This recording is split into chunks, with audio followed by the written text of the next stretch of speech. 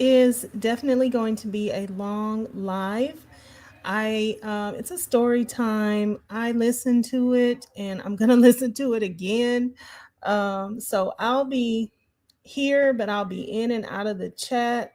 Um, this story is crazy. It is a hot mess, but I think that we all can listen to it, enjoy it, and as well as learn something. Um, so yeah, I think y'all are gonna like this, especially when it comes to looking at, um, where most of us here are familiar with Shirley Strawberry, and so especially when it comes to looking at like how thinking about rather how Shirley Strawberry had to have been thinking and what had to have been going through her mind with this whole Nesto thing.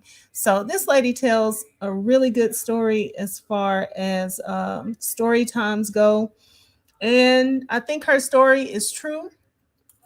I think I think she's being very, open and honest and authentic. So I hope you enjoy. Like I said, I'm going to be in and out of the chat. This is very long. I was going to break it up, but I think I'll just let it roll, and I'll be listening. I'll be listening along with everybody else. So thank you so much for stopping in. I appreciate you coming to see what is going on. Okay, so I'm going to go ahead and get this started, and we'll see what you all think. Okay. A series called How I Met, Married, and Got Scammed by a Gold Digger. And I'm going to follow some of Reese's Pieces style in the sense I'm going to publish this as fast as possible and tell you as much details. I'm going to be incredibly honest, and it will be emotional because was a very traumatic experience for me. Was I was terrified a lot in this relationship. But I also want to start out first with some disclaimers and also a little bit of introduction. I'm Dr. Carrie Kerr McAvoy. Yes, you heard me correctly. I have a PhD and I'm a psychologist, or at least I was at the time. I was just had wrapped up my private practice, and I had been practicing and seeing clients for over 20 years. I had been widowed and had started dating pretty seriously when I met this person that I'm going to describe. I'm using fake names, except for my own name, and some detail the details of the particulars, like where we were or what we were doing. All of that's real. All of that can be documented. I have text messages, emails, photos, all sorts of even legal certificates to prove that what I'm telling you is the truth. Um, but I'm going to hide this person's identity for obvious reasons. I'm also want to let you know that you're going to see that there are tons of red flags, like red flag galore. In fact, I think this is more like a bullfight in which I was the bull and thought I was to run after the red flags. But there are some reasons for that too, and I will get into that in one of the early parts. I'll stop and kind of backtrack and tell you a little bit more of my history and why I was missed what was right in front of me, how I could have been so got gullible, naive and gullible. I also want to say that this is really vulnerable. I'm actually feel pretty terrified telling you this because it does not reflect well on me. I I made a grave error, and I fell in love with the wrong person and thought that I'd met an amazing person. I thought I'd met my soulmate. As much as I didn't believe in it, I thought when I met this guy that that's who he was. And so I really fell head over heels with this person. And then I had learned, a lot of accommodating style that I had, grown up in a home where you were to obey. It was a very strict religious authoritarian environment. And so I had learned to do what I was told. And I had believed that people were basically good, and that and well-meaning, and that to question the assumption of something was to be insulting, and it was to be nagging and disrespectful. And as a woman, we get a lot of messages not to do that. I didn't want to be the B word, so there were a lot of times where I acquiesced, and thought that that would be showing respect and humility, and that I would be rewarded for that. But I learned all that did was make me a better and bigger victim.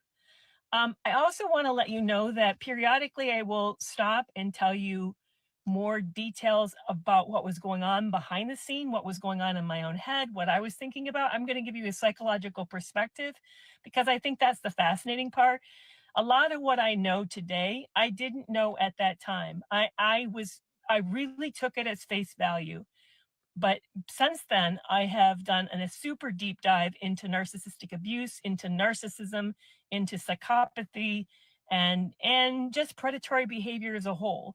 And I even can give you some references if you're finding yourself struggling in one of these relationships and you don't know what's real and you're really struggling to figure out who it is that you're married to and what you should do next, or who you're in a relationship with and what you should do next. I'd be happy to give you some recommendations, books like Why Does He Do That by Lundy Bancroft. Also, How Does He Get Into Her Head by Don Hennessy. Women Who Love Psychopaths by Sandra Brown. There's a whole host of excellent material out there that describes predatory behavior. And that's what happened to me. I met a very sophisticated predator. We often think that good boundaries can protect us. They can't. When you meet someone skilled enough who understands the manipulation and understands black uh, um, brainwashing techniques, you're meeting someone who really knows how to get into your psyche and is playing with your psychological fears and needs so that you end up being conditioned to accept a whole lot of things that you normally wouldn't have. And that's what happened to me. I was completely blindsided by this person. I didn't anticipate that I was meeting someone that was highly deceptive and extremely exploitative. So, those are some disclaimers and premises that I want to set up this series with. Um, I will try my best to answer comments. I also know I'm feeling really exposed, honestly, really exposed. I know a lot of you are going to think that I was super stupid and made a lot of very dumb errors. And looking back, yeah, when I got out of that relationship, I felt so much profound shame, so much profound shame. And it cost me not only my dignity, but it also cost me a whole lot of money. But maybe by you hearing my story, you'll know a few things. One is you're not alone. This can happen to even somebody with a PhD in psychology, that there is a level of extreme dangerousness to predatory behavior, that there are people who are so good at this, who are so instinctual, so practiced, that they're able to get past even those of us that think that we see this. How did people like Bernie Madoff pull off what he did? How did Jeff Epstein go as far as he did for long as he did, exploiting and taking advantage of people? Unfortunately, it makes us edgy and uncomfortable to know that victimization is something that we all are vulnerable to at any point, at any time, with a lot, possibly with anybody. I remember reading Anne Rule's book about Ted Bundy, and she actually worked alongside of him at the suicide hotline, and then to discover that he was a serial killer and did all these horrific things. And here she thought he was a really good guy, but here and worked next to him. So sometimes the person beside you who seems really good may be super dangerous. So I'm going to get into my story called How I Met, Married, and Got Scammed by a Gold Digger. And let's buckle up and do this together.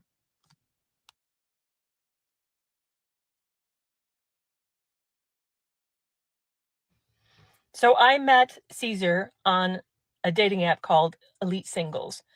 I had been on a few dating apps at that time. I think Plenty of Fish was one, Match, and I'd been dating about a year. I probably met about 50 to 60 guys for what I called one and done dates, where you show up and you meet these people, and then you find out that, maybe you're looking for different things, or they have a kind of lifestyle that's not compatible to you, or just something that's just a non-negotiable. So I had met quite a few men and just realized how hard it was, how unique. It was going to find somebody to match my life as a person who was in her early 50s with kids leaving home, and with a pretty quiet lifestyle at that point. And I'm going to get into a little bit more of my background about what had happened and led up to me being single at that point and why I was looking for a new partner. So I was on Elite Single, and it was expensive, and it was about to renew, and I went to cancel it and realized I had missed the subscription date by one date. And I appealed to the company and asked for them to reimburse me for the subscription fee, and they said no, we're not going to. So then I got a little more serious and started looking at people, and a profile passed my, they like showed so many profiles, and one of the profiles that passed my for preview was a highly attractive man. He was 5 years younger than me. Showed him on top of the Sears Tower in the backdrop of Chicago, making me think he lived in Chicago, and he just super good. He looked like he was a model from GQ, on a cover of GQ. And my first impression was, because I've always considered myself kind of an average looking person, was nah, he's just too handsome. So I passed on by. But the next day I noticed that he had looked at my profile. And so I looked at his again. And then I thought, you know what do I have to lose? So I said, hey, it looks like we have a few things in common. Would you be interested to see if we had more in common? And he wrote back, said, sure. Now, I want to tell you something else about this profile that was kind of unique. That at the time I thought, I kind of chuckled, but today I would have swiped left. And that was at the bottom of the profile. He said he had some deal breakers. He didn't want to meet anybody who had tattoos, piercings outside of earrings, was a liberal, an atheist, or a pet owner. Now, none of those applied to me, but I didn't really I mean, yeah, I thought that was a little arrogant of him to be so specific, but a lot of people have preferences. And I just thought, well, at least he's being clear. And since I didn't have any of those issues, I thought, okay, why not? So I responded. So he said, sure. So we started chatting. We texted probably, and this was, by the way, in July of 2016 when I first met him. And we started texting back and forth for a few weeks, and it seemed really good. And I said, do you think we should meet? Now, granted, I thought he was living outside of Chicago because the name of his town was sort of like one of those areas. And he said, no. He said he was actually in Minnesota, 9 hours away. And I like, no, this is a deal breaker. I'm not going to deal with long distance. But he said, wait. It's only an hour by air. And I have no problem flying in. And at first I'm thinking, I hope he's not thinking he's going to stay with me, because that's not happening. He said, I'll just run a hotel and come in for the day. I'll come in on Saturday and then I'll leave on Sunday, and we can spend Saturday together and see if there's any connection. I thought, okay, sure, why not? So we plan this for like a week or two ahead. And then the day comes down, and I go to the airport to pick him up. And, he looked like his photos, and he seemed like a decent guy. He was loud. That's one thing that hit me the first off, was that he was like larger than life, and he really filled the car space. We headed out to Lake Michigan. I was living in Michigan at the time, Lake Michigan, for the day, where I had planned to have a lunch, and just to sort of sit and look at the beautiful water and get to know each other in this August. By this is August, with each other. So we get there, and the first thing I notice is that he's a little like chivalrous to extreme, and at first I'm thinking, well, that's really nice, like he took all the beach stuff and it literally like loaded him down, and I'm trying to help, and he's swinging it away and saying, no, he's got this, he's come to take care of me. And I thought, so sweet. So we get there, and we're having a good time. We're enjoying a wine cooler and looking at the water, and then I realized that I forgot the meat. All the cold supplies are still in the refrigerator back home, that we just have all the makings for sandwiches, but nothing to really make the sandwich. And he's super cool. He said, no worries. I got it. We'll be fine. And so we make the best of what we have with some fruits and some chips. But then we kind of wrap it up early, and he goes, let me take you out. Maybe we can see a movie. And I'm thinking, yeah, we've had a really good time. What hit me about that was he seemed to check all the boxes. And I'd had a list of requirements that I was looking for in a person. I wanted them to have a career. He had a professional job. His kids were roughly the same age as mine. They were also leaving the house. It was shocked me how much we just lined up. He went to similar churches I did. He seemed to have similar faith as I did. Just seemed like a really nice professional man. I knew he was Hispanic, and that he had actually immigrated here, but he'd been here for a very long time, for all of his adult life, basically. And there was a lot about him that felt safe, really nice and safe. And all the dating I had done, I had not met anybody that had aligned so much with what I was looking for. But then there ended up being a caveat. He hadn't really shared a whole lot about his history or about his relationship history particularly, and I knew he was like in his late 40s, and he shared he'd been married 4 times. And that was like shocking. I wanted to drop my mouth. And then he went through each one real quickly, like what kind of went wrong. He said he was really young the first time and he didn't really love her. He just wanted out of the house. And the second one he'd been with for a long time, but it was a rough marriage and they had a child together. Actually, he had a child with the first wife too, but he had a child with the second one. And then the third marriage was really short. And he said that, she kind of prioritized other relationships outside of him. The fourth marriage, he said that he discovered she had a legal history and that she was kind of dangerous and didn't feel safe with her, and that he was learned his lesson and was really trying to approach relationships differently. And then he gave me a gift. He gave me a book called Love and Respect, written by a Christian author. And he said, I really started realizing that I need to model relationships after this. And that one of the things that I had done previously is I rushed too fast and I didn't really interview the person to make sure that we're a match. So I'm looking for someone who's better matched. And I'm thinking, all of this sounds great. It sounds like this is a thoughtful person who really has considered what it is that he's looking for. And it made me feel better. And I thought it was really cool that he brought a book and he said it was his, that he had underlined the key pieces and parts that meant a lot to him and touched him. And I really felt like that was an incredible gift. But I want you to put a pin on that one. And I'm going to come back later in the story about that book. So as we're wrapping up, I decided to ask him one of my deal breakers. And one of mine is that I have a thing about pornography. I have a history of SA and I'd been exposed to it in a really weird way. And it really bothers me. And it wasn't part of my first marriage. And I just didn't want that to be a big part of our second marriage. So I asked him and he acted weird. He said no. And this was like an off, not allowed subject, like off limits. And I thought that was really strange, but I thought, okay, maybe, I don't know. I just thought it was strange. But we ended up with the rest of the date and went great. That night I was really wiped and went home. And after I dropped him off at the hotel, and just but I was kind of conflicted about the history of his marriages. I didn't know quite what that meant, and if that was a good. I was feeling like a little overwhelmed, that I would be the fifth potentially serious relationship if this went somewhere.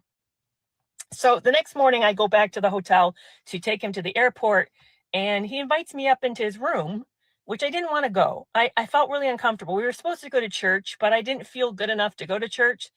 So he said, as he's packing up, just come up and wait with me. I'm almost unpacking. And then when we're there, he said a couple odd things. One was he said that he was surprised he wanted me so much. And that hurt, but I kind of decided to overlook it. And he started kissing me and, pushing up against me. And I felt suffocated, like I couldn't breathe. But I had gotten into a place with myself where I really wanted a relationship, and I was mad at God. I had a faith, but I was really angry with God. And even though I was a person who didn't believe in, you know, intimacy before marriage, I had decided that if the opportunity arose, that I might take advantage of that. I just was really conflicted, but I felt kind of suffocated by him.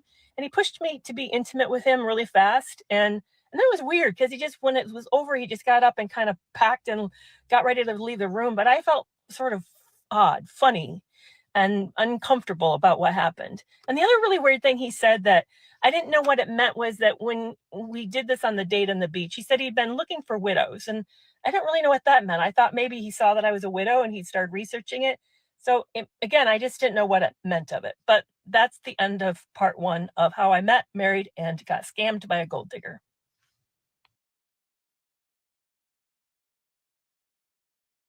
So this is part three of how I met, married, and got scammed by a gold digger. And I want to back up and give you some details about my life prior to meeting Caesar. I had met my lifelong partner, Brad, back when I was 19 years old. And when I met him, I fell madly in love with him, and we became inseparable. And we were married 2 years later, and we're together for 31 years. We had 3 kids, 3 sons. And we were moving into our early 50s and planning to retire, thinking that at 60 we would retire. And we were already kind of envisioning the life that we wanted to have. In fact, we had also bought a property. We were going to build a new kind of retirement home and had been working with an architect. And I was excited. I was excited about things, where things were heading. We had been single for 7 years before we had our first child, and while I was going through grad school, and he helped me with that. And it was probably one of the best parts of our marriage, that single period. So I was looking forward to being retired with him, with our last child gone, and really kind of rekindling the love that we had, the connection we had, because we'd been so busy raising kids and getting on with our career. And I was really looking forward to us shifting. Well, in December of 2014, he started vomiting. And weird, it was weird. I saw one of the incidences. He actually turned gray. I didn't know the body could turn gray. And he got super cold, and then he fell asleep. He got super sleepy. And then sorry, it makes me really emotional thinking about this. He would fall asleep, and then when he'd wake up, the nausea had disappeared and he'd feel better. But I knew this was wrong. Something was essentially really wrong. So I urged him to see the doctor. He kept saying, "No, it's my diet. I've been eating gluten I shouldn't, or I've been, doing something, cheating in things, and I shouldn't be eating, maybe having milk or whatever." And I kept thinking, "No, this is not normal. This is not normal." So after a really bad incident where we went to a Christmas party that year, he got super sick. We ended up in the ER, and they didn't find anything. And I was feeling panicked because I could tell something was really, really wrong. So a friend of ours got us into an ENT the day after Christmas, which I just thought was miraculous. And because we couldn't get in, we couldn't get an appointment with a GI guy. We couldn't seem to get an appointment with a GI guy in that little of notice over Christmas. But a friend of ours pulled some strings with a friend of hers and got us into this amazing man. And so we see him, we describe what's going on, and he orders that day endoscopy to look at what's going on in Brad's stomach and stuff. And I'll never forget that afternoon. They admitted him, and they admitted us to the cancer ward, which I knew was a bad sign. And they said it's one of five things. And they mentioned cancer twice. So the next morning, the doctor we'd met, the GI doctor, comes into the room and says, "I'm so sorry, Brad. You have terminal cancer." He didn't use the word terminal, but he said, "You have duodenal cancer. It's in this section. It's going to take this major surgery. You can no longer eat. It's closed off the between the stomach and the intestines. It's now been basically nearly closed. And that's why you're getting so sick. We're going to immediately schedule surgery for you. But I want to let you know I'm sorry." And I remember after the doctor left the room, I went up to Brad and I looked at him, and he looked at me and he said, "I'm not going to make it." And I just remember thinking, I don't know what to say to somebody who's just received the worst news of his life. And sure enough, we found out it was stage 3B, and the surgery failed. And by the time he recovered from surgery, he could start chemotherapy. It was already metastasized throughout his entire body. And it was in his liver, might have even been in his brain. He ended up having early Alzheimer's. So my life imploded. I stopped working. That's when I retired. And I started taking care of him full time. And I watched this big, strong man in 5.5 months go from incredibly out golfing, busy, going to the gym every day, to death in 5.5 months. And then, of course, we have kids who are from age of 22 to 17. And how do you prepare your sons to say goodbye for their father for forever? I just felt overwhelmed. And on top of it, Brad developed early dementia. And he's losing his cognitive abilities, losing the ability to add. And eventually, near the end of his life, he lost the ability to speak and lost the ability to write. It was devastating. We had to stop the building project. And it just everything was imploding on me. My future, my marriage was going to be gone. My last child was leaving the home, and I had just kind of closed my practice, and I didn't feel in the shape to see people. And then this person I had spent my entire life with, that I dearly loved, was leaving me. I felt broken, really broken. So when he passed away, I was shattered. I felt like life had put me in adrift. I didn't fit socially anymore. I felt like the fifth wheel everywhere I went.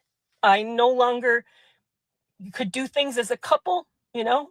People felt sorry for me, and that was the other thing that was super hard, was everybody saw me as part of Brad and Carrie, and now I'm just Carrie, and they don't really know me that way. And it just, it felt so weird, so awkward, so public. So I really wanted the life that I had back. I wanted to get into a relationship with somebody and really recover this thing that I had, this amazing thing that I had. And I would say Brad and my marriage was good. I wouldn't say it was perfect. There was times that I struggled liking him.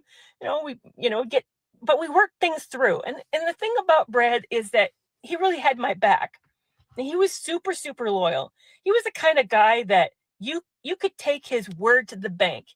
Um, if he said to you, "I will help you move," and even if he got the flu and was vomiting his guts up, he would still show up and help you move. He was just somebody who, his word was his bond. I remember when he got the cell phone first in our house because work gave him one.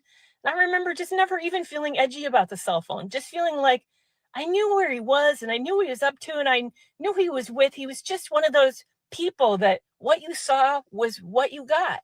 So I super, super trusted him.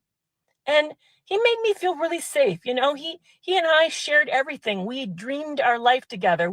He put me through school and then saw me build my practice. He encouraged me to start writing. And he just was one of these people that sort of championed me. And so whenever we made plans, we made them openly, and together we had a joint financial account. And we even structured how we spent money so there wasn't any surprises. It was just a really trusting relationship. And rightly or wrongly, I just thought that's what relationships look like. I thought that that's what people wanted when they went into a relationship. They wanted that kind of vulnerability and intimacy. So when I got out, and when I ended up being widowed, I just felt really tossed out, really bereft, and but hopeful that maybe I could find that kind of love again. That I believe that kind of person existed, that I could find somebody who really wanted to share my life and share, make plans, and be financially, share our life financially together. So here's the other piece, though. Brad and I had a large life insurance that actually I was the one that took it out on him and took one out on me, because I knew that, it would be expensive if I got caught without a partner raising kids and with a mortgage that I had. And the other thing is his work left him a really good retirement, or, you know, after, retirement or death benefits. So he left me financially independent. And that was strange. It felt really weird to go from worried about how many shoes I had and if I could afford clothes and how to manage Christmas budget, to suddenly not have to think about those things. Now, it wasn't like I could go do whatever I wanted. I couldn't spend money like that, but it left me at least comfortable. But the feeling of that shift was weird, was really strange, to go from very thoughtful to now being a little more not so careful. And so it was set awkwardly with me. I didn't really know. I just felt really strange. So there was another error, is I just didn't understand how to handle this change in my financial status. But that's a little bit of background. I think the one other thing to understand about me is I'm autistic. So I'm not always good seeing duplicity and deception. Sometimes I tend to be a little too literal, and I don't like deception. I'm not good at it. I can't do it. It actually physically hurts me. I kind of assumed that that was true for everybody. And I didn't know that it wasn't, until I found out that it wasn't. So there's some background to me and my life leading up to meeting Caesar.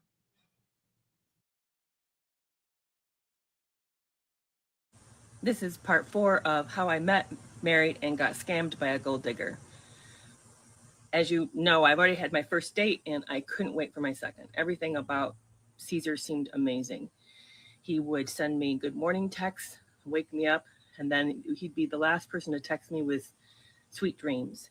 He would send me Bible verses. He would, share songs that he thought of that he thought I might like. Often these accompanied gorgeous images that he would send in these texts. He'd sometimes send me a little video of himself wishing me good morning or wishing me good night or telling me he couldn't wait to see me at the next date, and I was super excited. I couldn't wait to see him. Now, I came from a very sheltered background. I grew up in a conservative Christian home, and I was the oldest of three girls. I was one of these people who just did everything right. I was super careful and very cautious. I had found really early that it made life better when I showed up in a way that was pleasing and helpful. It made my parents' tempers go down. It made my teachers like me. So I tended to be referred to as the teacher pet, or goody two shoes or something like that, because I was just one of these kids that just didn't cross the line. I always wanted to know what the rules were, and I stayed on the right side of it. But losing Brad devastated me. I felt like God betrayed me, that I had been basically a good mom and wife, and I had worked hard all these years, and I suffered as a little kid because of the abuse that I went through, the SA that I went through, that I really thought that I had had enough suffering in my life. And I felt kind of owed, honestly. I felt kind of like, I know now that that's not how I feel today, but I kind of felt God owed me. And as a result, I was angry. I was very, very angry at God. I felt like he took something terribly good. He derailed my life and exploded it. Now, cancer did that. I don't think God did that, but I was pointing a lot of blame at God. And so one of the things I decided, because Brad and my relationship was close on a lot of levels, but one of the nice levels was our physical intimacy. That we had a rich private life that way, and I felt really gypped because when he got ill, it just suddenly was gone. I mean, it was like literally overnight, from a normal life to suddenly everything was different. So I went into this relationship with a perspective of, I'm going to try a new way. I had not really ever dated before. I didn't know anything about online dating. I didn't really, outside of Brad, I'd never had a serious relationship with another man. So I felt like I just wanted to expand that, and that maybe in a way, I guess I kind of blamed my conservative upbringing for some of the ways in which my life turned out the way that it did. So as I was getting ready for that second date with Caesar, I'd known that it already had crossed over based on his pushing. And so I'm thinking, okay, whatever. But here's the other thing that was going on behind the scene that I hadn't really processed a lot or did a lot with, but it was a really big deal, is that, and you probably know because you see it, is I wear wigs. When I was pregnant with my third child, all pregnancies for me, I had three pregnancies, never went well. I had some underlying like cardiac or heart issue that caused me to have extremely high blood pressure. And with the last baby, not only that, but my heart raced. At night, my sleeping heart rate was 120, and they had me on medicine, and they induced me and had me go early. And one of the consequences of that just difficult pregnancy was I had a massive hair loss. So here I am in my 30s having this massive shed, permanent hair loss, and I'm devastated. So for many years, I tried to figure out what I'm going to do to cover up this loss, and feeling just so ashamed, so broken. In fact, Brad never saw me naturally. I never showed him what I look like without some kind of a hairpiece or some kind of a cover up or something. So here I'm going to have this second date with somebody, and we're going to plan to share a hotel room. And how do you hide that? So I decide to text him as we're getting closer to the date that I wear a wig and that I would probably be wearing a nightcap. And he texts back and says, I'm tired. I don't think I can do a relationship where there's not vulnerability and honesty and trust. So if you can't show me what you really look like, if you have to wear a cap at night, I just don't want to go forward. And mind you, this is like the day before we see each other. I'm shocked and devastated. I'm not ready to let someone into that kind of private part of my life. And yet, on another level, I was so touched that he was vulnerable and shared so much of that it felt really like mature and special. So I decide that I'm going to do the brave thing and do that. So I arrive for the second day. I'm now in his hometown in the Minnesota area. And he meets me as I get off the airplane with hothouse roses, not the grocery kind, but really high end roses. This gorgeous. He looks so excited. And and when he brings me back to the hotel, he starts to dance with me in the hotel room, singing in my ear. And I then take my wig off and show him. And it kind of moves into something that's really intimate. it's strange. It was beautiful but weird. I mean, there's a part of the intimacy with him that always felt performative and not really close. But I'm overlooking that because I'm just so touched with all the romantic pieces of this that it just feels really wonderful. We have a great weekend. He takes me to do some really unusual things. We go to an aquarium, we see some sights. He takes me to his favorite restaurant. And it's just a really cool experience being introduced to his hometown. And I'm looking forward to our final day because I sent him the itinerary of my flights before I arrived, so he'd know that I was going to leave like early afternoon. So I thought we still had the morning and the final day on Sunday. We could go get a brunch, kind of make it a lazy morning, wrap up our slow goodbye. And I hear him getting dressed, and kind of in a weird way in the bathroom. And he comes out and he's wearing football costume and football color beads and all of this. He's dressed up like a fan, and he says, "I'm meeting my son at a football game at a sporting event. You don't mind if I drop you off the airport early?" And do you, and I'm thinking, what? So I'm going to go to the airport now and be there for like 5, 6, 7 hours so that you can go to a sporting event that you never bothered to tell me. And I shared this itinerary with you, and you didn't say it had a conflict, and we didn't talk about what we're going to do Sunday. But I say to myself in my head, see, that's what you get for not being clear with him. So in the future, communicate clear, and then there won't be this mix-ups. So I pull it together, although I'm pretty crushed, pack up, and head out. We head out to the airport, and he get ready to drop me off. And then he hands me the roses that he had bought. Only he'd clipped them and he put them in a baggie, and he said, "Here you go here's the roses so you can take them home and dry them and have a memory of our first date." And my heart melted. So I felt like that horrible piece of him dropping me off early was suddenly washed away with this incredibly romantic gesture. So the date wraps up, and I'm feeling like over the moon. Even though I'd only maybe known this man for a month, I'm feeling incredibly in love with him. And I even at that date tell him that I love him. And he ends the date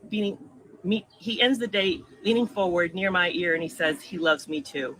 So I just feel like I had met this incredible person, this romantic, handsome, professional person who is similar faith, wants the same kind of things, and it's just really an amazing experience. And so I leave that and go home, and it was shortly after that I find out that he's getting ready to go on a family trip to go to a family wedding, actually, maybe with his mother, and he's going to be out of town for a few days, and that we're going to have like a gap, an absence. So I'm dreading that, thinking, am I really? I feel so connected, and I'm really falling for this person, and I want to see him every day. In fact, to me, life feels like it becomes colorful when I'm around him, and that when I'm away from him, it feels dull and flat and gray. That I feel like I come alive when I'm with him, and that I go into hibernation while I wait to see him again. And I'm realizing I really hate this long distance thing, that it's going to be a really big problem. So I gear up for him being gone. And as the night before he leaves out of town and he's getting ready for this family wedding, he says to me, "Will you go steady?" And I'm just so touched again by this kind of old fashioned way that he approaches this. And I'm thinking, yeah, of course. Of course I want that. And so that's where I'm going to end part 4.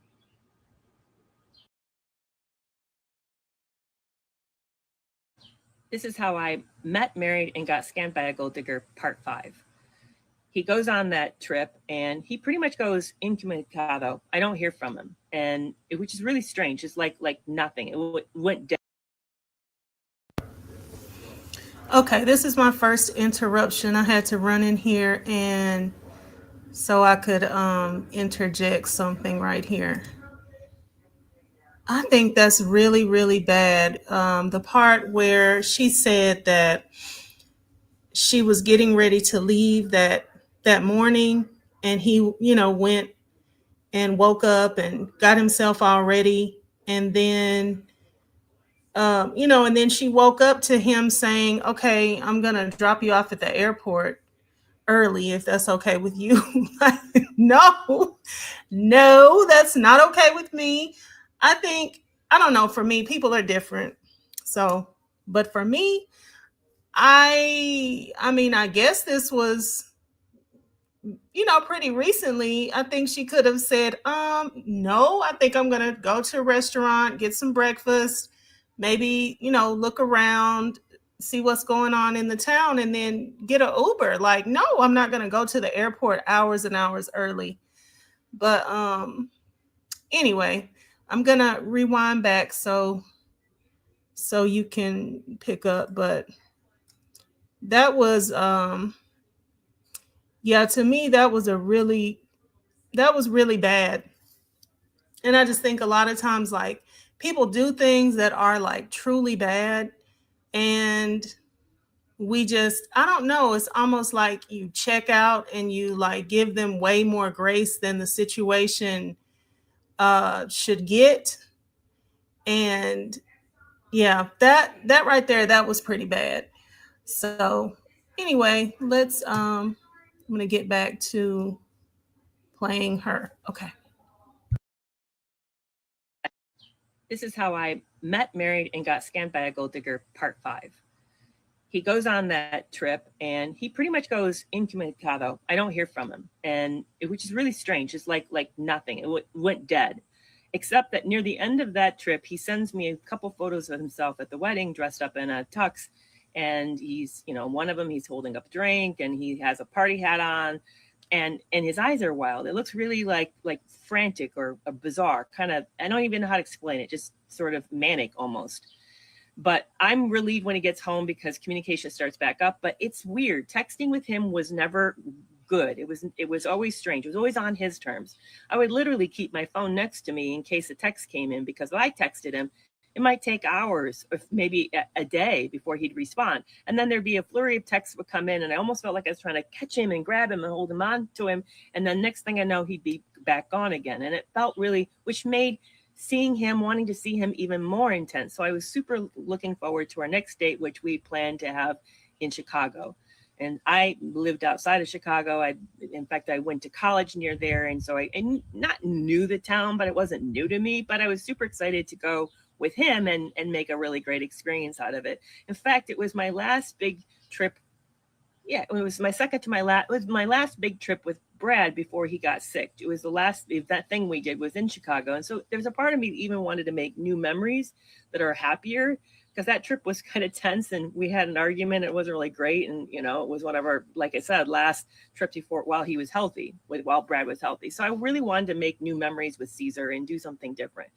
It was a fantastic event. We went to all the popular Chicago sites and took photos and ate at great restaurants and just had a wonderful time. And it felt I felt like Cinderella. I felt like I had woke up into this incredible experience, had the best that I'd ever had, everything that I ever wanted in a relationship. I felt like I was finding with him, but yet there was something about him and the way that we were relating that just didn't add up. Like his not his lack of availability and how we didn't talk on the phone much. He just wasn't really available. And I kind of chalked it down to work, or chalked it down to him having a busy life. Or maybe I knew he had an adult son that he supposedly lived with. And I thought, well, maybe they're spending time together. Maybe they have a rich life together. And so I kept thinking that it was sort of me. I needed to grow up and be bigger about it and see this as just like what relationships look like. I didn't know how else to interpret it. And I didn't know that this might be a big red flag that I was missing. But I was feeling edgy enough that I decided to contact a private eye, somebody do a background check on him. Not just one of those online things. I wanted to actually have someone like look into his records, look into his legal records, financial records, to the degree you could that was online. But I had a specific question, because remember, he'd been married 4 times. I wanted to know if he was divorced. I wanted to know if he was really not living with someone and he was actually divorced. I don't know why I had that concern, because I'd gone online and I could find proof that he had been married several times. I mean, I could find those records, but I couldn't find the records to prove that he had been divorced. And I had this uneasiness about it. So I called up this guy I'd used before when I was being scammed by somebody, and I wanted somebody to look into whether or not this person was real, and that person wasn't real. But so I called this guy back up and said, would you do a check on Caesar and see what you could find? And what came back was hopeful, but also surprising. It came back. The guy said, the PI said, the best that I can tell, he's living alone. His utilities suggest it's only one person living there. I really couldn't find his divorce decree, so I can't tell you he's for sure he's divorced, but I can tell you he's living alone. And then it also came back that he had had a lot of job changes, like many, and pretty short, pretty quick, and that he'd filed for bankruptcy a few times. It also showed that he'd had a DUI as well, and that he'd a couple driving incidents that were problematic.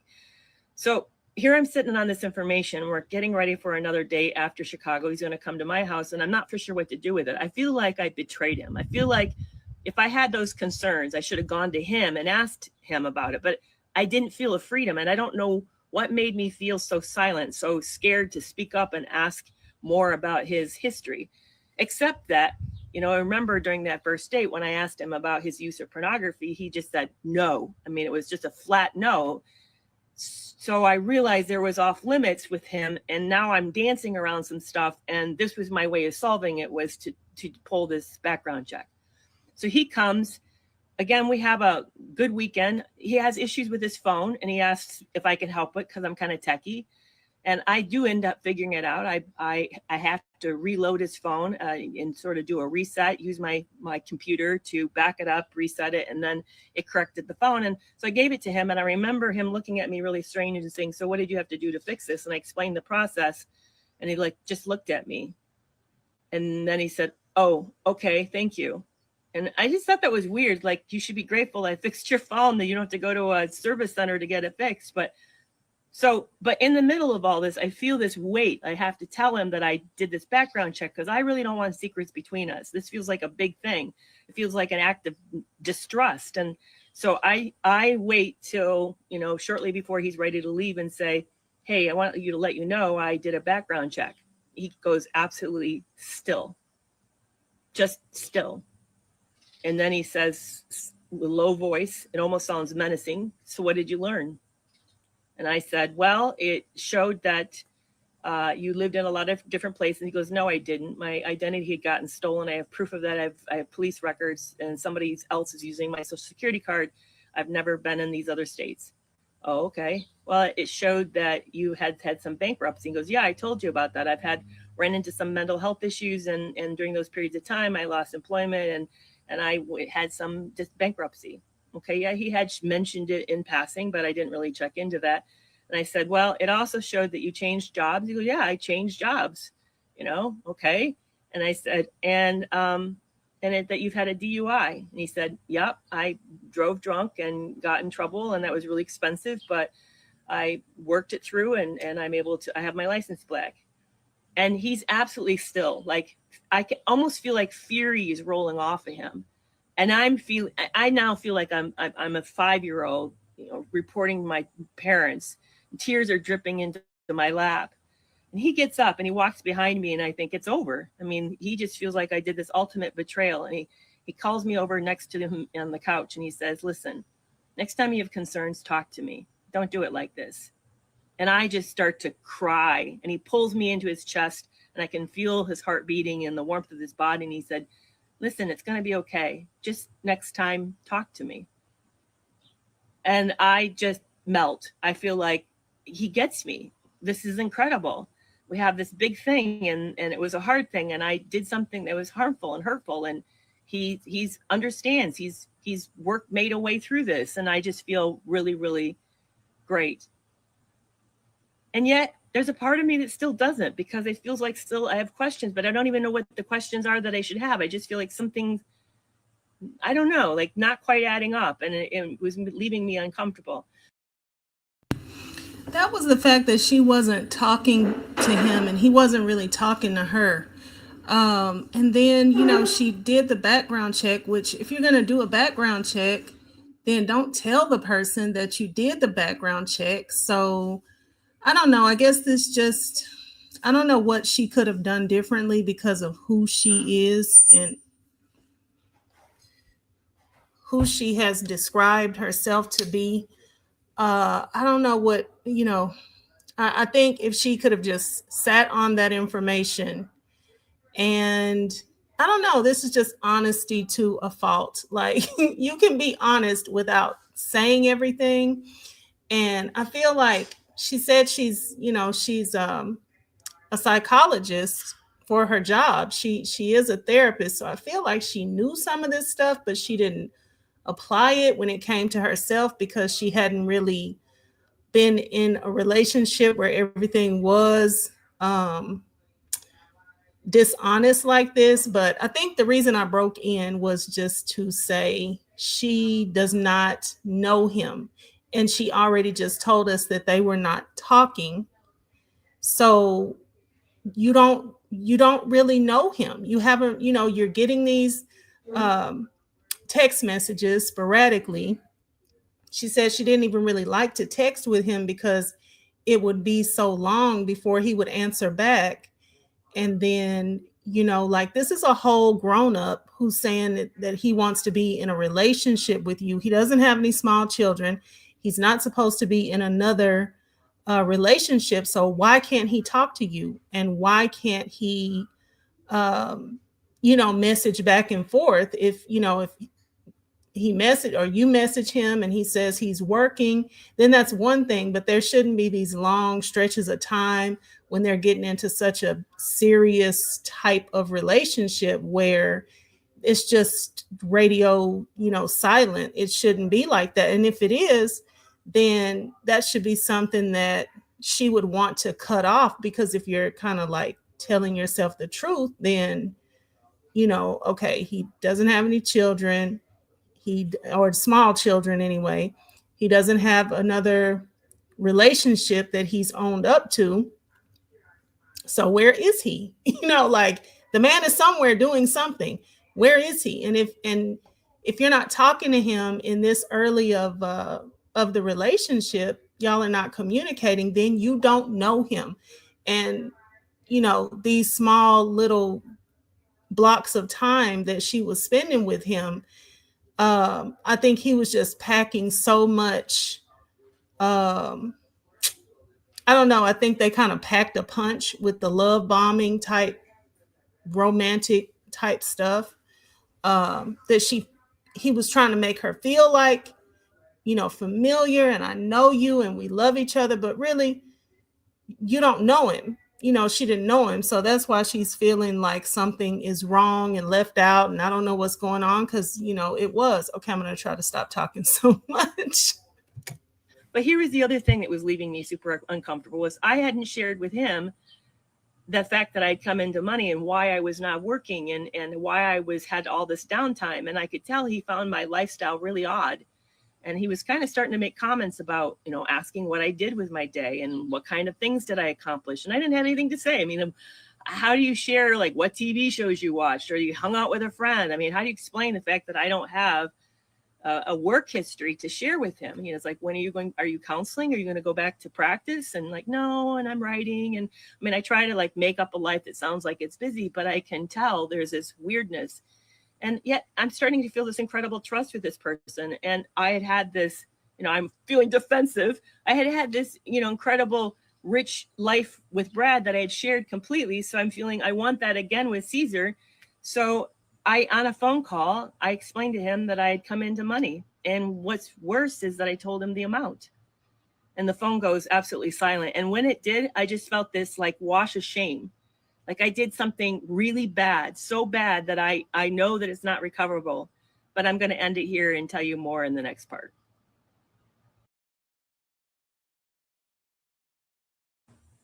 So this is part 6 of how I met, married, and got scammed by a gold digger. And so the last part I shared with you that Caesar was starting to realize that I wasn't working full time, and I didn't know how to explain my living situation.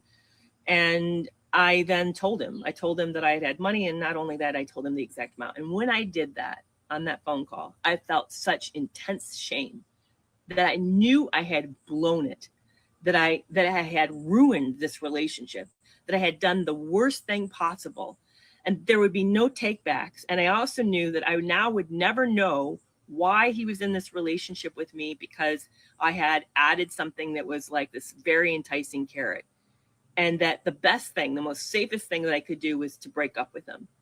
And I was so distraught that I literally forgot that I told him. I repressed it. This is not the first time I've had repressed memories. As I mentioned, I'm a survivor of SA, and I was really young at the time. It was a horrific experience, and I don't have all my memories back from that period. And I just survived this really kind of scary home, in which I just learned to shut my emotions down. And sometimes I forgot things, forgot memories, forgot events that happened to me. And I literally forgot that I told him. It was as if it never happened. And I didn't remember that I told him until 2 years after the relationship was over, and I was wrapping up writing of Love You More, my book about this relationship, when it came back to me. And I was like, oh. So that happens, but the distance is wearing on me. I just, life is horrible away from him. I want to see him more. So I do this really radical thing and decide to go to his area for a 3-week extended period, where that way I could see him every day. We could like more date more normally. And I thought that would be great. He thought it was a great plan too. He said, normally I don't do this, but you being really far away and I'm falling for you too, sure, let's do this. So we planned that we would meet up at the end of Thanksgiving holiday with family, and then we'd spend the 3 weeks leading up towards Christmas, kind of like mid-December, together. Now, in this process, he gets a new job, and a job that moves him to another state. And this new job puts him up in like one of these sweet hotels, with a little kitchenette, like a burner or something. So he says, hey, we can't meet in my hometown anymore. We're going to have to meet in this new area. It's in Iowa. It's where I have the new job. Are you okay? And it actually, I already had made a reservation. I was going to lose that reservation, 3-week reservation. And he made no offer to pay for it either. But I just swallowed, and he goes, how about you just stay with me in this hotel? And that way it saves you the money. I know you already spent that money. That would be a way to sort of fix this. Okay, all right. Not real happy about that. I was really looking forward to the Airbnb okay, we can shift. I really want to see him. So I arrive, and it's this dumpy place. It's dark. It has like a lead pipe for a closet where you hang clothes on. It was spring mattress. I mean, literally like the base is just a spring thing. It was awful. And on top of it, he's working 10 plus hours a day. And I'm in this and it's winter in Iowa, cold. So I'm kind of stuck in this hotel waiting for him. And I go ahead and I try to make the best. I make dinner and I contact friends and I bring some, projects that I wanted to work on while I was there. So I work on the projects and watch TV. But it's really boring. And at night, he's tired. He's gray. He's got gray, dark circles under his eyes. And in the middle of all this, there's a fire at he's working at like this factory, and there's a fire, and he's a supervisor. So he ends up being the one that gets called a lot to help make sure this fire gets put out. And he comes home smelling of smoke, and he's coughing, and it's just a mess. It's just not anything like what I thought. And he feels emotionally distant to me. So I somehow make it through the first week we're going to have 2 weekends together, and make it through the first week, and looking for the weekend. And he comes home after work one night, like Thursday night, and says, hey, I heard from my son. He wants to see me back in my hometown, 3 hours away. I'm going to go see him for the weekend, and then I'll be back on Sunday night. And I'm thinking, what? I'm here in this hotel. I'm only have 2 weekends, and you're going to go leave me after I spent the whole week alone, mostly because you're working so hard, and you're going to leave me to go see your son for the weekend? I was stunned. I was so angry. He was really angry. I was really angry. It got confrontational. You're not going to tell me I can't see my son, are you? So he finally, he kind of moves to he goes to the bathroom, cools off, takes a shower, comes back out and says, hey, I have a plan. How about you ride up with me? My son's not ready to meet you. I'm not going to introduce a girlfriend to him. But I didn't get to see him for Thanksgiving because he was out of town, or somebody was out of town. And I really need to see him before the holidays. And I'm now living here. But how about you ride up with me, stay in a hotel there, and then we'll come back together and we'll at least have that time in the car. And I'm thinking, okay, it's not the perfect plan, but at least you're trying. Because I was really thinking, in fact, I had started to pack and I'd put my suitcase under the bed because I thought, I'm not sticking around for this. So we do it, and it's weird. He leaves and he's gone till late. He comes home. He doesn't even change his clothes and doesn't brush his teeth. And he's sick. He has a cold. So it's nothing romantic. It's not a good weekend. And I ended up feeling like I should have gone home. It was so like such a bust. So I limped through another week of him working a lot. And then the last weekend, I find out that one of the Christmas gifts I'd ordered for myself wasn't going to arrive, and I was really upset. And he said, "Are you going to let this ruin your weekend, or are we going to pull it together and do something?" Well, we exchanged gifts, which I had a gift, but he took me out shopping and bought me a few things from a tech store. It was just lackluster. And as the whole trip wrapped up, I'm thinking, I'm not for sure this is gonna go anywhere. I'm not for sure we're gonna make it. But I did learn something by doing this. Realized that living in Michigan, where I had lived as part of Brad and Carrie for all those years, wasn't working. That I was really depressed. So I called my son up, who was living with me, my middle son of the three sons I have, and I said, "Hey, you know what? I'm thinking about moving, and Iowa is as good a place as anywhere else. I don't know where else to go. At least it's sunny here. It's cloudy in Michigan, and what do you think? Would you be interested in moving?" And he said, "Yeah, I'm really depressed here too. It's too many reminders of Dad. Let's do this." So I used the last few days in Iowa to look for a home to move to with my son. And I'm not for sure if Caesar and I are going to make it, but I'm not for sure I care. But at least I have this new plan to head with my new life to kind of go in a new direction. And maybe I'm thinking if I'm in this area, Caesar and I can at least try to date and see if it gets a little more on better footing and gets a little more normal. But I'm feeling excited about moving to somewhere new. So I find a house. I'm super excited. I go home. I have a decent Christmas. It's still hard because we can feel Brad not being there. As my sons don't even really know how to talk about missing their dad, and it just like Brad hangs over. This is the second Christmas without him, but Brad's lack of presence just hangs over us so heavy. But I'm feeling hopeful because I'm going to have this new start in a new state, and at least that maybe things will become a little bit more normal, and maybe there'll be new opportunities for my son who've been having a hard time finding a job. So I'm feeling some like optimism in the middle of all this hard stuff. So we wake up in early January, and in the middle of a snowstorm, we moved to Iowa and moved into a new house. And actually, it was one of my favorite places to live. And it was a gorgeous house. And my son found a great tech job. And what surprised me the most was Caesar was excited to see me. And he met me and met my son, took us out to dinner, and he started to come over at night to watch TV with me before he went home. And we started to have this nice dating relationship that felt really good. And everything I had felt, hopeful about, all the romance and all that kind of, came back. Like on Sunday, he would take me out and we get all the stuff for carnitas. And then we'd have carnitas with my son and we'd watch movies with my son. And it just felt like really fantastic. So then Valentine's Day is coming up, and he says, and I have some airline tickets to use up, and he says, let's do something special. And I'm thinking, you know what? I'd like to take you to where I got my degree, take you out to Napa Valley in California and really romantic. And he can tour some wineries with me.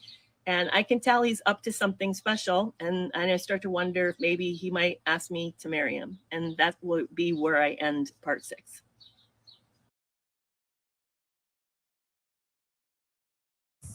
This is part 7 of how I met, married, and got scammed by a gold digger. So my son and I move into our new house in Iowa and start to settle in, and I find it harder than I expect. I love the house. Cool neighborhood in the sense of it's cute, quaint. The way the town's laid out is good. My son finds a great job. That's awesome. But I'm not making friends the way that I thought. And I don't quite know what to do with myself. I'm in a new town. I'm not licensed to practice there. And on top of it, I've been thinking about moving to Mexico because my thought was if I end up getting in this marriage, wouldn't it be cool to start a business together? I used to be a landlord in Michigan. What if we started a vacation rental business in Mexico? And that way we could have a company we ran together and we could be together. And I just had this idyllic picture of how I wanted life. And it's not happening in Iowa. But we get ready for the trip to California, and he's going to see some of the sites of where I went to school, and then we're going to go up to Napa Valley. And I'm excited because I can tell he's got something in the works, and I'm thinking maybe he might ask me to get engaged. So he plans a special evening at a winery of one of his of a famous, it's actually Coppola's winery, and he's a big fan of The Godfather. And we go up that night, and he's kind of antsy and excited, and I'm excited, and we're dressed up, and it's really a great night. And he takes me out to the back deck, and it's dark already, and the sun is set. In fact, the moon's up. And he looks at that moon, and he talks about how gorgeous it is.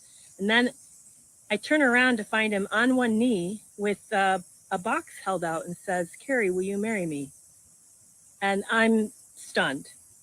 And I look at the ring, and then my heart fell because it was obviously very cheaply made. I could tell it was not even real metal. It was had been, what's the word, coated.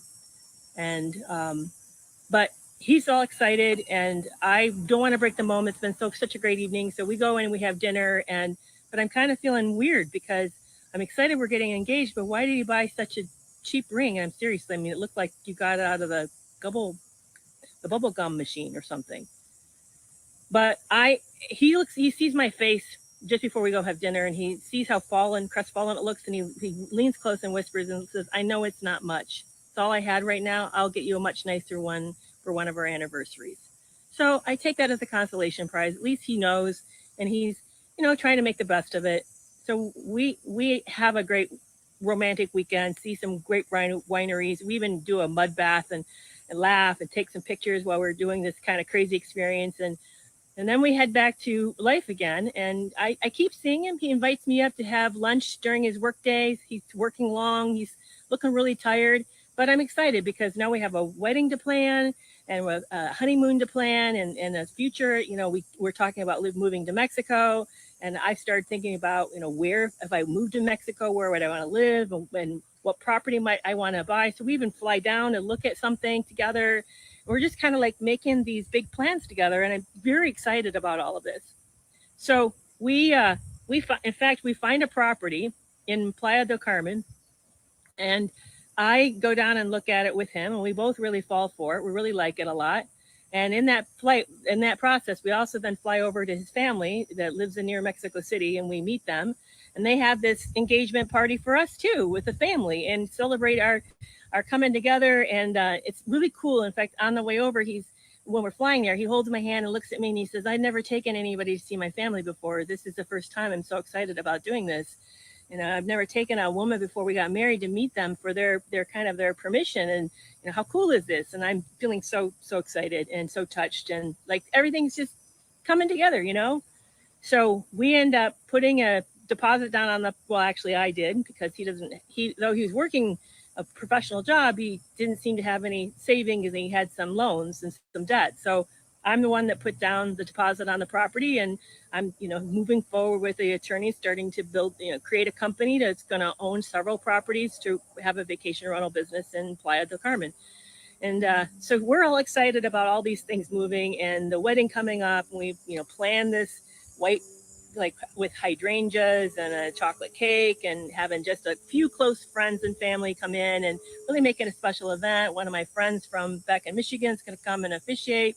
And we'd even decided we're going to write our own vows. And so it's really cool coming all of this to come in together. And I'm getting excited about moving to Mexico and getting my visa and becoming a resident there, and starting this new life with them. Something that actually, believe it or not, before Brad passed away, we talked about this, that how I could do that I could live abroad and have this really cool experience, because he'd known I traveled when I was a teenager and a young adult. That he said, you should do that. You should consider doing that and start a new life in a new country, and kind of dream that together just before he passed away. So I'm feeling like I'm fulfilling Brad's dream, and on top of it, starting this really cool thing with Caesar.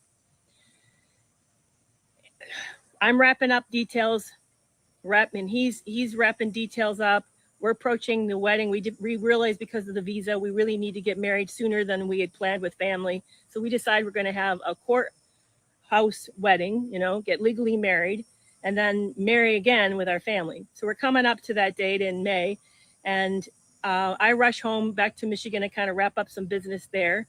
And I fly in, and we're going to get married in 5 days. And I see him.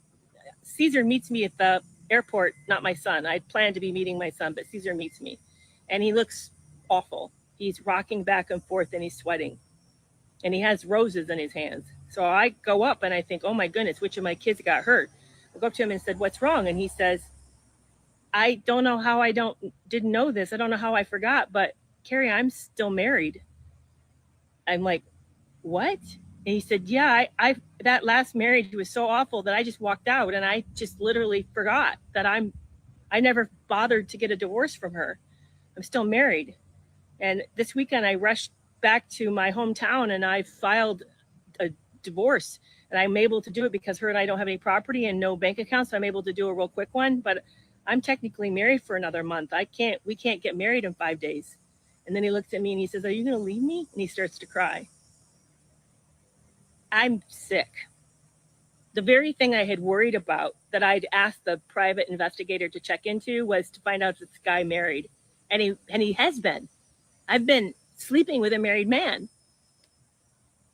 I don't even know what to say. And on top of it, we need to get this visa wrapped up. We have an interview with the consulate, and part of my qualification is depending on me being married, having a marriage certificate. So that makes everything that our timeline crunches tight. If we're going to move and do all this, and because some of the move parts has to be done on a deadline. I say to him, we're not living together then for the next month. I don't want, I need to respect this other woman, even though I didn't know. And this is disgusting to me. He goes, I get it. And then we get really quiet. And so I just kind of put my head down for the next few weeks. It's going to take 4 weeks and focus on the wedding and focus on thinking about making this move and actually, doing it. Even though I just barely got to Iowa, I'm already like moving again. We do all of that, and I feel like I'm running. I feel like something's wrong, and I'm running, and I don't know what's wrong, and I just feel like ever since Brad died, my life had gone wrong, and I just feel like I can't get it back, and I can't stop running. But I'm doing this anyway, and one afternoon, Caesar called me and said, hey, let's make a special weekend. When we pick up that divorce decree, let's celebrate the fact that we're officially divorced and we're now free to get married and everything moves ahead. Let's make it an event. I think that's cool. So we plan to do a Segway tour of his hometown after we pick up the divorce papers from the court. And we make a reservation at one of my hotels. And I'm excited, thinking we're going to make this a great event. Things are going to get fixed and we're going to move ahead. And that's where I'm going to close part 7.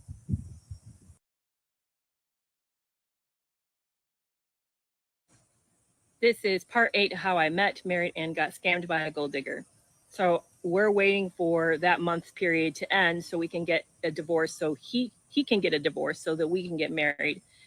And I'm just counting down the days. I feel so ashamed. I don't tell anybody. I don't even know what to say. I just feel I don't want to be that woman. And that's how I'm feeling, like that woman. And I'm mortified, like mortified. I just want to get this behind me.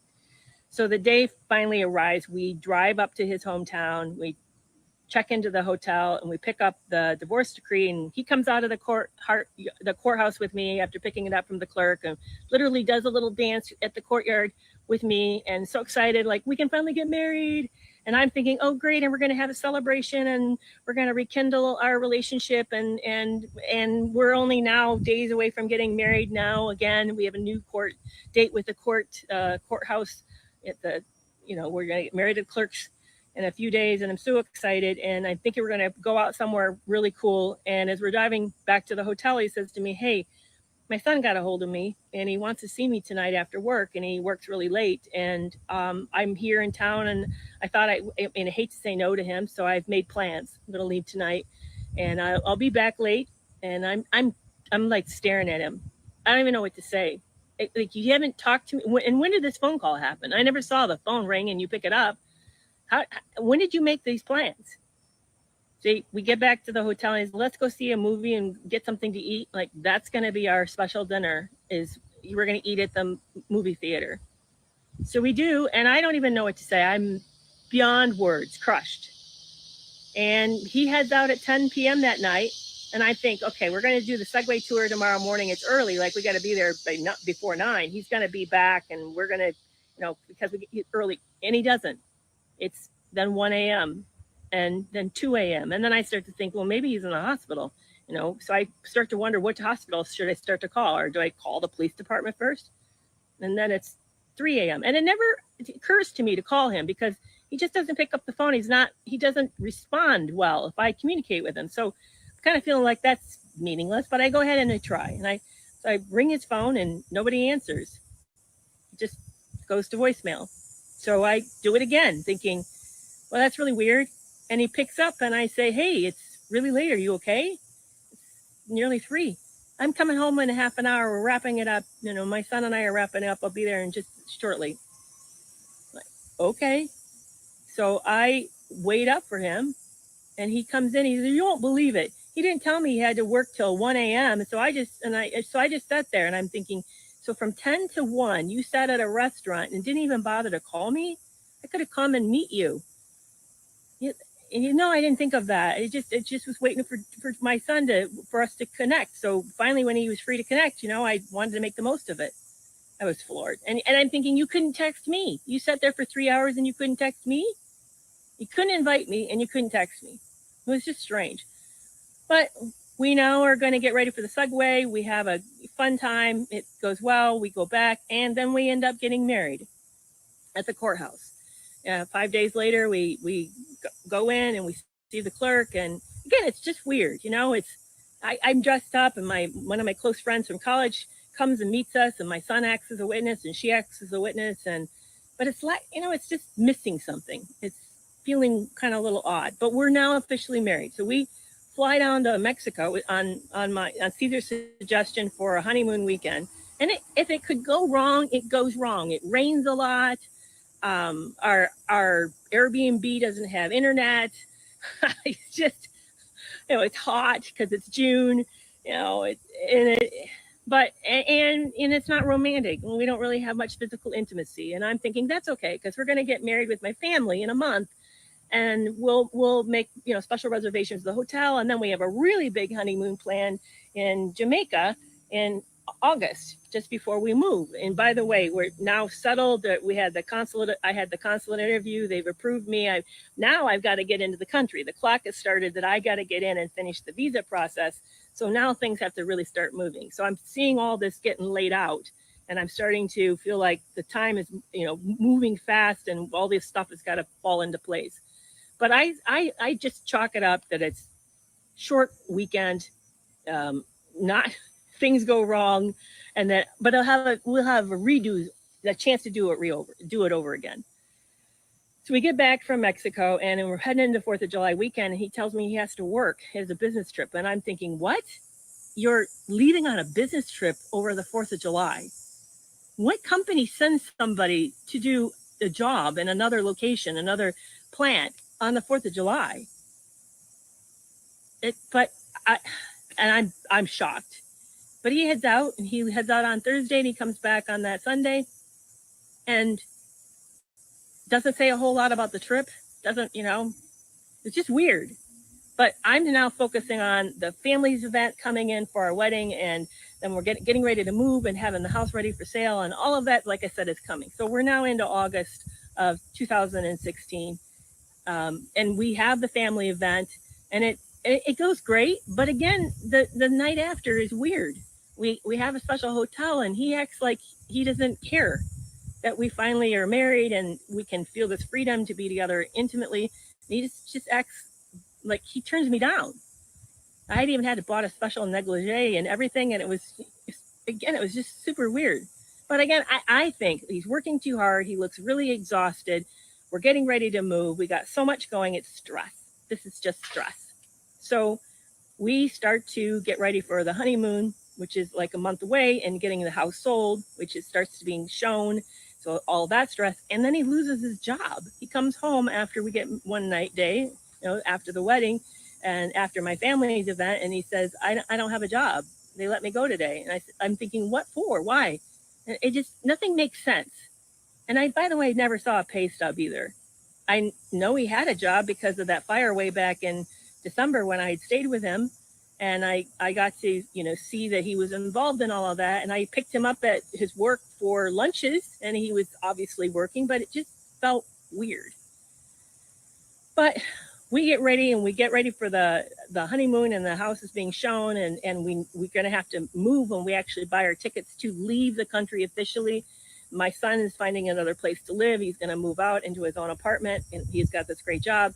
And we decide we're leaving in mid October. We're going to be moving to Mexico permanently as residents of Mexico in mid October. So everything is moving towards that. So we've got this August honeymoon that we're finally going to take in Jamaica, and I'm super looking forward to it. To finally having a week alone with him. I mean, every time I've tried outside of those romantic weekends when we're dating, it just didn't work. Like except for the one we went to California and got engaged, but the dating was the best period, and everything since then just felt hard, and like I was missing, like two boats passing each other and missing each other. And I'm thinking, finally we'll have a week or 10 days in Jamaica. I can really get to know him. We can settle down. We can enjoy married life together, and it's just going to be fantastic. So we get ready to go. We're both excited when we fly into Jamaica and to start the honeymoon. And I'm going to stop here and go to part 9.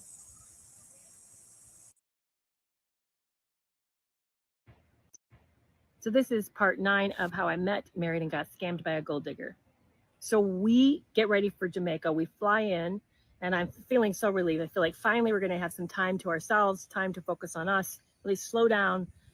He's no longer working, but work pressure is not on the both of us. The house is now in the process of being sold, and the family stuff is out of the way. We can finally just really enjoy married life and be together. So we get into Jamaica, and they show us around, take a tour, and then we have a buffet that night. And we go back in the room, and I'm really excited, thinking, finally we have some adult time.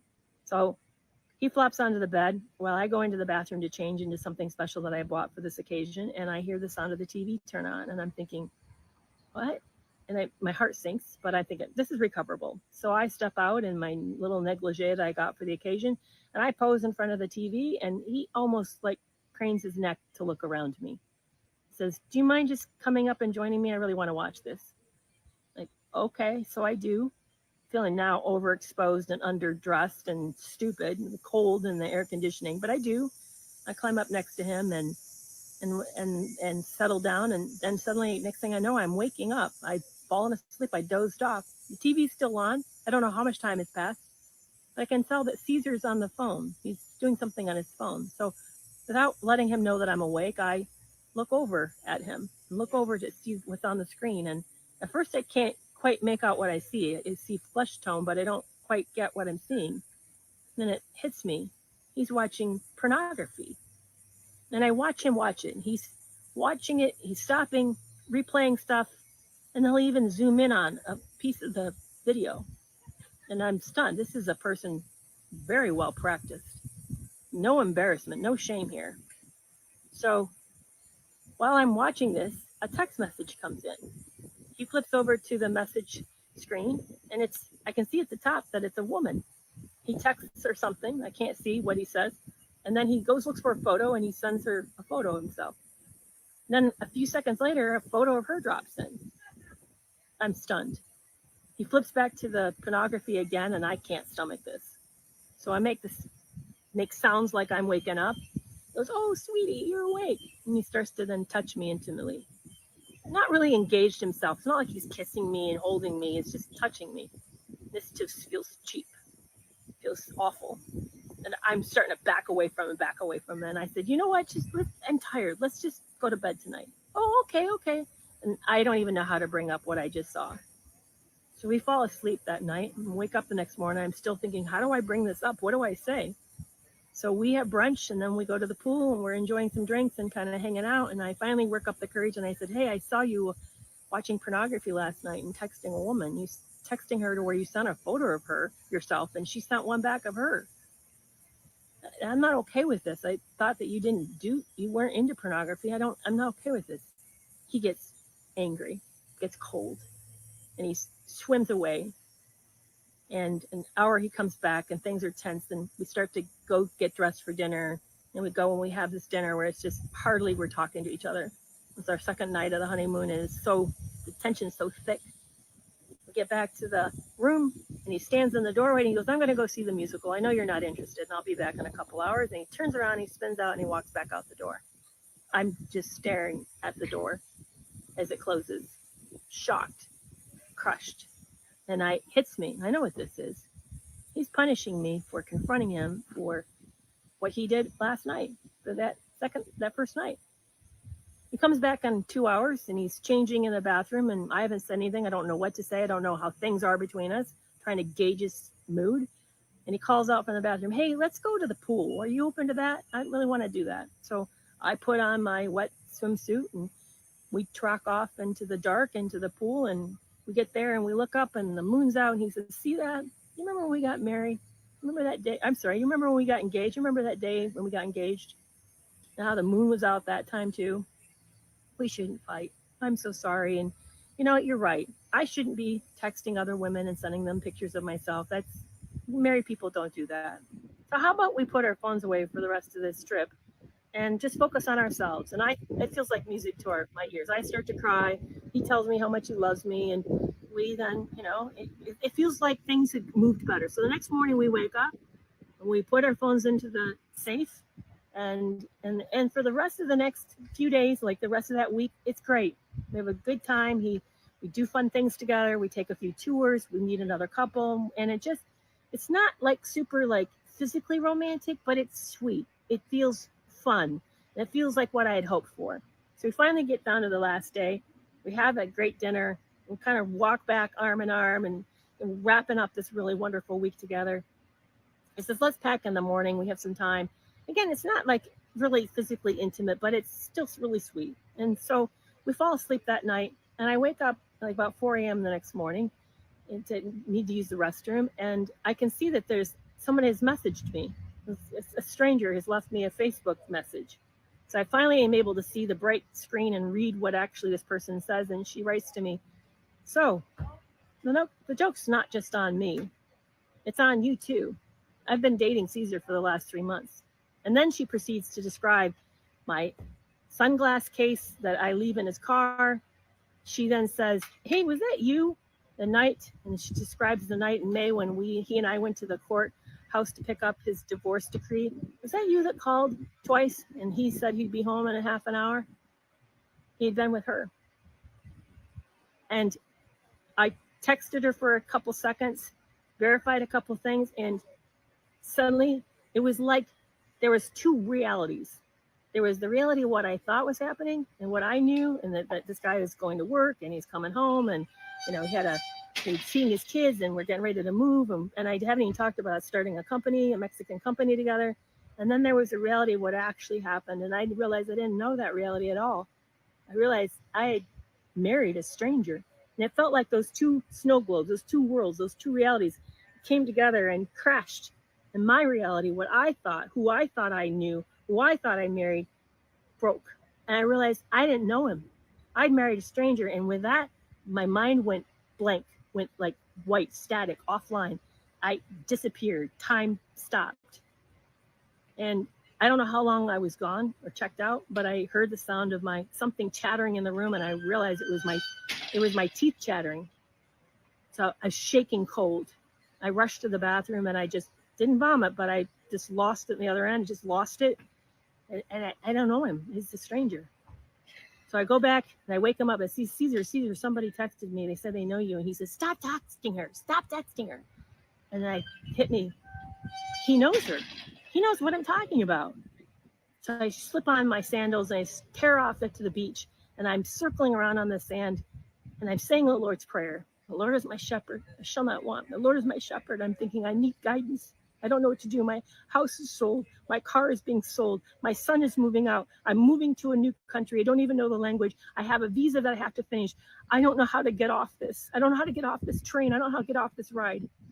So I call a first friend who never actually met him. And I said, "Tell her what happened." And he said, "I told you he's a gold digger." I hang up thinking, this is not helpful. I need help. I need some advice. I call a second friend. She said to me, "I think he's traumatized. Remember you told me about his terrible history he told you about on the first date? I've been sexually abused on the first date. I think he's got a sex addiction. Go talk to him." Okay, I can get my arms around this. As a clinical psychologist, that makes sense. Okay. So I step back into the hotel room and I look at him and he's just looking at me and he's like near tears and he said, "You're going to leave me?"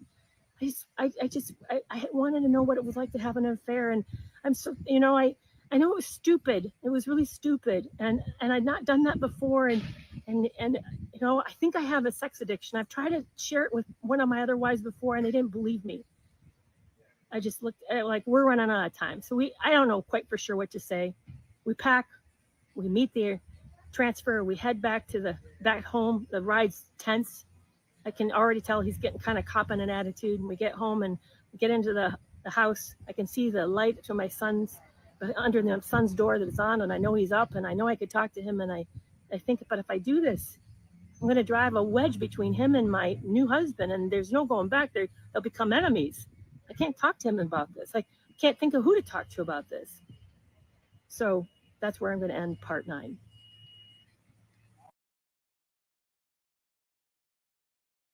This is part 10 of how I met, married, and got scammed by a gold digger. So we're back home after Jamaica.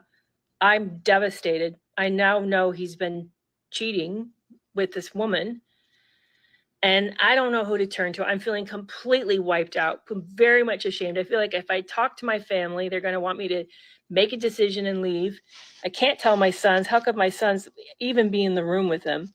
And yet I'm not willing to say that it's over. I don't know what to do. Meanwhile, we're moving out of our house. We're actually packing up.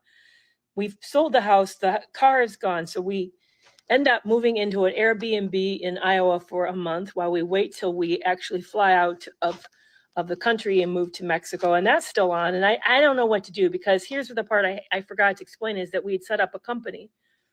We set up a Mexican corporation to hold properties so we could run a vacation rental business. I had set it up with a law firm who didn't speak much English, a big mistake, but I didn't know it at the time. And when they set up the corporation papers, they asked who would have what roles, and nobody explained what it meant to be president or vice president. Who contributes? How do you take all that into consideration? I asked them, and they didn't really know how to explain. They just said, well, these are the roles you need to assign somebody. And then you need to say what percentage of the company they own. And again, they didn't explain what that meant either. They didn't explain about executive rights, administrative rights, about financial rights, nothing. No conversation about who's even providing the capital or anything. So I named myself president, and I named him vice president. And then I made this grave error, because I don't understand any of the rules. I make him 50% owner, even though I provided 100% of the assets. Not understanding what I had done. Nobody had shared with me what that meant. And meanwhile, I also ran and saw an attorney in the United States about a prenuptial, who said, oh, this is by the way, all this happened just before we got married, who said, the best that a prenup does is that protects your assets that you brought into the relationship. But, as you get further into the relationship and you build a life together, then you share those assets together. So it really is essentially saying that I don't trust you until I know you better. And I'm thinking on the way home from that attorney's office, how is that going to help me?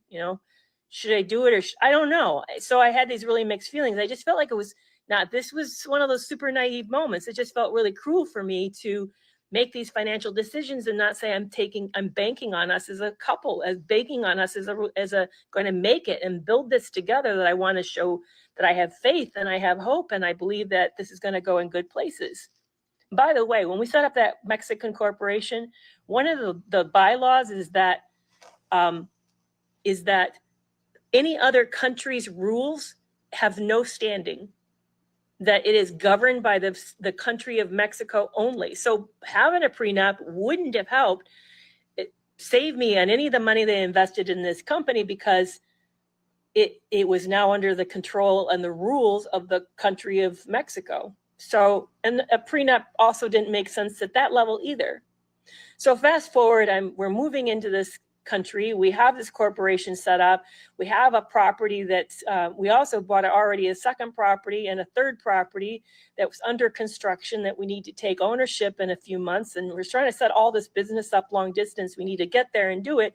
And I don't know what to do.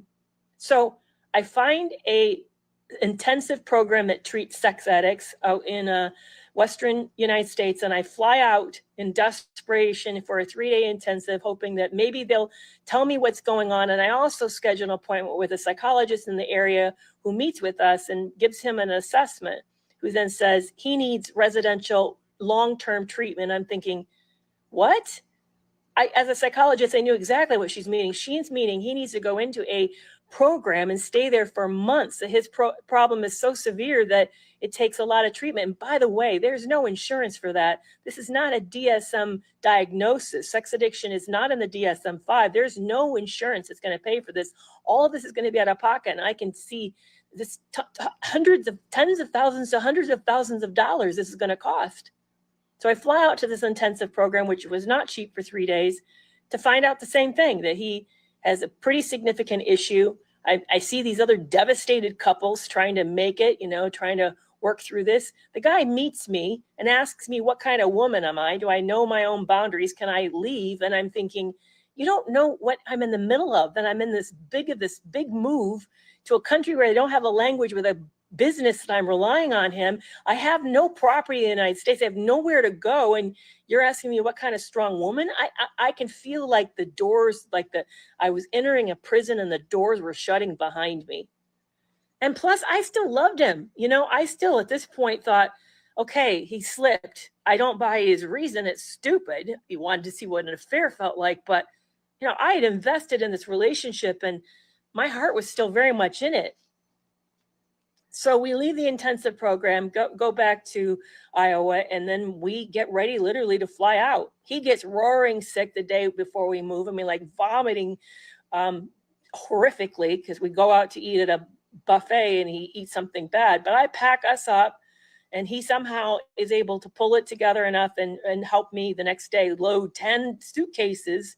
That's what we took. Everything that we brought down in our life down to 10 suitcases, and we moved to Mexico in middle of October of 2016. And at first it felt like a big adventure. We're closing on the new properties. We're moved into this new home with a penthouse, and it overlooks we get a little bit of the view of the ocean from the rooftop. We have these sweet moments where we're furniture shopping for the new places. We're getting things up online and watching the new construction. And we have some moments where we get down there, and the first thing he does is he finds a men's group to be a part of. I find a women's group. Both of us are doing this online, and he's going through his phone and cleaning all the contacts he has. And that's in the middle of all this. I learned that it wasn't just her. He'd been sexting lots of women. And that there was another woman he had seen, I learned, during that family wedding, right after when he asked me to go study with him. He actually had met up with this woman, and they met at a resort nearby. They were in Playa. And then they went to the wedding together. And that the person probably took the photo and sent it to me from him at the wedding at the end was her, which is why he looks so bizarre, is because he was dating me, saying so-called going study with me, and he's down there with another woman. By the way, I'm going to call her Maria because she plays pretty big in this story. So I learned Maria has existed, that he's known her for 7 years. They've seen each other off and on. She's been kind of one of her regulars for him. And that they spent a week in September 2016. Oh, actually, yeah, 2016, they'd spent together. Now, by the way, we're in 2017. We're now married, and it's October 2017. I don't know if I said the dates right. I may have mixed the dates up. But yeah, I met him in July of 2016, got married in June in 2017, moved to Mexico in October of 2017. So I now know that Maria exists.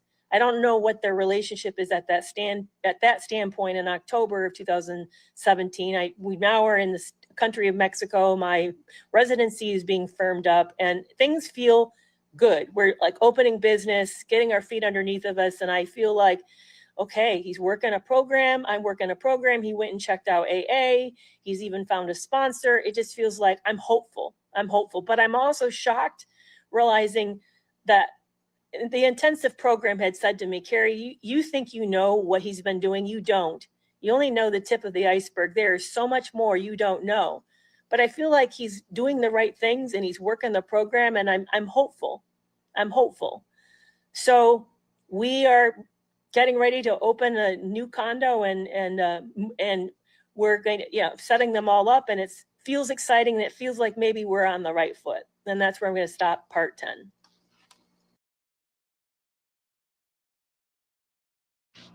This is part 11 of how I met, married, and got scammed by a gold digger. So we're opening the new company up. and it's set to open early 2018. And it's getting close to Thanksgiving, so I decided, let's get away, let's do something special, let's maybe have a better experience than we had over our honeymoon. Let's do an all inclusive, but somewhere close by. Enjoy the beach for the long holiday weekend together. So we do that. We go a couple miles north of us, a couple miles north of Playa, and we get into this really beautiful resort, this all inclusive resort. And the first day we're there that evening, we're enjoying a glass of wine out on the balcony and looking out at the ocean. And he decides that he's hot, he wants to take a shower, and he leaves his phone and goes in, and I hear him showering. And I stare at the phone, and again, my gut has been bothering me that I don't feel like I know everything. I know he's texted lots of women, and he had been having an affair with Maria in addition to the woman who wrote me over the honeymoon. So I pick up his phone, scared, never done anything like this ever in my life. Pick up the phone and I open up text. I don't see anything. I go into the email, and there's a letter sitting there that he wrote to Maria. And it's in Spanish, but I can read a little bit of it enough, but not enough. But I hear him drying off. So I forward it to myself and delete a copy of the forwarded email so he doesn't know I do that. And then when he comes out, I'm like trying to cover that I'm shocked and shaky and panicked. And I go into the bathroom to claim to you need to use it so I at least have a few minutes alone so I can read the rest of that letter. And in the letter, he writes this really weird message. He said to her, hey, sorry, I got something in my eye. He says to her, I just drove past this resort and I thought of you. And I remembered with fondness our good times and I missed it. And then he says this bizarrest thing that I don't quite understand because it's hard to translate. He says, this marriage is a prison. I'm imprisoned. I don't know what to make of that. I'm shocked that he's still in communication with her when he claims that he's not, and he claims he's working on a program. And what does he mean he's in a prison?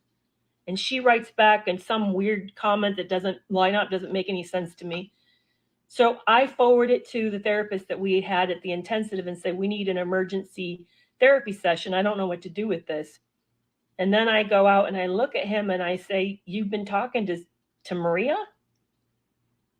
And he said, yeah, I just got nostalgic and I was thinking of her. And, I drove past where we were in September and it just made me, want to like reach out to her. And I said, in the relationship of prison? He goes, no, that's not what it means. That's not how it's translated. That's not what I was saying. Although he never said what it really meant. He never clarified what the translation was. So we get through the rest of that weekend. Of course, it's a disaster. I'm feeling crushed, but we get through the rest of that weekend and we have our appointment with our counselor now long distance via, telephone call. And he confronts Caesar. He says, we talked about this. We talked about what you're going to do if you breached. So what's the consequences here? You and Carrie were to set up consequences if you fell off the wagon and did this. Well, the consequence he'd set up back at the intensive was that he was going to tell his mother that he had a problem with women, that he had a problem with being addicted to acting out like this. So I said, well, it sounds like it was time for us to make an appointment to fly to Mexico to see his mom, Mexico City. And he said, yeah, I did agree to that. And then the therapist said to me, so what are you going to do? You just caught him. What's your consequence? And I'm like dumbfounded. I don't know. I mean, again, I felt like nobody could understand the position I was in, that I had no place to go, that I would have to be living in a country where I couldn't speak the language. I didn't have a home back in the United States. I wasn't going to go back to Michigan where where I raised that family. I didn't feel like it was that kind of a community. I wasn't want to go to my mom's house. My dad already passed away. I mean, that was not a solution. I wasn't going to move in with my kids in Texas. That felt like really stupid. I just didn't know what to do. I didn't see any really out. So here I knew this therapist was wanting me to say, I'm going to move out and tell him that he straightens up and look for sobriety. And then only then that I can, I'm thinking, but I don't have those options. I'm in the middle of opening these new 2 condos, trying to get them into Airbnb and all of this. And I'm counting on this guy. And plus, he's running a company with me, navigating an international company in a country I don't fully understand. It's very bureaucratic. I just didn't know what to say. So we flew to Mexico, and we ended up celebrating it as our first Christmas with the family. And in the meantime, we both know that we're there for him to tell his mom. So I'm thinking, here's what I'm picturing. I knew this woman had been married to a similar kind of man that she had been cheated on. And I thought we're going to have this deep connection between us, that she's going to understand where I've been. I understand where she's been. And it's going to make tears. He's going to apologize. And it's going to be really this cathartic healing moment. So I get ready to go in and tell her when he tells me I'm going to do it now. And he steps in to tell her into her bedroom because she's suffering from a surgery, knee surgery had gone wrong. So she wasn't very mobile. So she was lying down in her bed. He was going to go into her bedroom and sit down next to her bed on a chair and tell her the story. And he looks at me and he says, I'll be back out in a while. You stay here. This is the first I heard that I wasn't going to get to be a part of this. I thought we were going to do this together. I sat out there in the kitchen living room area and cried, not knowing what was being said, not even knowing if he was doing what he was supposed to be doing. He comes out a half an hour later and says, well, she was sad, disappointed in me, but it was good to get this off my chest. And he goes, now what's wrong? Now what's wrong? I said, I didn't get to be a part of that. Well, you didn't tell me you want to be a part of that. Well, you didn't invite me. We didn't talk about this. So he's mad. We go for a walk to have an argument privately. And I'm feeling like I don't even know that really happened. So we end up going home after this and planning to have another flight into the intensive treatment center, because they said periodically you need to have lie detector tests. That's only a way for you to know this is truthful. You already had one where he supposedly passed, but it just felt like a pitiful, stupid thing. Like the questions he got to know before they were asked him, we had prepared them in front of him. So it's like he got prepped. Like, I guess that's how you do it. Lie detector test, but it made no sense to me. I had to think up the questions on the fly, but now we're scheduling it. So I'm thinking of these questions thoughtfully. I know that they had to be yes or no questions. I'm spending some time for this January trip, and I see my kids over Christmas, and we're starting to move towards getting ready to have this confrontation for me to hopefully find out what's real and what's true. And one of the questions that I planned to ask, I knew was something he was super touchy. Now remember, I just still don't remember that I told him that I had inherited this money from my late husband, that I had come into this money. Now, obviously, at this point, Caesar knew there's quite a bit of money because I'm putting it into 3 properties. But I had forgotten that I told him the exact amount, and I still don't remember that. So I'm working on these questions for this meeting out west in the United States for an intensive. And one of the questions that I want to ask him is, did you marry me for the money? Because the counselor had urged me to ask it the first time, and I said, no, I won't. So now I'm feeling more brave to do that, more ready to do that, but I know it's not going to go over well. I'm already starting to feel a lot of terror in this relationship. Like, this is an irritable person. I'm walking on eggshells. I'm starting to feel crazy. Like he gaslights me all the time, accuses me of being too sensitive or not getting over things, or why can't I deal with it faster, or why am I still holding on to it? I'm just feeling crazy. And I'm not for sure what's real. And I'm now wanting to sneak a lot, and I'm not really finding good evidence, but things are just not adding up. And I just know that there's stuff that I don't know. So we're preparing to go to see the therapist back in the United States for the lie detector test. And this is where I'm going to end part 11.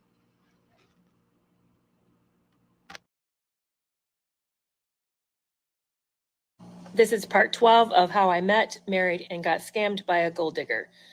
We flew into the intensive program in January of 2018, and it's for the purpose of a lie detector test. This time I'm prepared. I've even sent my questions over to my group leader that I'd been seeing for group support to make sure she agreed, and she helped me to word some of the wording. So we walk into the appointment, which is the sole purpose of it is just to have this appointment. And again, just like before, they made me say what I was going to ask out loud. And I had saved that last question, did you marry me for the money, last? So I'm sitting there in front of him, and I can't hardly speak. My hands are shaking. I dropped the phone. I'm so terrified. And I read my first question, which how much contact he's had with other women, and how much is he lying, and how much do I not know? And I don't even remember what the questions are, but it's basically trying to get a sense of. And by the way, I want to know in general, and my therapist, this therapist in the room, I don't even consider my therapist because he wasn't watching out for my back, but the therapist in the room made me be specific since our last time we were there in October. So he only wanted us to cover from October to January what activities happened in this. In the meanwhile, I'm thinking, I don't still know the full ramifications, except that the original therapist back in Iowa, when I first learned this in September, said this is a severe problem. And in the terms of mental health, you don't use severe lightly. It means like it's catastrophic. And I'm thinking, what else do I not know about this guy? So we work up slowly to that last question, and I say it. And you could have heard a pin drop. Then the therapist makes us go out into the landing, the waiting room, and wait while he sets up the lie detectors test with the polygraph with the examiner. And I have to sit with Caesar sitting next to me, and I can tell he's enraged. Enraged. I can't even look at him. I stare at the ground and I'm counting, and I'm trying to figure out any way to make, I just want to be anywhere but there. And I hear the sound of something happening he's pulling something out of his wallet. And then next thing I know is here, I won't be needing this anymore. And he hands me all of the credit cards for our company. He hands them to me. And then the therapist comes, gets them, and he takes them back to the examiner's room for the polygraph. I rush out. I get into the car and call my mom, and I'm sobbing. And I said, I think we're over. I think we're over. I think I've asked a question I don't dare ask, and I think we're over. So then I end the call because I know I got to get back because this is not going to be a very long exam because only like 5 or 6 or 7 questions. Sure enough, I get back up there and they're calling me in and they're waiting for me in the office. So I step in there and sit down, and the therapist looks at both of us and says, he's passed. Well, what is that really? Has he really passed? I'm not convinced he passed either one. I to this day think the guy cheated both of them. I think that he is a pathological liar, lies about everything, and has practiced lying so well that he's lied on these exams, that there wasn't anything truthful, although they claim they established that he wasn't a sociopath. Really? He seems pretty sociopathic to me. I mean, I'm now discovering that I don't know much of what's real about this guy.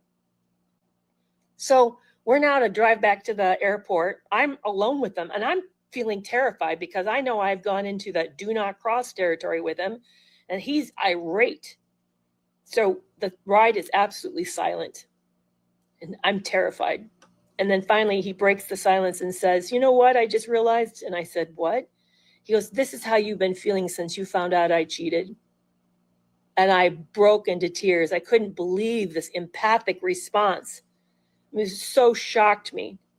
So I'm going to take a moment and back up and tell you a little bit about what's happening here from a psychological standpoint. I recognized pretty soon when I met Caesar that I had met a narcissist. But in graduate school, we never talked about what happens interpersonally in a narcissistic relationship. That wasn't even a term. Narcissistic relationship never existed. And he and I joked about it. He knew he was narcissistic. I knew he was narcissistic. I knew that meant he was full of himself and selfish. But I didn't know a whole lot of what it meant to live with someone like this. And I didn't know he was a pathological liar, that he lied about everything. In his opinion, the truth was optional. Nobody earned the right to know the truth. Only he got to know the truth. And he curated what everybody saw depending on what he thought they needed to see. The other thing that was happening and up to then is that he had been building a trauma bomb by that hot and cold behavior.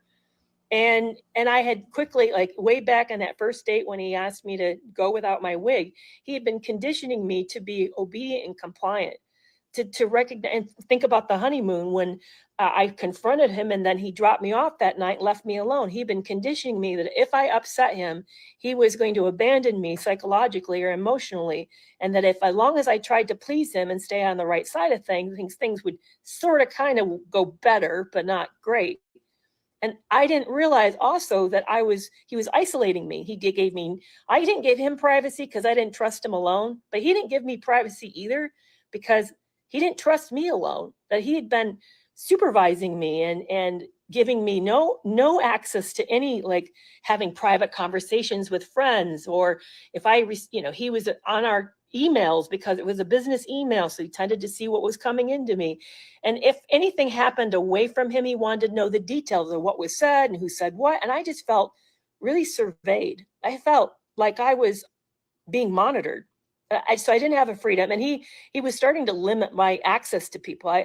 He was in the room constantly, so I couldn't call family and have these long conversations, even if I had to like run to that car for that private moment. But other than that, he was around all the time, and so I didn't recognize the fact that I had lost a lot of freedom. And here's the other thing that was happening: he was controlling our schedule. He would run us all day for these business meetings, and then at night I would have to do a second shift of work. Meanwhile, he's watching YouTube, ironically, of gold diggers and airplane crashes while I did a second shift of work. And then he would keep us up with the TV in the room. Later on, when we moved into the new place, he'd watch TV in the room, keeping me awake. And then we would make me up early to start the day. I didn't know that I was experiencing coercive control. So I was quietly being groomed to be a certain kind of a woman, to really know my place, not to challenge him. I couldn't do anything right. He would even read my correspondences. Here I'd run a business myself with a private practice, but he'd read my correspondences and correct me. He was telling me that wasn't doing laundry right. I mean, I just felt like, and here's another example. And at first it looks really, really super sweet. We would go grocery shopping. We'd do it, of course, together. And then he would insist that he puts the items on the conveyor belt. He packages them up. He puts them into the car, and then he takes them out of the car. And I just have to stand and watch.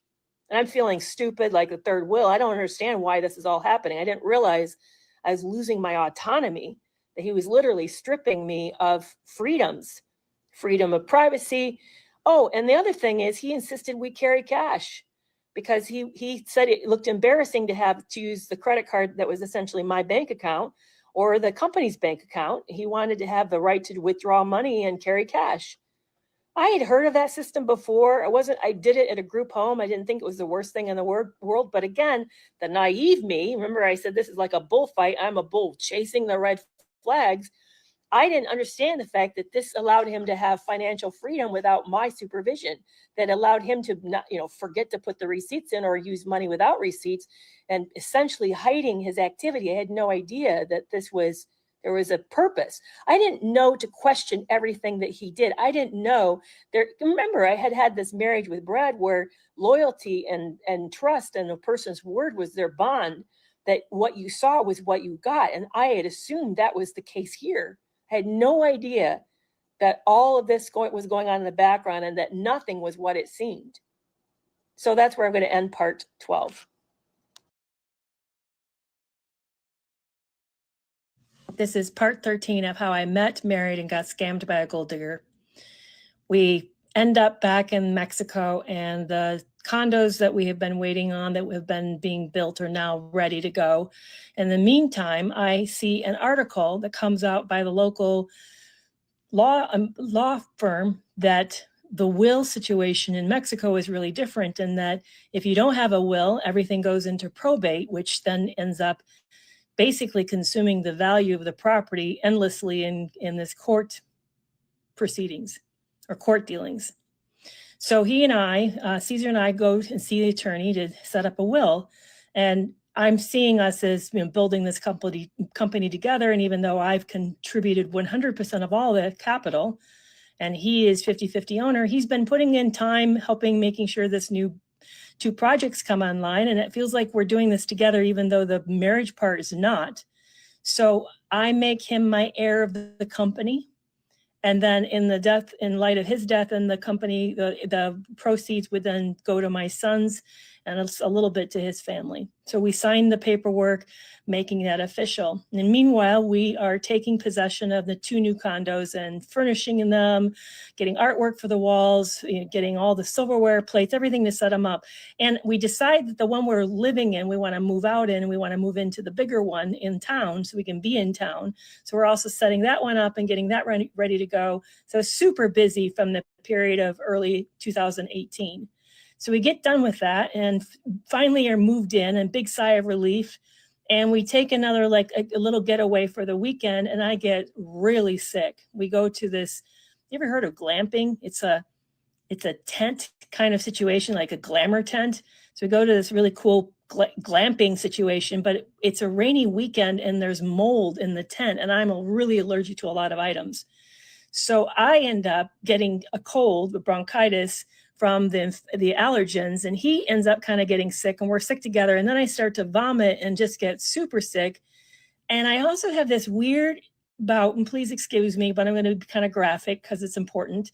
I have this weird bout of diarrhea, not something I've never seen before in my life, where it's clear. It's like water pouring through me, and it comes and goes. I'll have several days of it, and then it goes away, and several days of it. But I'm roaring sick. So we walk into the ER there, which there's a private hospital, and they assess both of us and put me on some breathing treatments and give us some medicine and send us home. But I don't get better. I'm super sick, really sick. And by the end of the week, and I think he's sick too. I think he's running a fever. So we go back in, and the hospital takes one look at me, and they admit me. And I'm shocked. I didn't know that I'm that ill, but they admit me into the hospital. And one of the nurses, a male nurse, spoke English, and he came up later that night and saw me, and he said, "You don't understand. Your white count is so high that there's got to be an infection, but we can't find any proof of an infection. But this is like having appendicitis. You're that sick. You don't realize how very sick you are." Caesar comes in to visit, and he's kind of moody. And he says to me, "I just realized how much, if I lost you, how much I'd miss you." I thought, that's a weird thing to say, how much you'd miss me. It just sounded like something that somebody had been contemplating, but I put it behind me. I get out of the hospital. We make a little short vacation to kind of get away because we've just done so much and we're exhausted, but I feel fragile. We go to Washington, D.C. and take a tour of the area that May of 2018, but I'm just not, I feel like something's essentially really wrong with me. So we get back, we learn that his mom's infection in the knee has gotten so much worse that now it's red. It looks like it's growing, and she's had a prosthetic put into her knee, but something's really essentially wrong. So we decide, it was actually my idea, let's bring her to Playa. Let's bring her from the Mexico City area over, have her move in with us, and let's then have her see a private doctor and assess what's going on. So he and his family agrees. And by the way, that kind of care you have to pay out of pocket. But he then says, "Thank you so much, because there's no way my family could ever raise that kind of money to pay for this. It's so kind that you're willing to do this." So we bring her over. She's seen, and come to find out they'd put in the wrong prosthetic size into her knee. And that's why it never healed. It can't heal. It doesn't fit. So he then that May of 2018, schedules the first of 2 surgeries, goes in, takes it out, flushes the whole area out, the infection out, puts her on a certain kind of diet, heavy antibiotics, and she has to wait like a month to 6 weeks or more, actually several months, 3 months before they can do the second part while she recuperates. And she's not allowed to move that knee because there's nothing in there. There's whatever they removed, it was gone. So she should be absolutely immobile for that period of time. We hire a young nurse, a pregnant young nurse who's married, who is finishing her nursing school as a private care nurse for this, so that I wouldn't have to be involved with changing her dressing, changing her clothing. Remember, she can't move that knee. It's immobilized. And I'm watching Caesar during this, and he's really acting weird, like showing special concern for this nurse, picking her up so she didn't have to take a taxi, driving her home, texting her outside of just making arrangements. And I just feel so much so that whenever I can, I go with them. It feels like he's grooming her or something. I'm just like sick. And I, again, feel like he's up to something. In fact, I find out while his mom had the first surgery, I got on his laptop, snooped again, and found out he'd been on the local escort sites in the local Mexican area, and apparently had been visiting sites. I was horrified, confronted him about it. He admitted that he had, saying that he really liked the videos. It was better than pornography. And I'm just sickened, and I'm feeling like something's really wrong. And so much so that I'm panicked, very panicked. So his birthday is coming up. We decide we're going to do something special for it, even though he claimed he didn't like to celebrate his birthday, but we decided to go over Cozumel. And he blows up into a big argument and gets into a tiff with the Airbnb person, so we end up canceling it. And as we approach the weekend of his birthday, he says, "You know what? I really need a retreat. I need to go away and consider where we're going with this marriage. I even need to consider why I'm in this marriage. I just need 3 days alone. And I'm thinking, so I say to him, so you're going to leave me alone over your birthday so that you consider whether or not you want to still stay married. He said, yep. So I thought, screw this. I call a friend in the middle of the night who lives in Arizona and says, Kate, can I come and stay with you for a little bit? Don't really have a timeline. I'm just going to fly in and then I'll book a flight back out when I'm ready to leave. Is that okay? She said, sure, come. So I make a flight early that morning. I wake him up and said, I need you to take me to the airport. I'm flying to Arizona. So here we're heading into his birthday. I fly out to Arizona and he who knows what he does. I get in there and I take my computer, and that's the first period of time I've had any alone time, any privacy. This is now July of 2018 for me to really like go through what I had. So I had backed up his phone several times. Remember, I had that backup made from when we were dating. Something went wrong with his phone. I found out I still had that.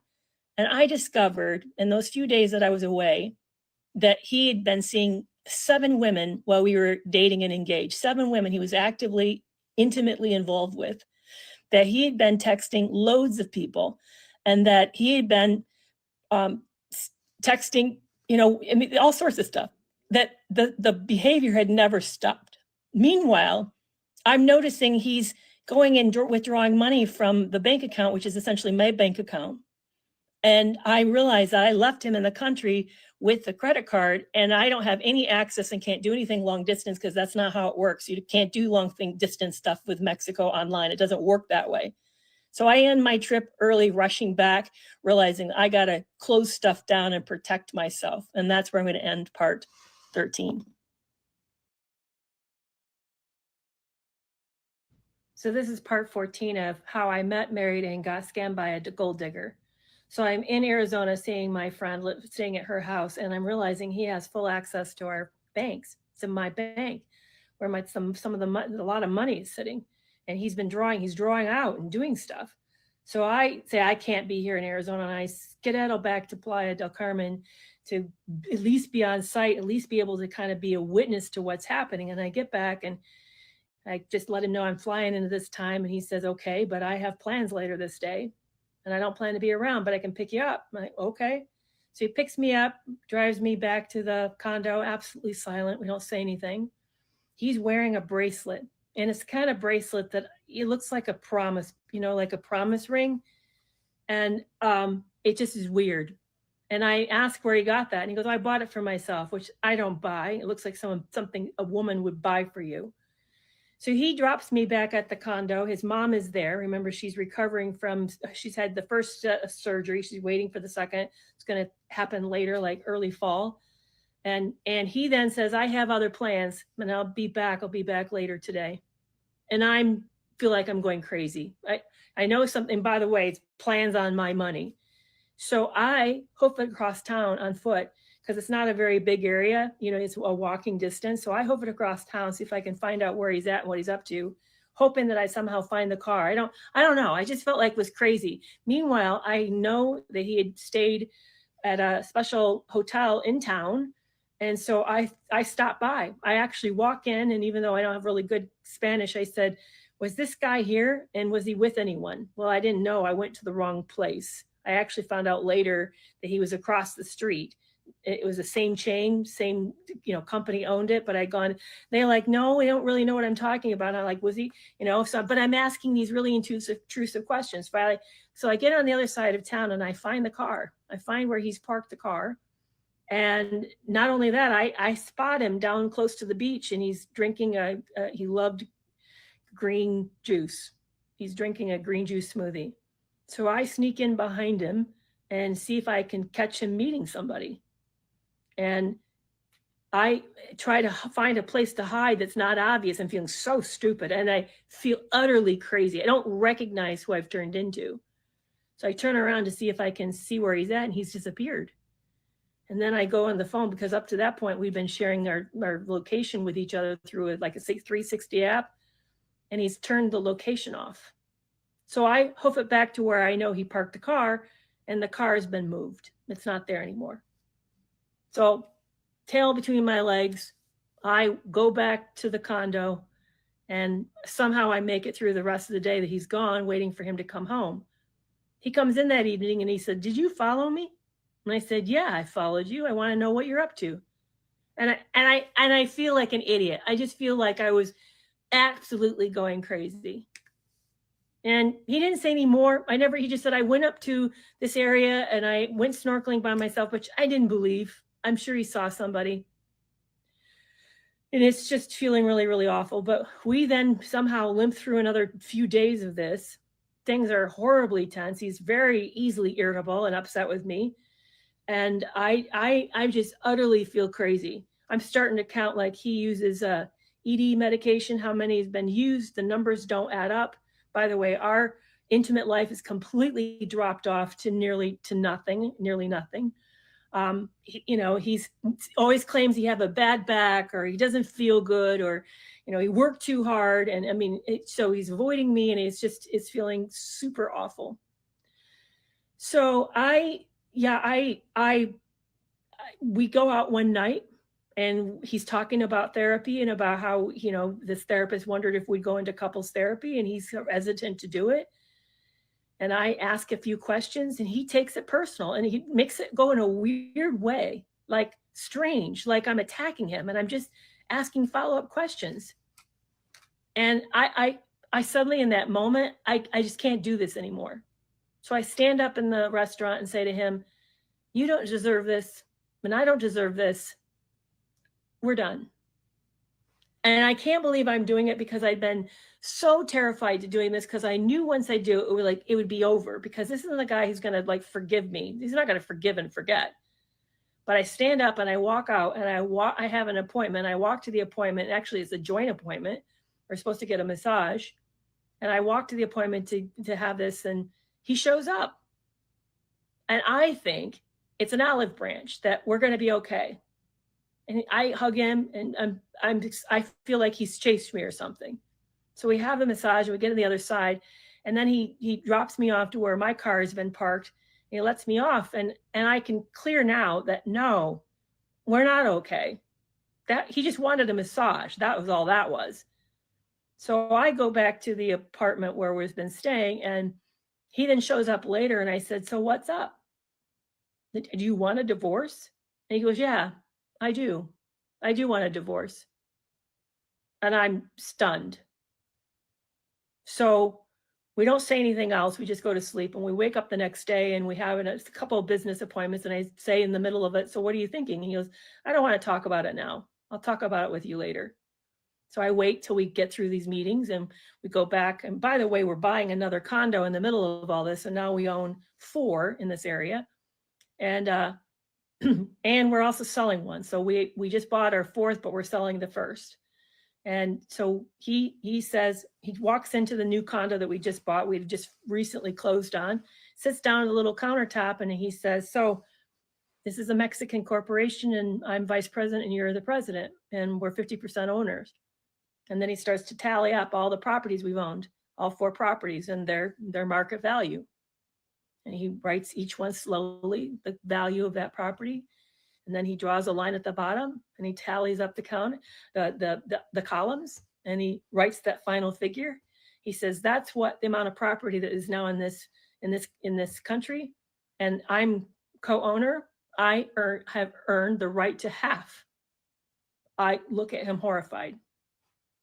I say to him, "That's Brad's legacy. That's what he left me and the sons to take care of it." And he says to me, "Life's never been fair to me. Why should it be fair to you?" He said, I have a legal right to half. I don't even know what to say. So we end the conversation. He leaves, and I then make an appointment. I start to ask around for a divorce attorney to make an appointment to find out, is this accurate? Did I, when I set this company up, inadvertently share half of all this money that's been coming into this country with him? And then also, and the other thing that I did immediately is that I know that we need to separate our bank accounts, that he can't have access to my bank account. So we go into the bank the next day, and by the way, his mom's mid-surgical procedure. Caesar has no money. His family has no money, and she's literally without a prosthesis in her leg, and she needs to have that next process. I don't know how much it's going to cost, but I know it's going to be a lot.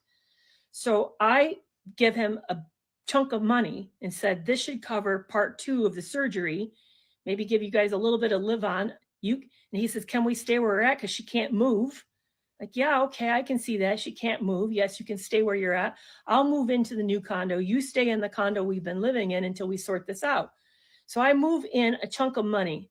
It was quite a bit of money, over $10,000. I move into a separate account as the account for him to draw off for her surgery. And then meanwhile, I move the bulk of it out into a new account. And I'm in tears. And by the way, all of this is being done in Spanish, so I can't half understand exactly what's happening, but I can tell the bank manager is really uncomfortable by what's happening. So we do that, and I think, okay, I got them settled. I'm going to now try to figure out life on my own, running this company, and how am I going to get the other half back? He's pushing for half. So I go in and see the divorce attorney, and she says to me, you don't have a legal leg to stand on. He's co-owner of this company.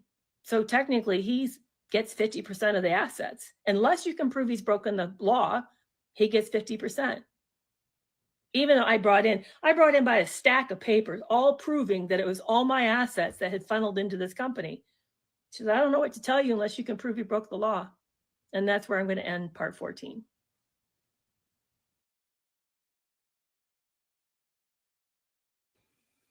This is part 15 of how I met, married, and got scammed by a gold digger. It feels very vulnerable sharing this story, and I know I don't have to. I know that I'm choosing to do this. But to hear myself share all of this feels really uncomfortable. Like, why didn't I respect myself more? Why didn't I run away at the first lie or first few lies that I caught? Why did I stick around with somebody who's still cheating? I had been raised with a mentality that a person's loyalty to the family, to the relationship, exceeded their loyalty to themselves, that it was to show loyalty to yourself, to be there for the family or to the marriage, that marriage was really the highest level of institution. And I grown up in the church, and that marriage represented Christ's love for the body, for his church, and that he sacrificed himself for his church. He laid himself down and died. And I had this belief that if I sacrificed, and if I really showed how much that I loved and gave, that it would be reciprocated. And not only that, that it would be seen as love and be a healing experience in itself. I didn't realize that I was essentially disrespecting myself, and that there was another way for this to be perceived. I didn't understand from a different mindset, a less collaborative, less team-oriented mindset, this would be seen as pitiful, disrespectful, and create contempt for me, even disgust for me. I didn't realize that for my partner, that he may have been looking at this from the standpoint of, who would do this and why would she do this? And if she treats herself like a doormat, then there's no reason why I shouldn't either, because she's deserved it. That mindset to me was completely foreign. I had no idea that it existed. It never had been in any level of my life shared with me as a possibility. So I didn't see it. And interestingly enough, I was seeing a psychologist at the time, actually a social worker at the time. I was getting treatment. I was in pretty much in counseling this entire relationship. And this counselor kept, indicating that I couldn't make Caesar come meet me in the relationship, that if he wasn't going to be a part of this relationship, then essentially that I was going to figure out what I was going to do about that I couldn't. She even had this analogy. She said, it's like he's sitting on a chair across the room, and you have a chair beside you, and you keep inviting him to sit in the chair beside you, but you can't make him stand up and walk across the room. Right. That's true. I couldn't. Although here's the other part I don't think she appreciated, the degree he kept telling me he was trying to walk across the room. I was getting lots of messages. He was in therapy too, supposedly. I don't know now how much he really went, but he was going for appointments. He was paying for somebody to see somebody around something, Remember, again, he was using cash, so I have no idea if he really actually saw that person. But, he would come home and share things with me, and it seemed like And he kept saying, I've never worked harder. I really want this relationship to work. I've never loved anyone the way I loved you. And I believed it. I wanted to hear that. And it was good to hear that. But I kept missing how his behavior indicated that that wasn't true. And most of the people in my life have had mixed message behavior, and that they said one thing and did something else. That was a common pattern in my life. Everybody did that. That was familiar. So for him to do it was just more of the same. But she said to me, my social worker said to me, yeah, you can't make him walk across the room and come sit by you. That's up to him. And then she said this, and it really hurt me, but I didn't understand what she was saying. Here's the other wild thing. I know that you'd think in psychology that boundaries is the most talked about topic, right? But no, we don't. We talk about theory of the mind, theory of personality. We don't talk about interpersonal boundaries. That's it's more about understanding how the person develops and all this theoretical understanding and all the research, all of that. It's not about the practicalities, which you'd think, well, shouldn't it be? Yeah, probably it should be, but it wasn't particularly. But she said to me, by the time you had a boundary crossed, it happened way back there. And I had no idea what she was meaning. Boundaries to me were like do's and don'ts, like setting up house rules, don't run in the house, don't scream in the house. And I didn't understand how you enforced boundaries. Okay, so I say to Caesar, you're not to cheat. Okay, what would be a good boundary? Well, the only boundary I could think of is that I leave. And for me, that's what that meant was leave to go where? And leave to be alone? I've spent the majority of my life alone. Even in my marriage to Brad, I felt a lot of aloneness. And I really felt it as a child. I didn't have any, until high school, I had no close friends. So I felt profoundly alone. So I was going to go back out and to be alone. So I'm going to give up a relationship that seems to have a little measure of hope, a little. I mean, according to what he's saying and according to what I want, and we're both in therapy and working on it, I felt like there was a little bit of hope. So I'm going to give up on something that when it's good, it was great. I mean, I had long, really deep conversations with Caesar. It was very meaningful. So I'm going to give up this hope, this possibility on a relationship that I consider the highest state of being in a relationship, being married according to the church, to go out to be on my own in some strange city by myself, all alone with no support. I'm going to go do that. And I'm going to try to pull it off alone in my 50s, do all of that, manage, move and find a new place and get it, all of that on my own by myself. It's a lot of hard work. So all of this just felt like I was in a room that the walls were tightening in on me, and I couldn't find an escape. And the escape in myself didn't seem possible. It just didn't seem realistic. And I truly believed he wanted this as much as I did. I really didn't realize to the degree that this might have been a setup. That, remember I told you I repressed that memory of telling him what I had inherited. I had no idea that this might be a setup. I just couldn't see it. And plus I couldn't get the proof that he was really cheating. I mean, yeah, okay, so he sent a letter to Maria, but did they meet up? No, there was no evidence that they met up. Was he seeing other women? Well, I couldn't find any evidence that he had been, even though there was things slightly suggested maybe he was. Yes, he'd been on escort sites, sex worker sites, but okay. So he's maybe perusing looking at a catalog. Is that enough to leave? Is that big enough? I guess it really comes back down to what is enough for me.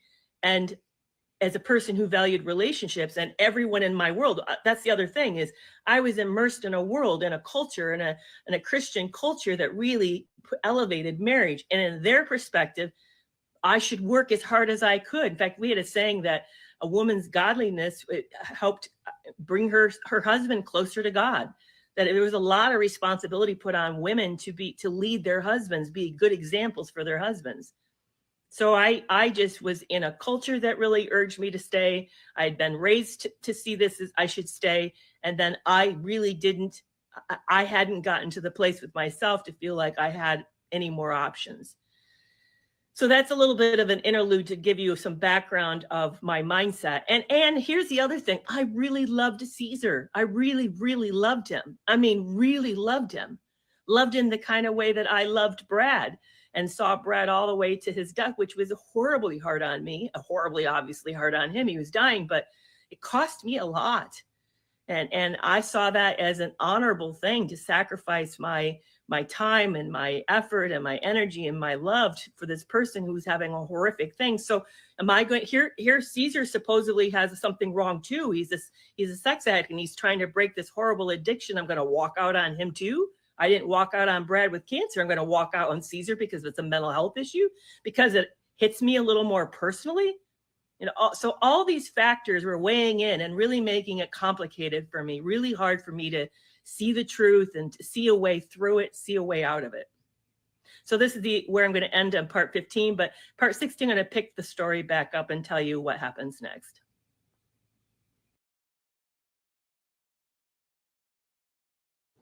This is part 16 of how I met, married, and got scammed by a gold digger. So if you remember correctly, we have opened a bank. So I pulled my money out into a new account, and then I left him a sizable amount of money to cover the second part of his mom's surgery. So we've parted ways. And I've also verified with the attorney that technically, because the company is co-owned by the two of us, that he gets 50% of all the capital that I've contributed to open this business up. And we, by this point, had bought working on, I think, 4 condos. So a lot of money has been moved into the country and into this business. Part of the bank's requirement when they open an account is they got to verify that you're a real person and that you have real property, because money laundering is such a massive problem in Mexico. Some banks do an actual address check. They come to the address and then interview you to verify that everything that you've been telling them is correct. You see, things work differently down there. It's security isn't based on you knowing a certain number. Like our social security number in the United States is super important. Down there, I could tell you my social security number and it means nothing. It wouldn't do you any good. In fact, they use credit card numbers to give money to each other. Credit card numbers also don't mean anything. I could give you my credit card number and you can't do a thing with it in Mexico. It takes your identity, your personhood. You have to show up and I verify that that number belongs to you. There's the connection. You're the security, not that number. You are. So it's the same for a bank account. They wanted to verify that I indeed owned that property and was living there, like I said I did. Now I used the property where Caesar and I had been living together. So that meant I had to wait at that apartment, even though he and his mom's living there. I had to go wait until they come and interview me. Now, everything in Mexico happens on Mexicans' terms, not on your terms. The timing, they may say they're going to come at 4:00 on Monday, but that doesn't mean they're coming at 4:00 on Monday. So we made an appointment, and it was, I think, on a Monday. I needed to be there. And they said the window of time was the 8 hours, the whole 8 hours. So I had to be there at 9, and I had to stay till a minimum of 5:00 to meet this person.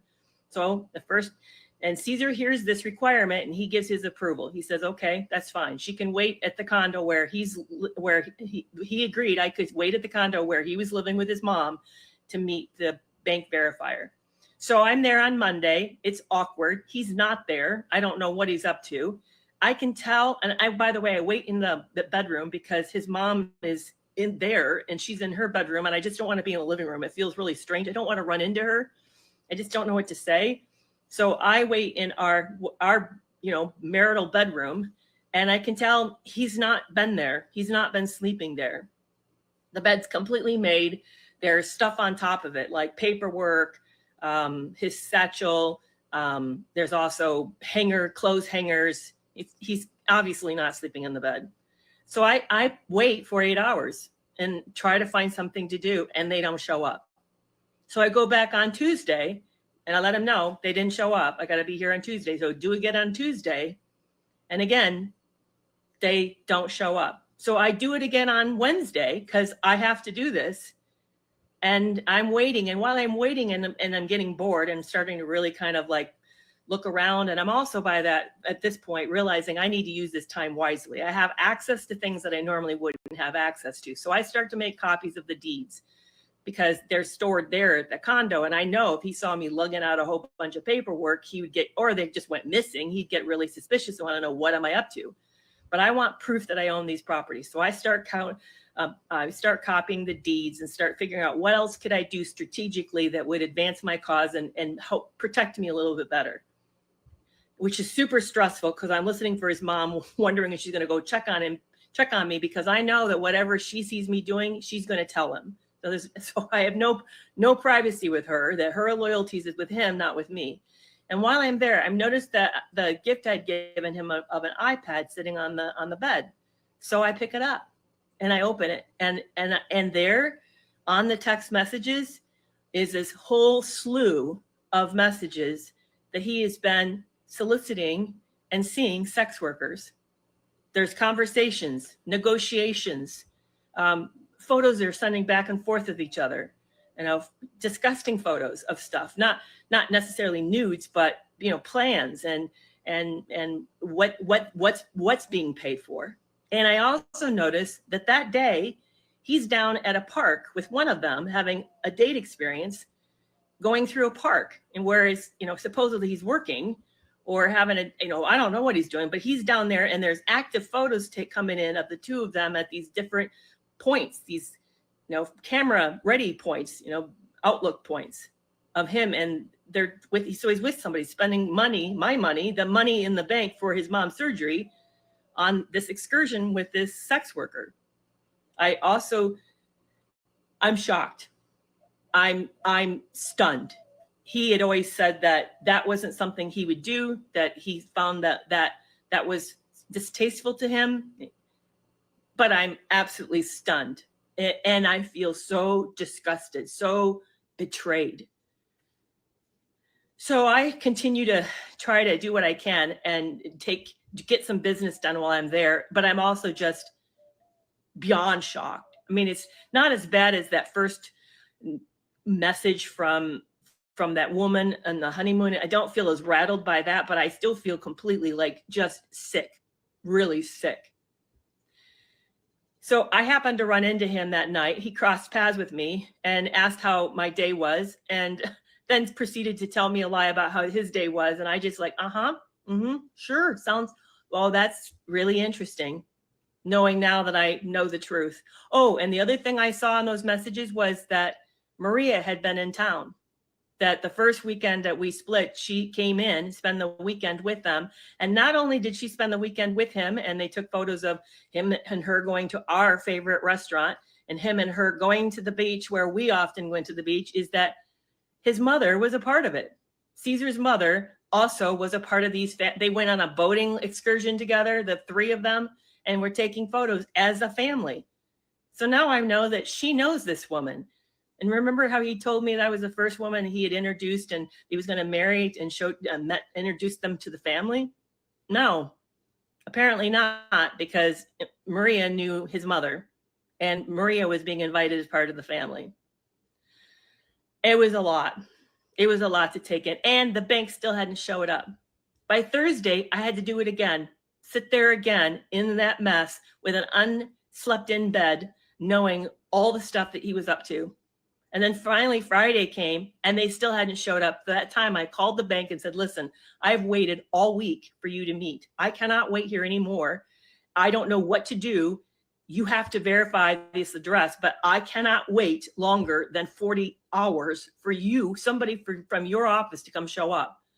So they put me on the phone call with somebody who verified me over the phone and then said it was good enough, which I'm thinking, why couldn't we have done this in the beginning? I'm not for sure why I had to be put through that, except that it gave me a lot of really good information that utterly blew apart, more of Caesar's story. I found out that Caesar had been lying about a lot of things, and like the fact that Maria knew his mother, like the fact that he was seeing sex workers. And now I confirmed that he had been up to no good. That last part of the marriage where I felt like something was essentially wrong, I now know something was essentially really wrong. So I'm going to end part 16 here.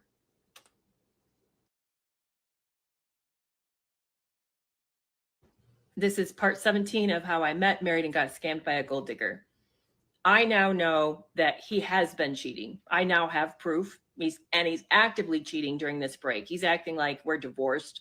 We're not divorced. We haven't really settled on a whole lot. We haven't seen an attorney. There's been no papers filed, but he's acting like he's completely free and he can do anything. And he's spending money that has been, I thought was clear, was for his mother's surgery. And he's acting like it's just like he's been given this massive allowance, this wonderful like plaything to, spend on. So I'm horrified, and I realize that he is not trustworthy at any levels, and that I'm really, really in trouble. So I start to see who I can connect with, and I meet a wonderful friend of mine who I had heard of her, and I ran it into her church, but I find out she's a neighbor from where I'm living at the new condo. So her and I start to meet, and she tells me that in Mexico, about anything's possible. If you have money and you're willing to pay for it, you can do really dark things. You can get rid of people or get people thrown in jail if you want to. So she wonders if maybe I should connect with somebody that can help me do that. And I'm thinking, do I really want to do that? Do I really want to connect with that kind of darkness? Do I want to do something dark, equally dark, in order to save my half of the money? And I really wrestle with it, because I know that Caesar is not going to be fair, that he now is going to really push to get the 50% of the company. He may take me to court. And I also know, according to that divorce attorney, I don't have a leg to stand on, that I maybe lose half of this and have to be put in such a position that I'm going to have to go back to work and become seek patients, do one-on-one counseling again. And I had been burnt out. I really didn't want to go back to do that. And here's the other thing that really stuck on my craw, that really upset me an immense amount, was that Brad and I had worked really hard to get to the place where we were at financially. We had made a lot of good, careful decisions. We had given up and not taken the big family trips. We've not spent money to go buy a nice luxury item. That I lived with 4 pairs of shoes for years, and we had a very small Christmas budget. We deliberately saved so that we could be in the spot that we were in by the time that he passed away. And I'm going to give half of that, all this work. Yes, it was a life insurance policy too, but half of all this hard work and wisdom to somebody to blow it on sex workers and gambling and alcohol, who doesn't even have a sense of like investing, who hasn't earned it. And he thinks somehow that this is fair. Taking this from me is fair. I was irate. I was furious. And the other thing I have not mentioned up to now, but I told you I'd gotten hospitalized super sick in May. And this is August, September. Well, I continued to be really sick. I continued to have these big bouts of diarrhea that would go for several days, completely watery. I had an incident where Caesar and I were driving to an appointment, and all of a sudden I'm vomiting saliva. Like I hadn't eaten that morning, so it was on empty stomach, and I'm vomiting.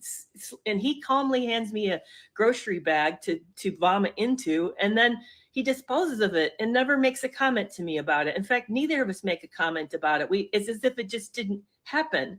So there was these really weird things that were going on around me, and I was just not feeling well. I'd been gaining weight. I wasn't feeling good. So when we separated and I was living in that separate condo, interestingly enough, my weight started dropping. I started sleeping better. I started feeling better. But I realized that I was financially terribly exposed. And Caesar started showing up unexpectedly, dropping by the condo, unannounced. He wouldn't text me, wouldn't call me that he was on his way. He would just stop in, and then he'd say, "Hey, let's go grab a meal." Often it was Sunday morning. He would take me out for breakfast somewhere. We would walk down to Quinta Avenida and Playa del Carmen, and he'd take me to one of the restaurants, and he would talk business with me. And I knew what this was. This was a checkup. He wanted to make sure I was where I said I was. He wanted to kind of see if he could suss out my mood. And he wanted to see if he could tell whether or not I'd been doing something that was going to harm him financially. I knew what he was up to. He was monitoring me, making sure that I hadn't skipped town, or somehow I couldn't meet his eyes. I would reveal something that I was scheming against him. But I was trying to figure out a way out of this so that I could save myself and not give him one more penny that I needed to. I already considered I'd been more than generous with this person. You know, I paid for his mother's knee surgery. I had helped out the family in other ways. I felt like I had really showed up. And then for him to do this, it just felt really, really upsetting.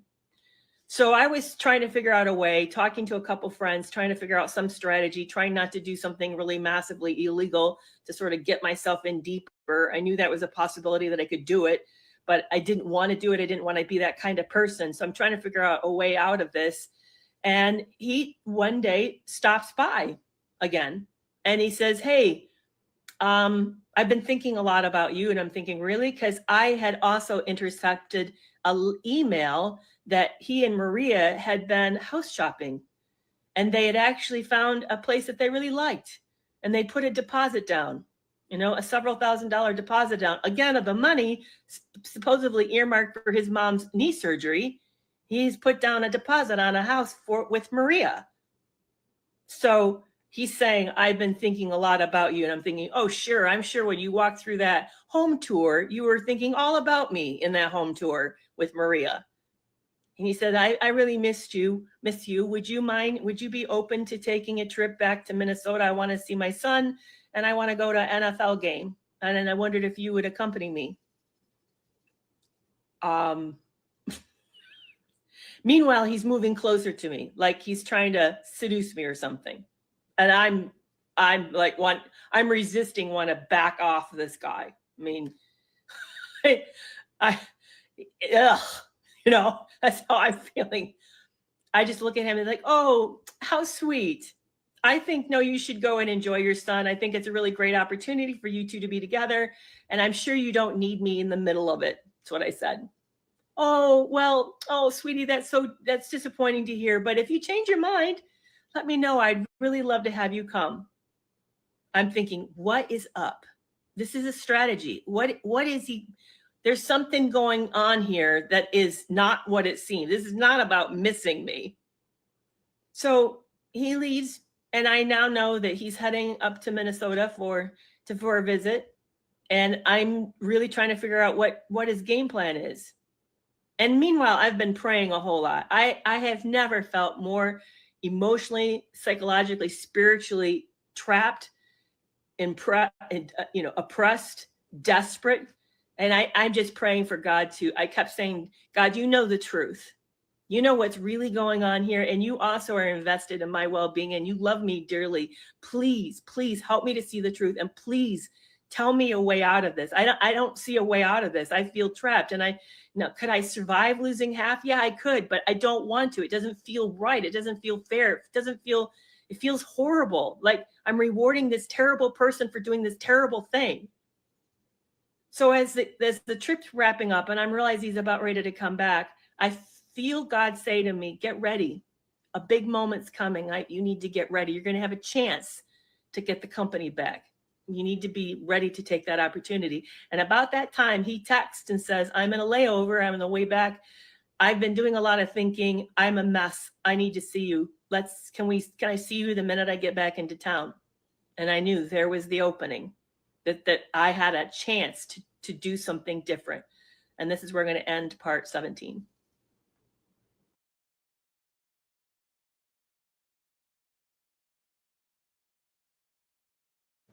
This is part 18 of how I met, married, and got scammed by a gold digger.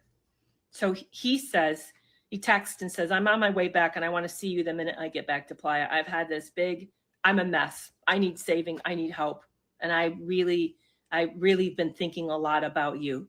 Mind you, I've logged into our bank account, the bank of his bank account, because I still have access, because it was ours. So he didn't change the passcode, didn't change the login or anything. And I see more than half of the money I'd set aside for his mother's surgery is gone. And now we're heading into September. It's about ready to have the second surgery. I understand that he's frantic because he can't pay for this. And she's living without a prosthesis. She's living with a block in her knee instead of having, the right part. So she's literally immobile. She's waiting. She's like, she's in a horrible position and he's running out of money. So I know what this is. I know this is my chance. And he says, let's meet somewhere. So I tell him to meet at my favorite coffee shop. And as I'm walking in, he walks in behind me and says, hello, gorgeous. About puts the hair on the back of my neck right straight up. Just creeped me right out. We got sat down, we ordered something, and he said, listen, I'm a mess. I've been acting out. I'm spending lots of money. I'm doing really, really horrible. And I would like us to try again. And I would like to get into treatment. I think I need to go into a treatment center for several months to get my act together. And I'm thinking, this is tens of thousands to hundreds of thousands of dollars. And on what? Everything's being tied up in property. And where do you think this is going to come from? And of course, you think this is coming from me. I just look at him and I lean forward and I say, I know. He goes, you know? And I said, he turns white. I said, yeah, I know. I know what you've been up to. And there's a part of me wishes I hadn't done that I hadn't tipped my hand. I wonder really what he would have said and confessed to. But I'm a super honest person, and I tend to overshare like that. And I say, I also realize that I thought I'd met a man who sometimes wore a monster mask, but I realize I've met a monster who sometimes wears a human's mask. And I had heard this on a podcast and really thought it was a powerful statement. And he then was almost sweating and he said, I'm glad you know. So I looked at him and I said, I will do this on one condition. He said, okay. He said, the condition is I want you to sign your half of the company over. You sign your half of the company over and I'll help you out. We'll figure out some kind of program for you, but I want the company back. He stood and he stormed out. And I'm ashamed to say there was a moment that thought of chasing him and said, wait, I'll change the condition. I thought, no, he has to want this more than you do. You do not chase after him. You do not change the terms. This is a reasonable terms. If he's serious, he'll come back and he will renegotiate this and he will do this.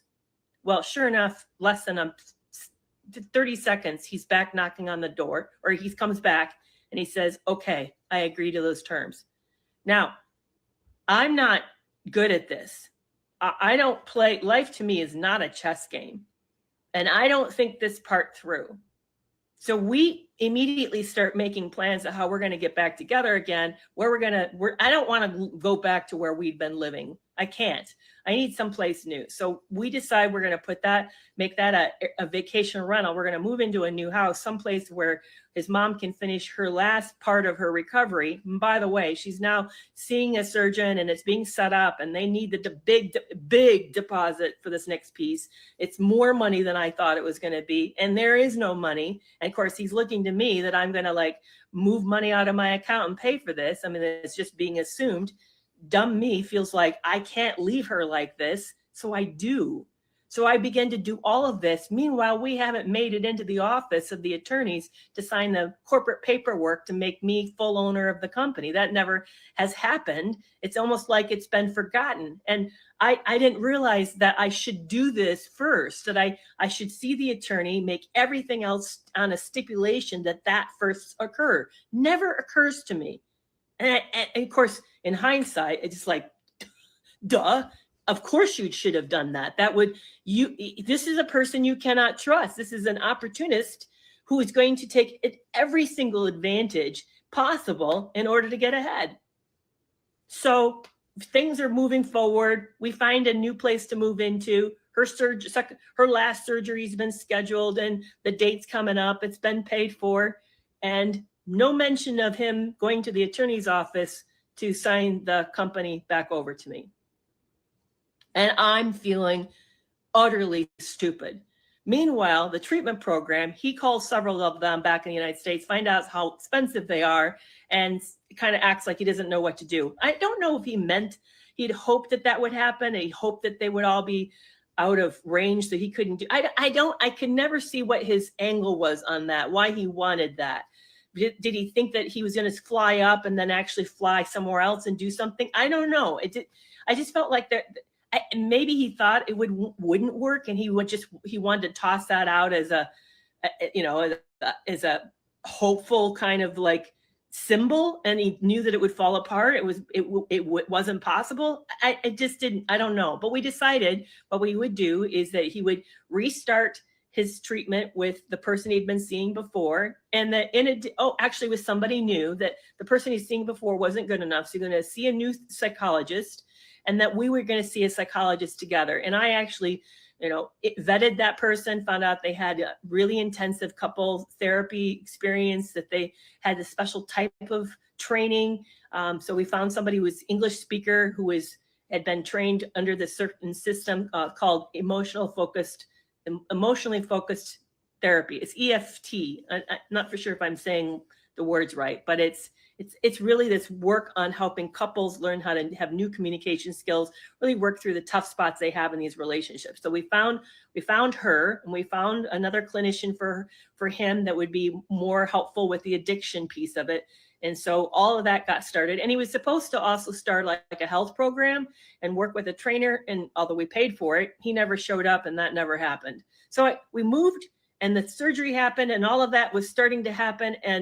But there's a part of me in the middle of all of this that I'm now skeptical. And my bigger focus is I want the company back, although I've made a terrible strategic move. But that's my perspective. There's a part of me that still is hopeful. I still love him, and I like hearing what he has to say, and I'm hoping that it's sincere. But I also, at the same time, I don't trust that it is. So we're now just managing the company and trying to have all of this sort of happen. And I'm hopeful and watching for signs that maybe he is healing. Maybe some of this is real, but I'm also not terribly optimistic either. So that's where I'm going to end part 18.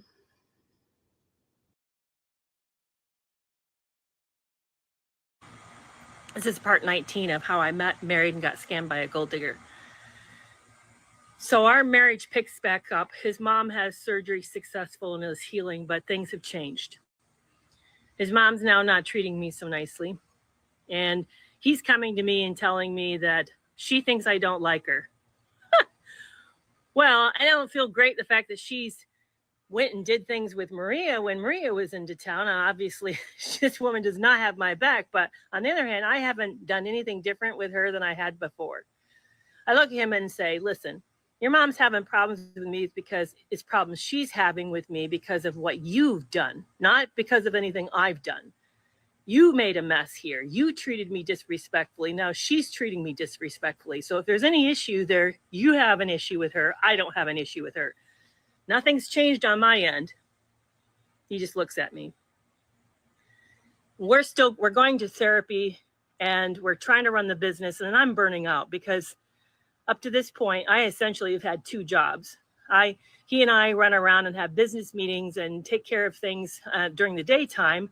And during the evening, he comes home, watches YouTube while I do all the back end, all the like communicating with the guests, talking to other vendors, making sure everything on the financial end is taken care of, making sure that we're, meeting all the legalities and the bureaucratic expectations. And I'm burning out. And he's also keeping me up. He keeps the TV on till 2-3 a.m. in the morning, and then he sets the alarm for 6 a.m., which I have no idea why, because nothing's open or we're not going, so that we can have devotions together in bed and pray together and all of this stuff. But it's running me ragged. I'm burning out. So I propose that we hire a property manager to run the properties, and we have several other properties we've been managing besides our own, that we turn this small business of ours, the management, over to somebody else. So we start to do the interviewing towards that to find who can take this on for us. And it's just bad. And I hate where we're living. I can't wait for his mom to heal and go back home. It's just, I just feel like, and I can't get him into the attorneys. Every time I've been communicating with attorneys, and they had the paperwork all drawn up to turn his half over to me. But when I bring it up, he keeps saying, all you think about is money. Carrie, all you think about is money.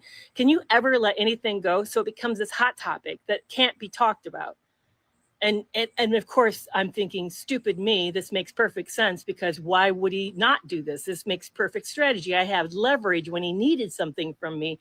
But now that he doesn't need anything because his mom's health is taken care of and things are back on an even keel, he doesn't need me.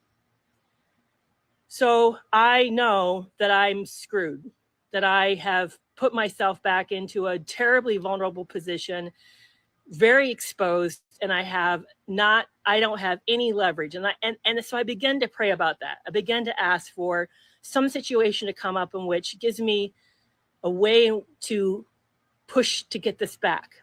I really need something to turn so that I can then, for him to need something from me in some way that I can then swap that for this.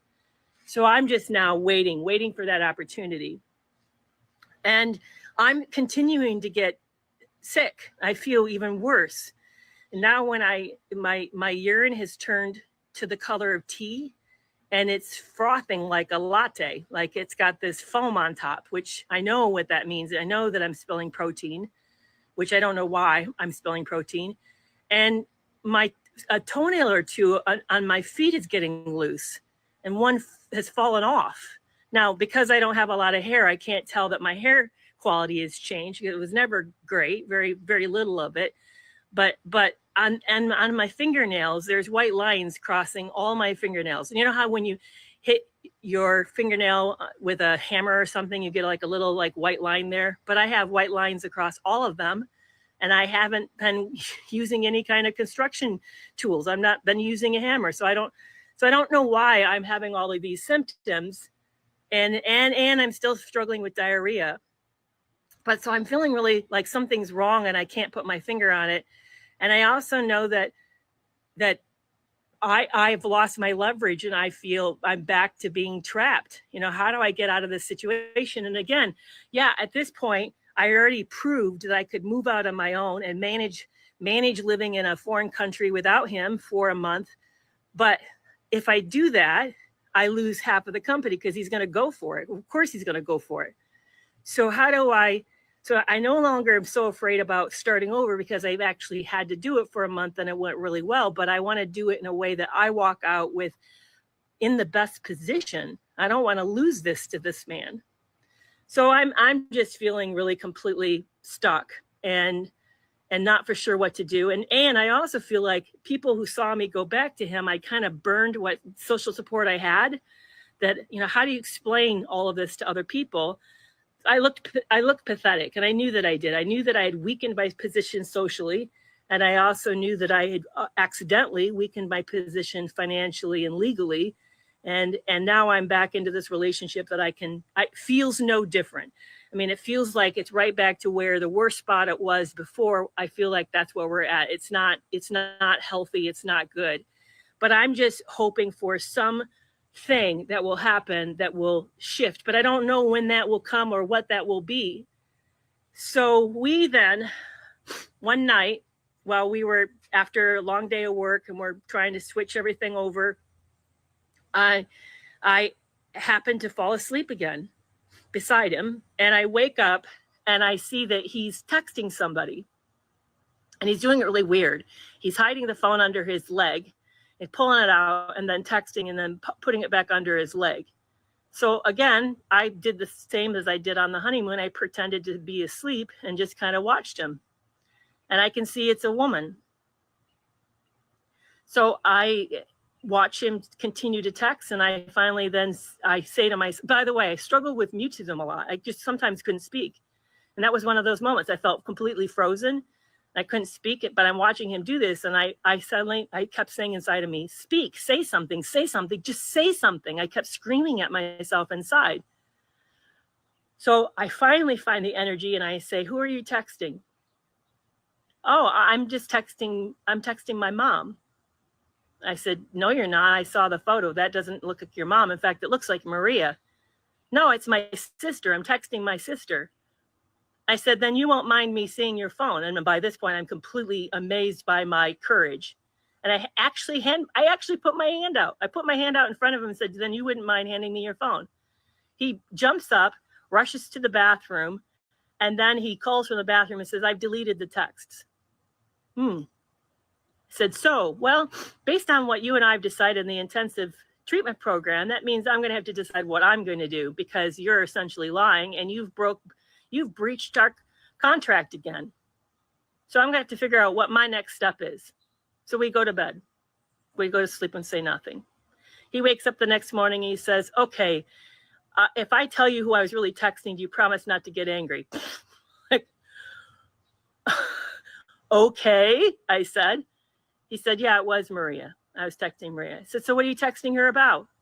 He said, I'm just texting her about, what's happening. I mean, I don't even remember what he said. It was something stupid. I knew it was a lie. I said, well, we're going to have to talk about this in treatment then. We're seeing our therapist today, and we're going to talk about that there today. So I got up and I headed out, and I said, I'm seeing a friend, and I'll be back in time for us to go have an appointment. I thought, I'm not sticking around here. I'm not sticking around this guy.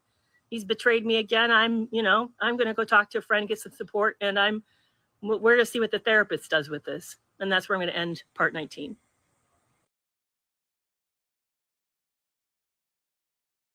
This is part 20 of how I met, married, and got scammed by a gold digger.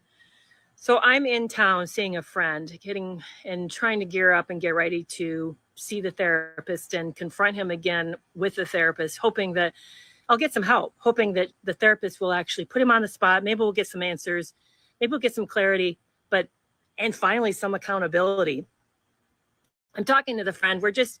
I'm leaving that topic behind me. I just want to enjoy having a cup of coffee with a friend. So her and I don't talk about it, except that she says to me, hey, whatever you need, I'm here. I got your back. I know how hard this is. I've been through something similar like this. I just want to let you know that I'm supporting you. And whatever you decide is what you decide, and I'm not going to judge you for that. And I'm going to tell you, that's a real friend. That made me feel like I had permission to be vulnerable, to tell the truth of what's really going on, because I felt really crazy. I'm feeling really a mess. I know I had never felt psychologically less healthy and shocked at my own behavior. So I drive back, pick him up. It's a quiet ride to the therapist's office. We get in there. She takes one look at us and says, so what's going on? Can tell something's really, really wrong. And I said, he was talking to Maria last night. I caught him texting. And she turns to Caesar and said, so what's going on? And he said, I fucked up. She said, yeah, it sounds like you did. So tell me why you did that. I don't know. I just really made a bad decision. Okay, yeah, I hear that you made a bad decision, but let's talk about what has led you to make a bad decision. I don't know. I just fucked up. And now I can tell, because as a clinician myself, she's in a terrible spot. He's not going to say anything more. And as she keeps pushing, he's going to stand up and charge out of this appointment. I can feel him having his back up, and that this is going to go nowhere productive. So she flips to me and then asks how I'm dealing with it. And I'm thinking, what? We never got any answer out of him. He's been evading here. He's evading you. And now you're turning to me to ask me about how I'm doing. Of course, I'm not doing well. I'm doing terribly. So I don't even remember this part. I was so upset over what was happening that I just feel shut down, like stunned that he's immobilized her too. So she says a few things about my position and how awful it must be. And it's really tender, very emotional. And I begin to cry. And then he pulls me to his chest and hugs me. And I'm smelling his body, his scent, and feeling the warmth of his arms and seemingly the support of his arms. And at the same time, I know there's no resolution. There's no integrity, no honesty here, that he's betrayed me most severely. And that this is a familiar place. I've been in this place so many times throughout my life, being betrayed. Having an extended family member essay me, and having my parents not do anything other than just cutting that person's contact out of our life, reducing it so I'm less at risk. They didn't bring him to justice. There was no family confrontation, no calling out of this person. He basically walked away, getting away with hurting me that way. I'd seen it over and over. I'd seen people fail to step up and to save me, to at least request that call out what's right. And I also have seen just a failure of real protection, a failure of true safety, of true respect of me as a person. And I could feel all of that in this hug, that this was another moment of betrayal to me, that Caesar didn't have my back. Caesar just was trying to get away with something. This therapist supposedly had my back, was being paid to have my back, but she didn't have my back either. She was trying not to have this therapy appointment go bad and have him storm out. So in a way, she sacrificed the integrity of this session for the integrity of me.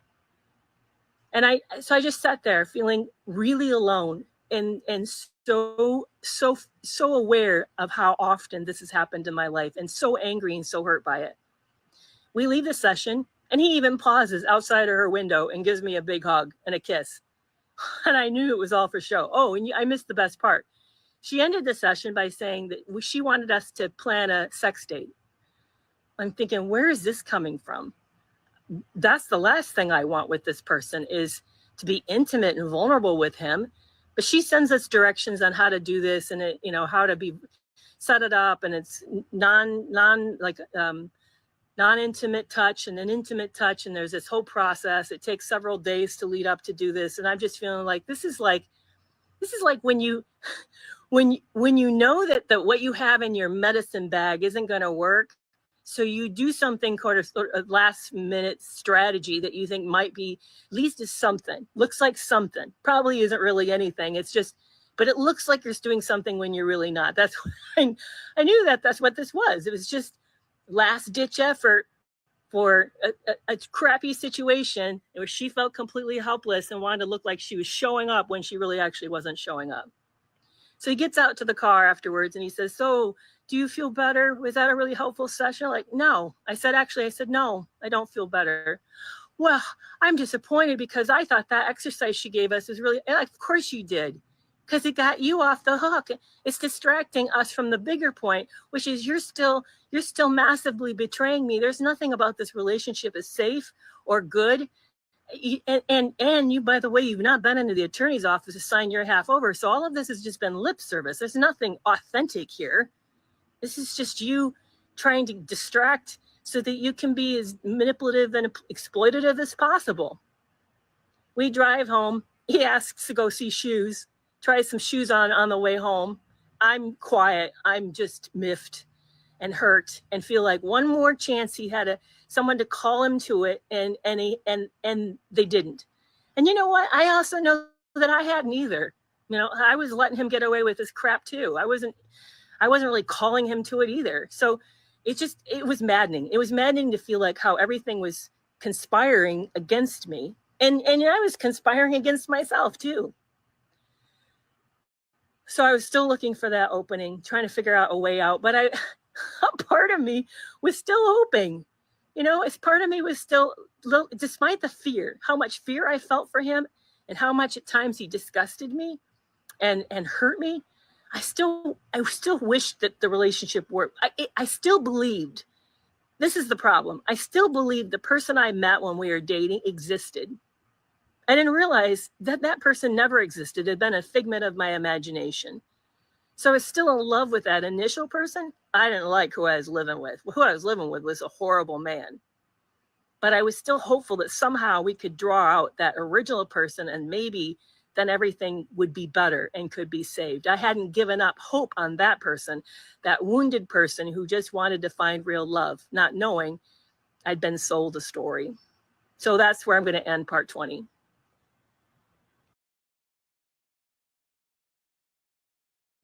This is part 22 of how I met, married, and got scammed by a gold digger.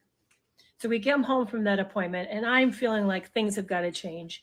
I got to be prepared to start living life for myself on my own, potentially find a place that really makes me happy. Where we're living obviously is not it. We're renting a home. The home that I was living in, that I did own, I don't want to move back to because it has all of this nasty memory. So I start to think maybe we can find someplace new. We actually go away for the weekend and visit north of Cancun, and we come across this amazing gated community that had a building development project in it that had gorgeous houses right on the water. And I'm thinking, I could see myself in this place, and I could see myself, living here. And he's, of course, supportive, because that means I'm bringing more money into the country, and that it increases my exposure even more to the company.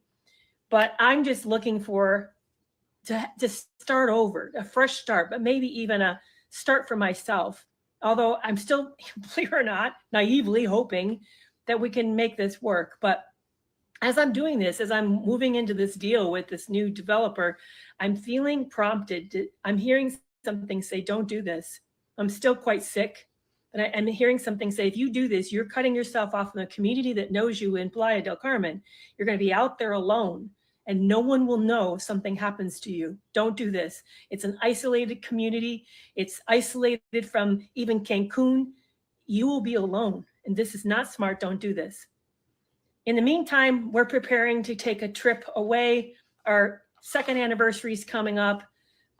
We've been working really hard. Now our business is now being managed by a different company. So we plan a trip to Barbados. I'm kind of hoping, again, naively so, that maybe this somehow will recapture some things. Maybe we can have some time alone. We can really connect and get to know each other and get on a better footing. By the way, that sex date direction went a bust, complete bust. We went to try the first night. He says, "Are you excited?" And I said, "No, I'm nervous." And he pulled away and said, "Oh, well, that hurts my feelings." And that pretty much was it. He found a way to sabotage it. And our intimate life was really hardly inexistent. That part of the relationship really primarily ended before we got married. And I know some people who want to say even the whole reason the marriage happened was because of that. No, that wasn't what was driving this relationship. It really wasn't. I mean, it drove his bad behavior, but it wasn't driving our relationship. So we're getting ready and planning for Barbados. We're flying flying south into South America, hopping, south and then over is the way to the flight. We get up to the date when we leave, and I'm still looking for an out. I can't find a way to get him to the attorney's office, and I'm feeling more and more like trapped financially. Like this relationship's not sustainable, but I can't find an out.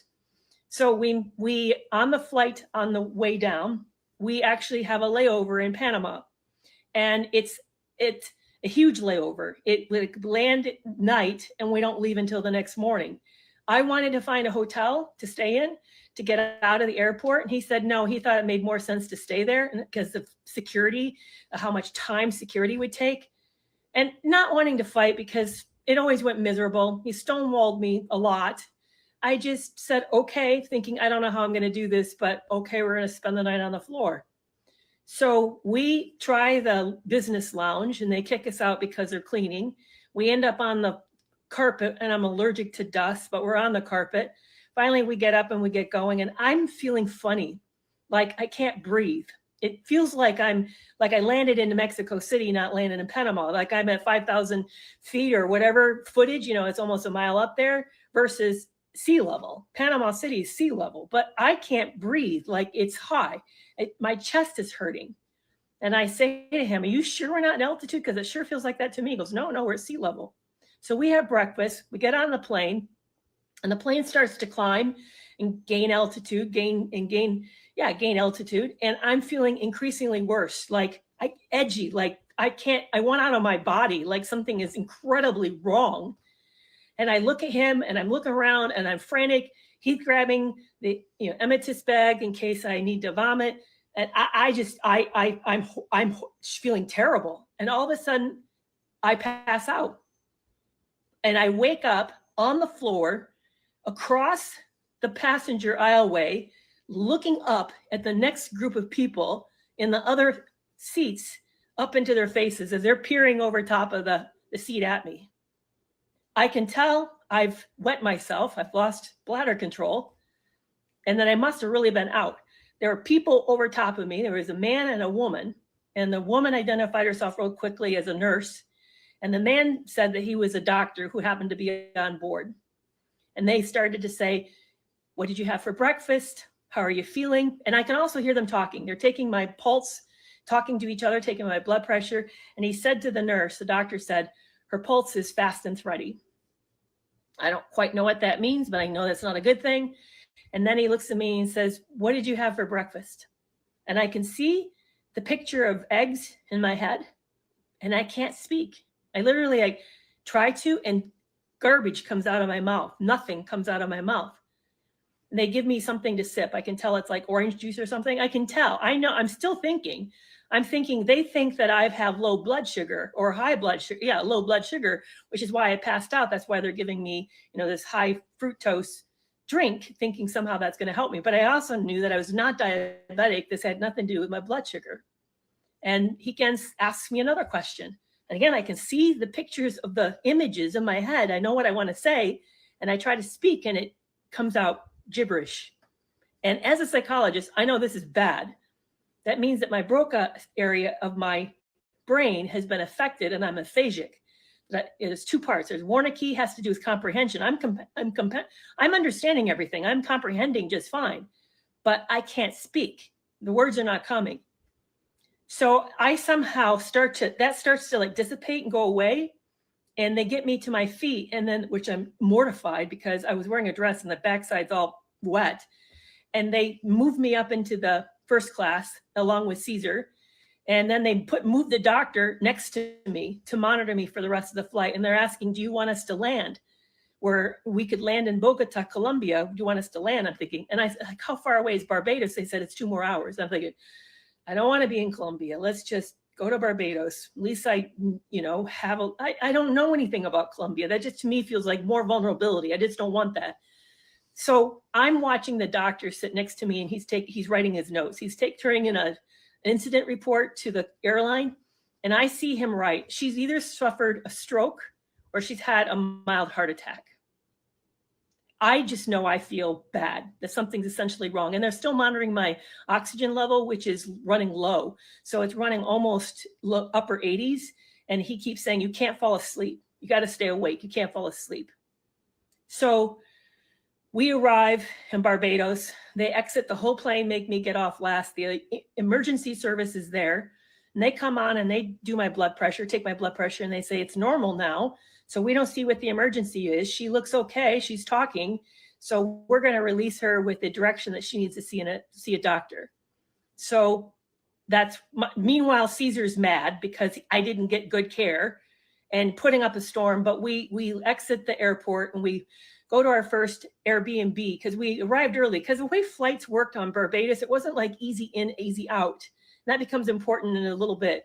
So getting in, we had to arrive a little earlier than actually our reservation was for the stay. And so we stayed at Airbnb. And I just remember that night feeling like really fragile, feeling like something's wrong. I don't know what's wrong. I can't seem to get on any footing and anywhere. I'm back vulnerable with this company, and I don't know what to do about that. And I just remember falling asleep that night, just feeling worried, concerned. So that's where we're going to end part 22.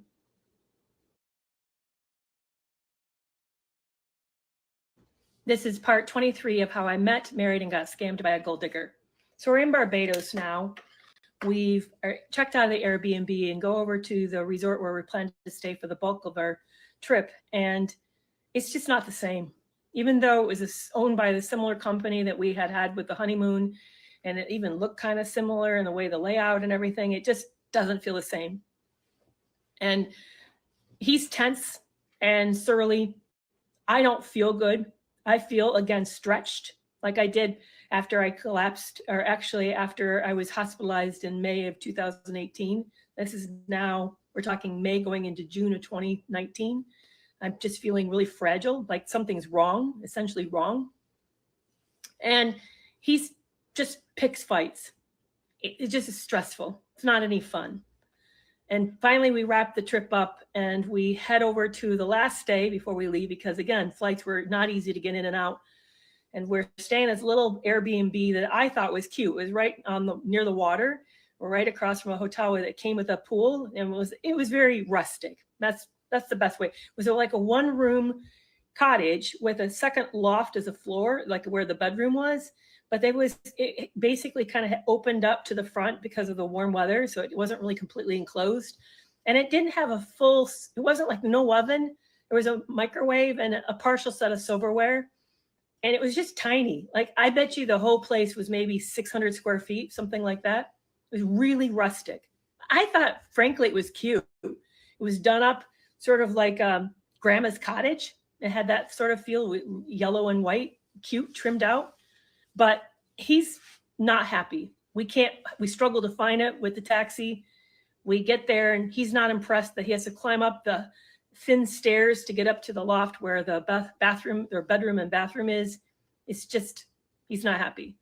So I suggest, hey, let's go over to the pool. Maybe we can cool off and unwind. We get over there and he starts to fight with one of the lounge chairs that had gotten embedded in the rocky soil there. And it rained too much and it had gotten the slides caught in the rocks and he's fighting with it. I'm in the pool watching him fight with it. And while he's doing this, he starts to chew me out in a way he's never chewed me out before. He says, the problem with you, Carrie, is that you don't think. You don't think about anything. You didn't give any thought about what's in this cottage. That, in fact, it doesn't even have a full set of silverware. You just don't think. Just chewing me out. And I'm watching him fight with his chair, chewing me out. And I swim around a bit, and I don't want anywhere near him. I'm feeling so hurt and so shocked by this unfair attack, by how tense things are between us. So I get out and I go walk down to the water, and it's gorgeous. I'd never been to Barbados before, but it's like it's an island that feels like it's just a big volcanic rock. So I step out onto this edge of this rocky cliff, and I'm looking out over at the ocean that's rolling in, roaring in, and splashing up underneath of me. And I can tell that where it's rolling in, it's eaten away, it's worn away that rock because of the relentless beating of the waves, that I'm basically standing on a ledge. And I'm thinking, this is what he's doing to you. He's wearing you out. He's like that ocean, relentlessly beating on this rock. And it's eroding the rock to where eventually this edge, this lip, this cliff is going to fall, going to collapse. Eventually, you're just like on the plane, you're going to collapse. This is not sustainable. And then I also thought of how the ocean was powerful, that I could be like the ocean. I could be strong and persistent and survive, that I didn't have to depend on a relationship to find the strength that it could exist inside of me. And then I thought about how he's treating me. And I asked myself, and this is the first time I ever asked myself this before. I asked, would it be okay if one of your sons got in a relationship with a woman that treated him this way? Would you be all right watching her do this to one of your kids in the way that Caesar's doing this to you? No, of course not. This is awful. And then I asked, so why is it any different for you? Why should you somehow tolerate this when you would consider this intolerable for one of your kids? What makes you essentially different? And the answer, there isn't anything essentially different. So I started feeling like Dr. Ramani calls this the breaking the shelf moment, that this final tirade that he was having over the chair and chewing me out, it just felt like enough. There has been so much. Now, I know some of you may like, but you had enough way back on the dating. Yeah, but for whatever reason, where I was in my life and my worldview and how I viewed myself and how I was relating to people, it hadn't been enough. I had never considered the standpoint that it maybe was arrogance on my part to consider this survivable. That maybe the humility that was to accept that I have limitations and I was deserving of respect. None of that ever had crossed my mind before. I thought love was sacrificial. Love went the extra mile. Love turned the cheek. I had never thought of love also taking a stand and standing for right and saying no more. That was a new concept to me. So that night we go over to the restaurant to have dinner. And again, we're eating on picnic tables, and I'm looking at all the couples around us, the families, a lot of families around us. And they're laughing, having fun, joking with each other. And he's sitting across from me, like sort of like a toad on a stool, kind of a humpy, sort of sour mood. And I look at him and I think, how did I ever think that he loved me? There's nothing in here that's loving. He's not celebrating us. He's not infatuated with me. He's not even in love with me. I don't even think he ever was really attracted to me. What how did I ever mistake it? Because Brad loved me. Brad dearly loved me. How could I mistaken this for love?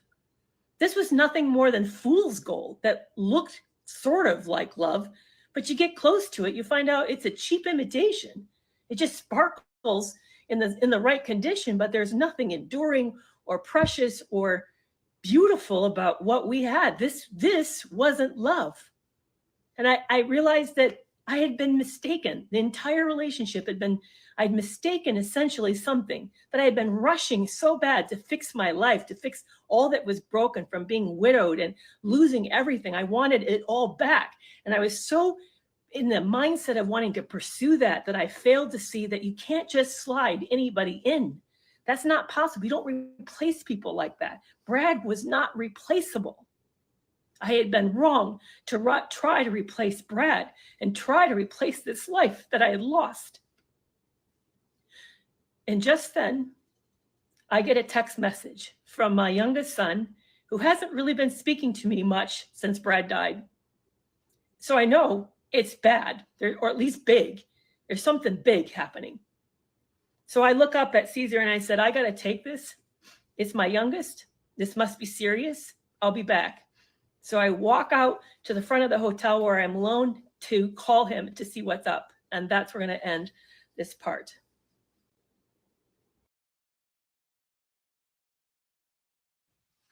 So this is part 21 of how I met, married, and got scammed by a gold digger. So we leave the therapist's office and he stops to buy some shoes. I'm feeling hopeless. I already felt hopeless. I mean, I know that this relationship is just a bust, even though he keeps saying he's never worked so hard and he really wants us to work and that he loves me so much. But the second half, I can tell something has shifted, that my return has diminished my position. I am now in a worse position than I was in before. And I did it thinking that I could somehow leverage back half of the company. And I'm finding that I did it that wrong, that I didn't do it in the right way and that I lost the advantage that I had. And now I'm trying to figure out a new advantage. And yet there's a part of me, there's still an optimistic piece of me that hopes that we can somehow get on some good footing. I thought maybe this psychologist that we had hired would somehow bring healing to us, because here's the part that really tripped me up about him, that I didn't understand about predatory people. I realize now that they have a whole different worldview and they have a different language and a different understandings of things.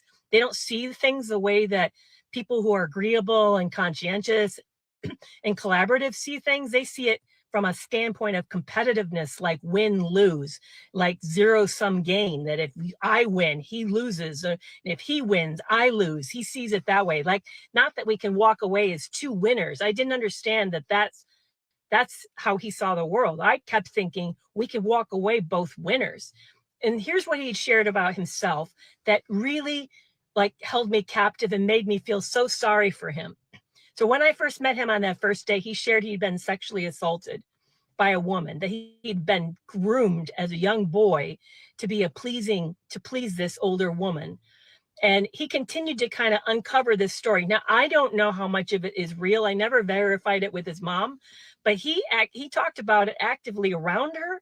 And then he even said that he got more information from her. But remember, they spoke in Spanish. Then my Spanish wasn't that good, so I didn't know if that was true or not. He also shared that that his father was a cruel, horrible man, that they were a middle-class family, moved a lot, and that he would be gone. His father would be gone for 2-week periods and leave the family with so much cash. And that wouldn't be enough to sustain a family of they had a lot of kids, and it wouldn't be enough to sustain it. So by the end of that 2-week period, they would be living on like fish broth with no fish in it, just maybe a few bones, trying to just get enough protein from a little bit of the meat to survive as a family, this large family. And he early on started working for himself. He learned that he could dress up and sell newspaper on the sidewalk. He would carry groceries out to people's car for a few pennies. And he also learned how to shine shoes. We often joked about that, that he'd even demonstrate how he'd shine people's shoes.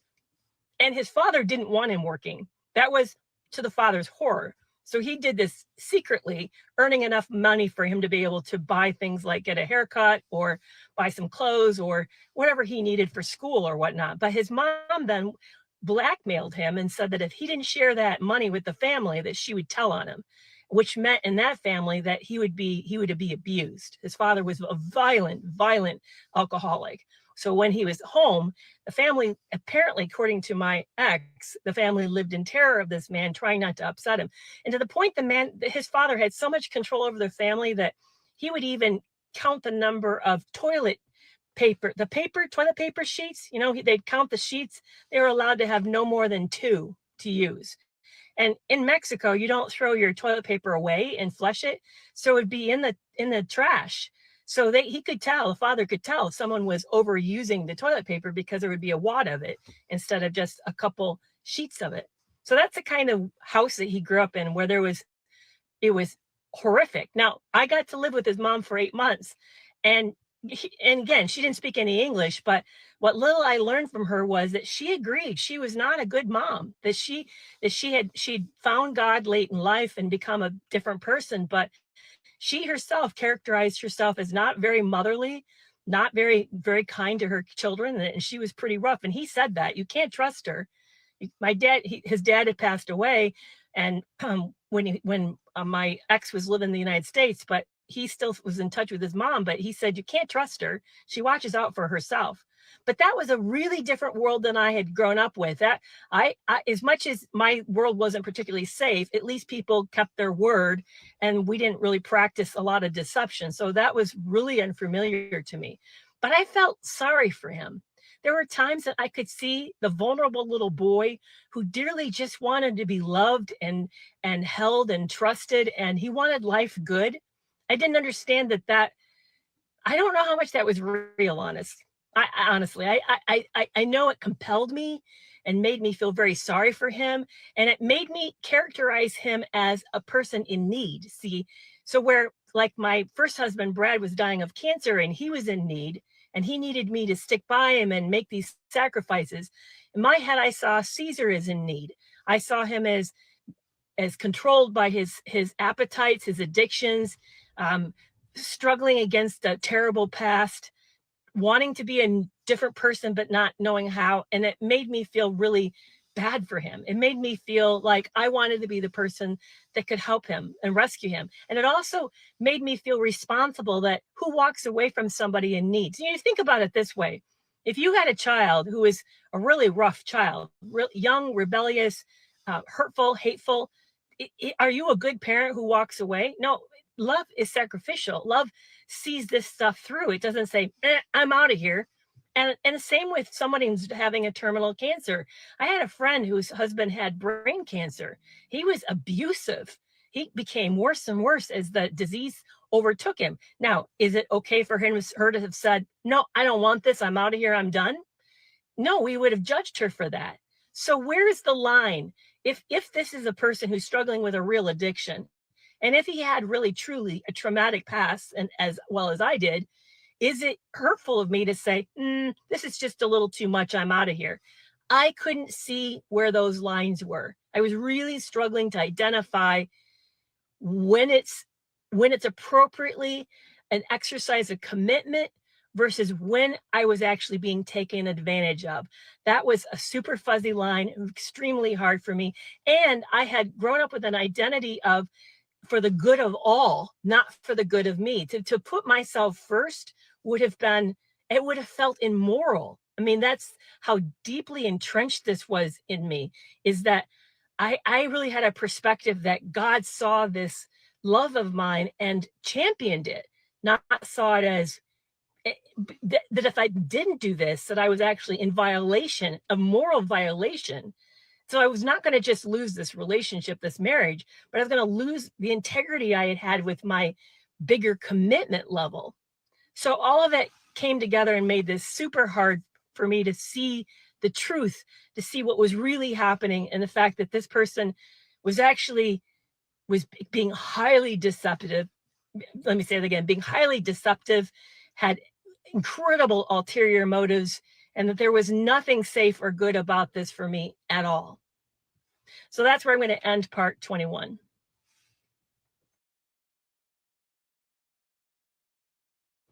This is part 24 of how I met, married, and got scammed by a gold digger.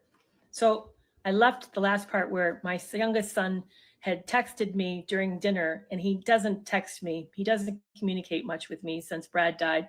We'd kind of had some tension in this relationship. So I know it's really serious. So I go to the front of the hotel to get some quiet, be alone, and take the phone call. And I call him and I say, "What's up?" And he says, "Cameron," which is the name of my oldest son, he said, "Something's really wrong." He said, "Cameron, since this weekend, has been staring at the wall." And he then talks nonsense sometimes.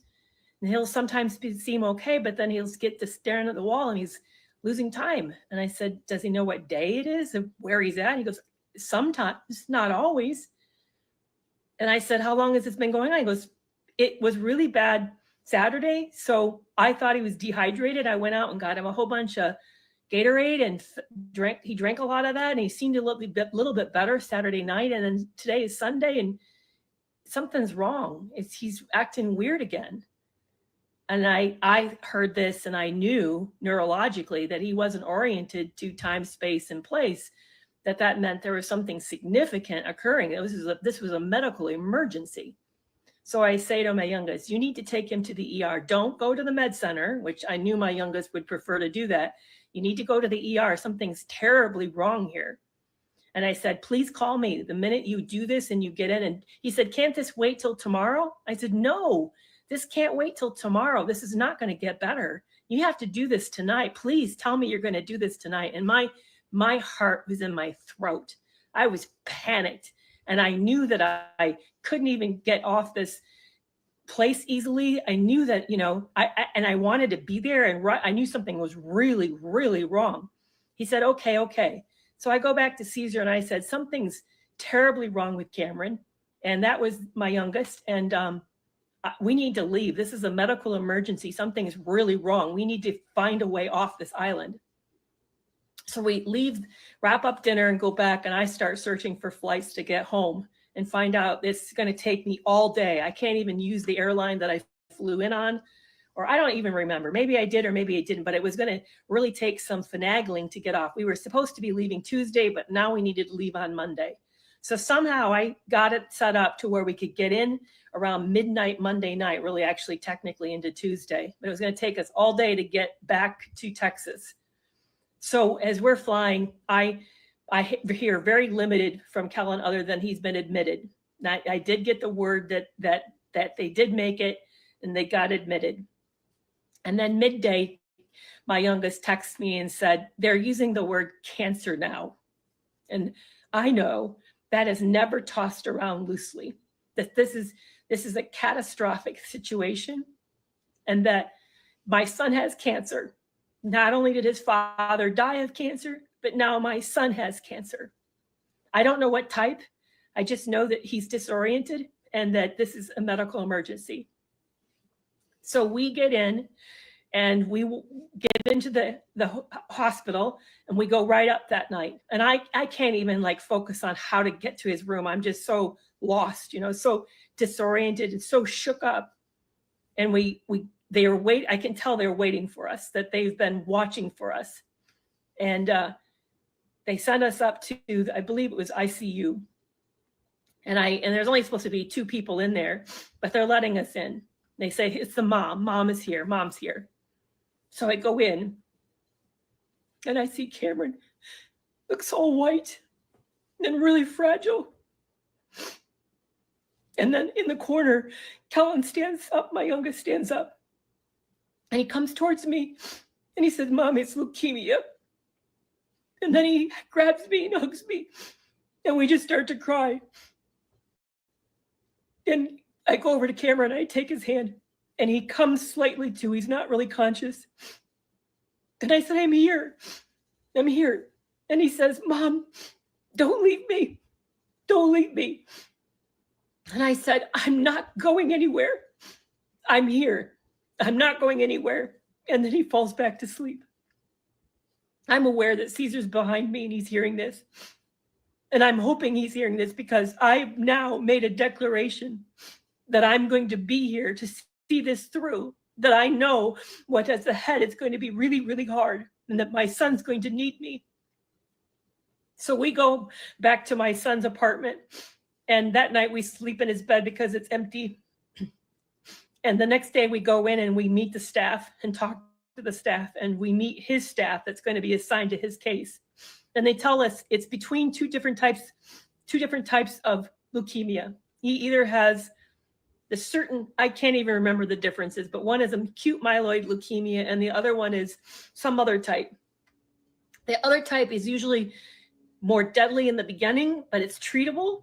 But AML is usually not quite, is not as catastrophic in the beginning, but it's harder to treat. And and until recently, they said that it's been a high rate of mortality, but that there are recent new chemotherapy that's targeted to the genetics of this disease, and that's just genetic of this disease is its underpinning, that it's a genetic error that's occurred that's brought on the cancer, and that normally this happens to older adults, but the fact that it happens to a 28-year-old, actually bad news, but it's good news because he's got his youth and strength to help him.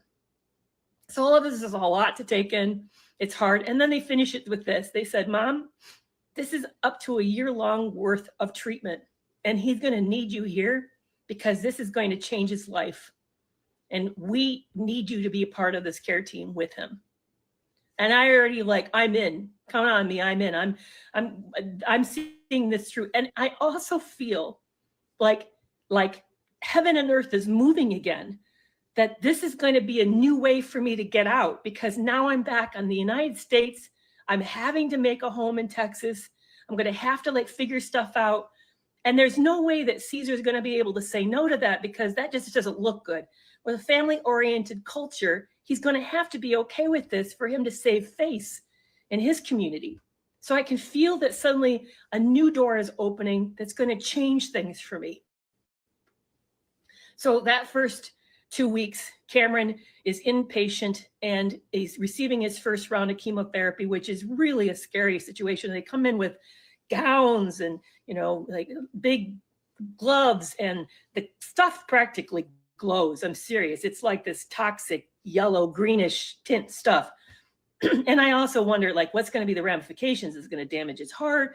Is it going to be, is it going to have a hair loss? In fact, they put in a port, so it's being poured directly into his heart. I mean, it's just, the whole thing is really wild. And I also didn't know how much blood, how many transfusions he had transfusions constantly because his platelets were really low. So the whole thing is super scary. And they began to educate us that they're basically wiping out all of his white count. He's going to have no defense against any form of infection or virus or fungus. And that happens after the chemotherapy finishes. So he gets the week-long of chemotherapy, which has to be done in the hospital. And it's done pretty much round the clock. They're 12-hour cycles or something. And Okay, Sunshine. I was trying to let her get to her stopping point, but it looked like she wasn't getting there fast enough. Let's see. Shirley's divorce finally. I wouldn't care if he was okay or not. That's my child. Caesar can go straight to hell. Okay. Amen to that. Okay, so it's been long, but synopsis, like you said. Okay, so this lady, she had been married. I think she said she's got 3 sons or 2 sons. I think it might be 3. Okay, so she's got these sons, and she had them all by her husband. They got married fairly young. This is the only man that she's ever known or whatever, her husband. And he got sick one day, and they, got him to the hospital and found out he had some type of cancer, in his belly or something like that. Anyway, so they tried to do a surgery. The surgery failed. He got on chemotherapy. Anyway, he was not able to pull through. So he passed. Now she's a widow. Okay, so she's basically at that point she's just doesn't kind of know what to do with herself. However, she did she was able to retire. She had to stop working when he got so sick anyway. So she really hadn't been working ever since he, first got diagnosed. And then she named a few things that she got money from. I think they're like mid 50s or something. So, they had good life insurance policies. And then he had his retirement, his policy from his job. I think he probably had a pretty good job. So she pretty much came into all this money after her husband passed away. But, she's still feeling like she wants to, at some point, I don't remember her saying how long it took, but at some point, she's feeling misplaced. She doesn't know what to do with herself. She doesn't know how to hang around the friends that they had because most of the friends were couple friends. And so she's just, thinking, okay, well, I want to start dating again and kind of make a life for myself. I think her youngest son was probably finishing up school and all that. So he was getting out and the other two are older. Okay, so she got him off a line somewhere. I forgot where she got him from. You said Caesar is the husband. This is the guy that she married after she starts dating again, after her real husband of years and years that her sons are by.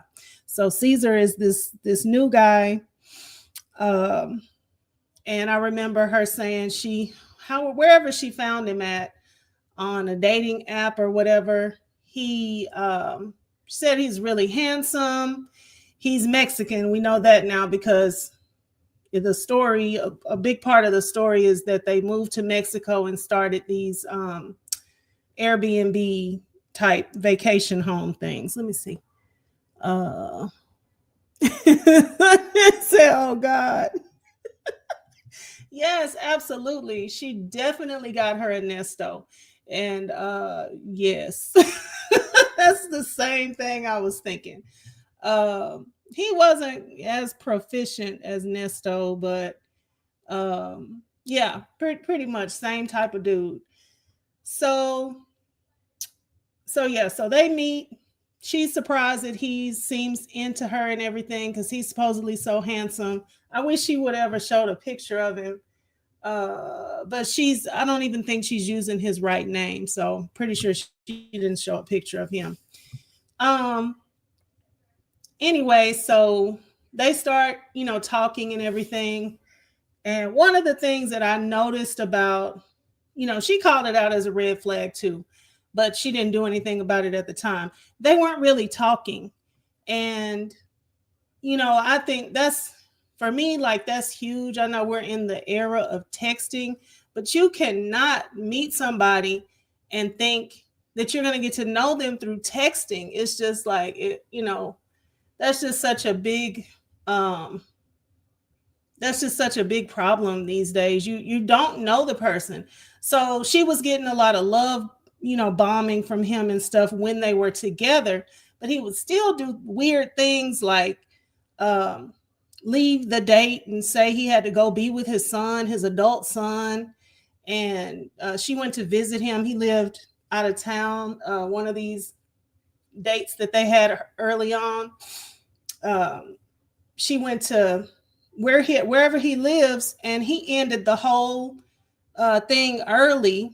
The day that she was supposed to leave out late in the evening, he ended the date early in the day so he could go and be with his son and dropped her off at the airport early. So it's just been like a big mess to me, a big mess the whole time. She noticed another point. She noticed him texting. She was asleep.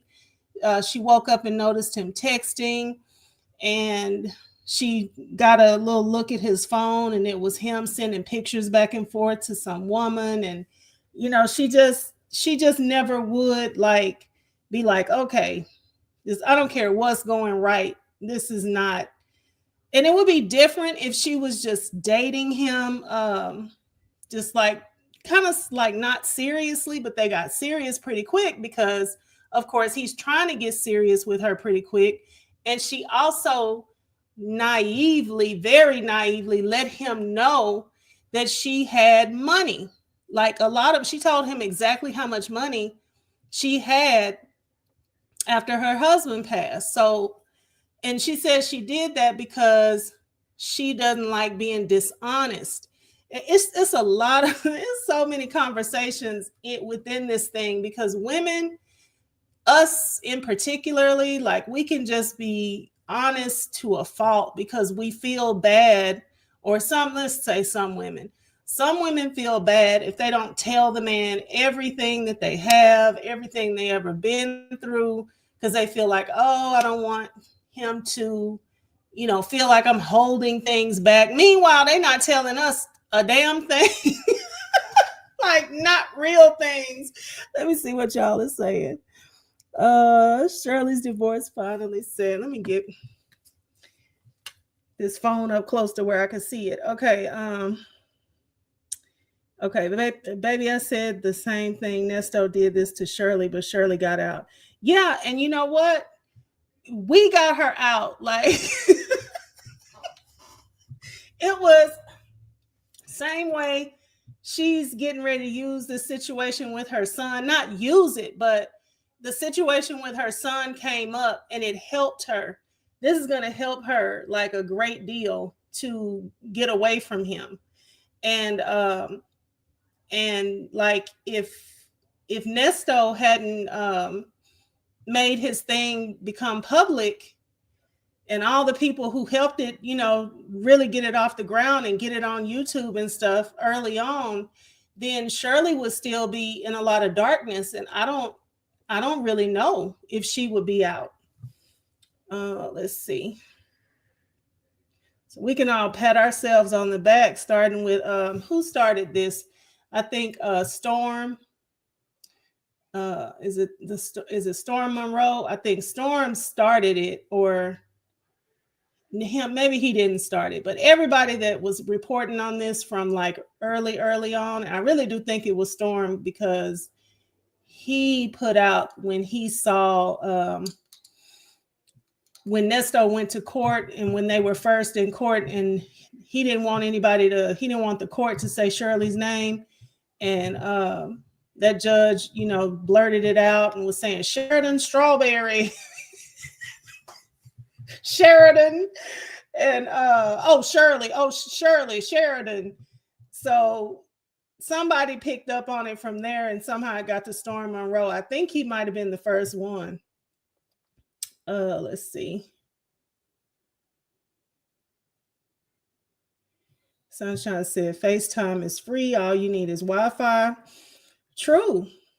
It's like some kind of way it needs to be widely known that if you cannot talk to people, and everybody's gotten a little bit spoiled on text and all these fast communication, but you don't know somebody. If you can't talk and let things like freely flow from your mouth and see how they're going to react, and then they get to talking and saying whatever comes to mind, and you see how you feel about that, like you don't know them, because you can sit up and formulate a text for a minute. You can think it through, and how is this going to sound? And I want to put it like this. People can help you. It's like, boy, please, if we can't talk, forget it. Let's see. Okay, she really didn't know him. Mm-hmm. It was Sunshine. It's long. It's really long, but if you have time, you could go back and listen, because it was just like thing after thing. And she's calling it out now, but at the time she was saying, oh, I felt so confused. In this Christian upbringing where, you're just supposed to contend with, people. And that's what I was saying too, in the chat. I was saying, um, when I was married the first time, um, when things started going like really crazy, and that's my exact thought, like, um, but I'm not supposed to get divorced. I'm not, like, we need counseling. I couldn't get him to go to counseling, so I went to counseling by myself. And then a lot of things I was sharing with the church counseling people, they were basically telling me uh, that I should not necessarily forgive it, but it was kind of like, oh, you shouldn't take that like so seriously. Um, I don't know what words they were using, but it was like, well, it's just men. It's not that bad. Like, this just men do this. And it just, I don't know. It was like I wanted permission at a point, somebody to tell me, like, it's really okay. Like, you need to get out of here. And I couldn't really get that. And so I understand that feeling of feeling like you're just in there and you're kind of like stuck because it's what you believe. Like, you believe that some kind of way this should be able to work out if you just remain faithful. You keep praying for the person and praying for the situation. But I like something that she said not too long ago. She said she thought about her sons, and she thought about, if this was one of her sons, how would she feel about some woman treating her sons in the way that this man was treating her. And that kind of woke her up, like, oh, this is unacceptable. I don't care what's going on, this is unacceptable. And that's what, when you're a believer, you have to get to that place about God too, because a lot of things are taken out of context in and we're kind of manipulated a lot through our beliefs. So you have to think about, like, okay, God loves me and he doesn't want to see me mistreated. So that should be put to the forefront a little bit more, and not necessarily this thing about having to just contend with people and over their bad behavior. And it's wrecking you out and wrecking the kids out and messing up the entire household and traumatizing everybody. But you got to just contend with this person. So once I started to understand that, I was like, okay, I'm out. I'm I'm good. I'm out now. Let's see. Let's see. Uh, I know I'm not clicking on comments because I don't have my right eyewear, so I'm looking at my phone.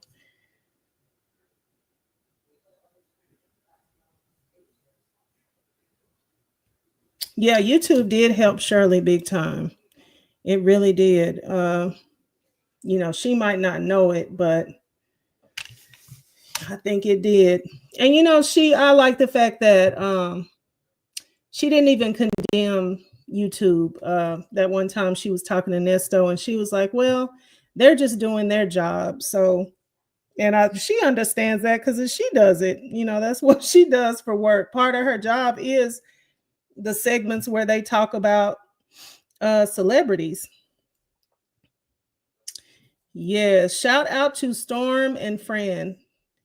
Storm and Fran, shout out to you, even though I know you're not listening to this, but but yeah, and PCFP, man. Yeah, because Fran did actually get, PCFP, or requested, told tip PCFP off to the Shirley and Nesto story. So yep, I think yes, it was Judge Manning. I kept thinking Alex, uh, but I couldn't think of the last name. Yeah, that Zoom. That's right. It was that Zoom court hearing where Judge Man, and that was so funny because I know Nesto was just dying inside while she was, and Sheridan Strawberry and oh, not Sheridan, oh Shirley, oh yeah, I wasn't supposed to say. That was so funny. Oh my gosh. She's like, I don't care about none of that. This is a public court of law. That is, that's not my business. Yeah, sometimes the elders will have you stuck, says Sunshine, in a struggling marriage. Ooh, they did. And I was tripping. I was like, and a part of you, like just like what she's saying, a part of you does not want to go, like, so it's almost that can really like drag it out because you have this part of you that knows you got to save yourself. But it's like this other part where you're hoping somebody can tell you something that will help to keep it together. So when you get those nuggets, you're like, I know this is not really right, but maybe I should just kind of try to hang on in there because that's the right thing to do. But it's not the right. You have to really think about God when you're thinking about God, because people will have you doing things that are um I don't know to whose advantage that was, but um I guess they can be brainwashed themselves. I am. It's bad. Sunshine said Kelly is blind. It's so bad. And I know that I need the progressive um glasses that have the readers at the bottom, but I hate that look um of having to look down into the little, to the little thing. And I would just much rather have my contacts on and put on reading glasses because you don't have to look down. The whole lens is a reader. So, but today I'm just cleaning. And so I just never did put my contacts on. I just, kept my glasses on all day. And so I'm like, oh my gosh, which glasses do I need? I got my real glasses on. I got to take these off so I can read. And then or I could keep them on and find the reading glasses and put them on top, which is really crazy. I know my family thinks it's so funny when they come in and they see me with two glasses on. It's terrible. But it's just because I don't like that look of the progressive. Let's see. And Crail with his sob story for Nesto. Oh man. Let's see. No one who really hot married for love want their relationship to end. Yeah. Yeah. Or not married. Yeah. You don't, but it's just like what really helped me, and then I'm gonna get back to her story. What really helped me was okay, so so my ex-husband, had a he had a substance problem. And so he ended up in a program one time. And so and it wasn't because he wanted to go to a program. It was because he was mandated to go to a program. So he ends up in this program, and while he's in there, I'm like, okay. So then at church, they were, I heard, how they do the announcements, and I think they had maybe not too long started up a support group.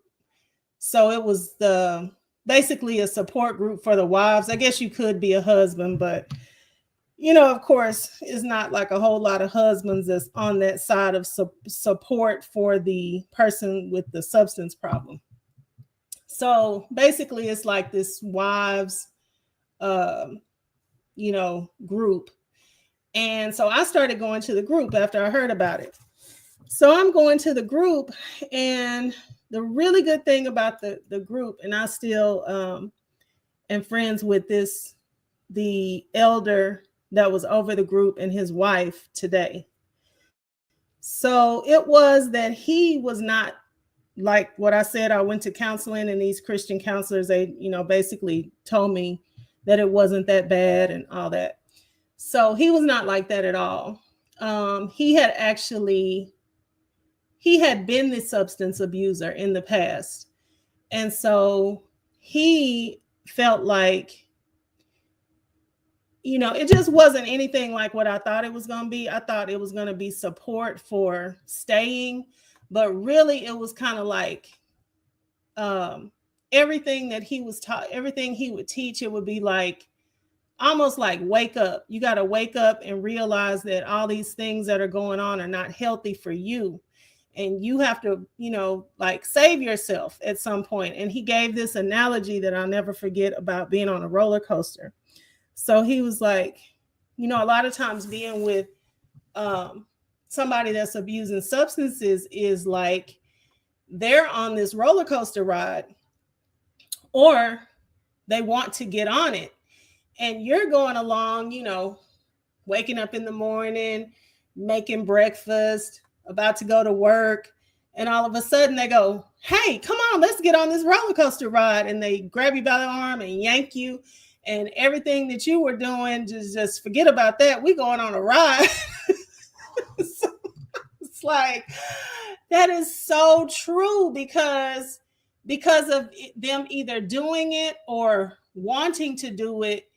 It's just like everything ends up just going sideways because of how they're acting, or they take your car and you can't get where you need to go, or you're just rocking along doing your life and they start spending your money, or they start not coming back when you thought, oh, okay, so they're just not coming back. I mean, I know I'm laughing, but it just resonated so much with me because that is exactly how it feels. And he was like, so, what you all have to work on is boundaries. And, so we started getting into all that, and how, and some people did things that I never even thought about doing, like go and try to find the person and go where they are and drag them out and all that. I mean, I never thought about doing a lot of that stuff, but people were doing that. And they thought, they were supposed to sit in the groups and kind of all talk about it and kind of laugh about that type of stuff. But he was like, no, that's we, we're that's not what we're going to support here. We're going to support you learning how to have boundaries and learning how to recognize when you're getting on that roller coaster ride that, like, hey, it's, Wednesday afternoon. I don't need to be on a roller coaster ride. I need to be at work. I don't need to be, running around trying to figure out where you are or when you're coming back or why the TVs are gone. You need to be where you are doing what you need to be doing. So that I'm gonna say that was the singular thing that helped me the most, was going to that group. And I went because I thought, I was just getting ready to help him whenever he could, came out of this program. And and it ended up really being the thing that helped me to get away from him. And when he did get out of the program and come there with me, it was just, he acted a nut. Like he acted so bad because he was just like this man here, or worse. He would not accept any responsibility. So when, we're in the group and we're going around, just everybody just talking, I felt good about it and everything. And then, when it was my turn, I talked. I don't even remember what I said, but he just clammed up. He got so mad. You know how when, your person is mad. And he got so upset he wouldn't talk. And then when we got outside, I don't remember what he said, but it was basically like I was embarrassing him. And I was like, we can't, how are we going to get it? We're in the group where all these people have the same problem. How are you going to get anywhere if you're not honest, if you don't want me to be honest? This is what we do here. You just talk about what's happening, how you feel. And so it was crazy. And I'm glad that um, I'm glad that I've went and found out, because I didn't, I didn't get it, and I don't know, and I didn't even walk away right then, but that helped me. Like every time I thought about, um, it was like I knew what I was supposed to do then, versus when I didn't really know what I was supposed to do. So it was just like the thing that just really, really supported me in doing what I needed to do when I had to finally make that serious cut. And I was like, okay, I know I got to do what I got to do. Okay, let's see. Yeah, thank you, Sunshine. That's been many years ago now, uh, but I'm glad too, because sometimes people just keep, holding on and getting, drugged by the proverbial, behind the car, so to speak. And then Shirley's divorce finally said, "You can't help nobody that don't want to help themselves." I had to learn that. Yeah, he did not. I was like, you know how something just dumbfounds you. I was like, what was he doing all that time at his? But see, his program, he was made to go, and he was just doing. I mean, he wasn't really doing it. He just was. He just was there, and I didn't know that. I thought he was really, trying to be helped. Like, oh, okay, this is something that can help you. So I was naive. I was very naive. Let's see. He was embarrassed, but he kept on with the shenanigans. Yeah, you know how somebody just decides at a point like, this is just what I'm gonna do, and that's what he did. He just decided somewhere in his life, like, this is just what I'm gonna do, and you couldn't present him with a good enough situation for him to take advantage of what they had going on. He was a fault finder, blamer. He'd always just find fault with whatever was going on. Um, Tell you that the people there didn't really care. They're just there because it's money in those type of programs, and they just it's just like, sir, okay, just carry on, but carry on without me, okay? Because I'm not doing this with you all my life.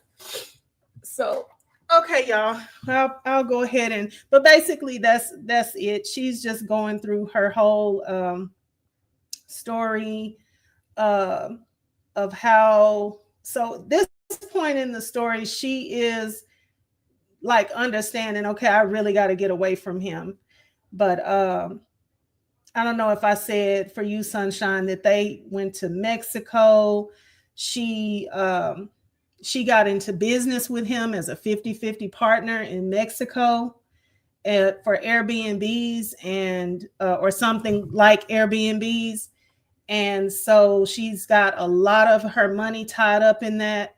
And so getting away from him also entails her trying to figure out how he's not going to take half of her money, because this is her money that she got from her husband passing, and um, I guess some of her retirement as well. And she means for this to go to her sons, and I think she was happy with everything, her half going to her sons, if they had stayed together and they had been successful and profitable.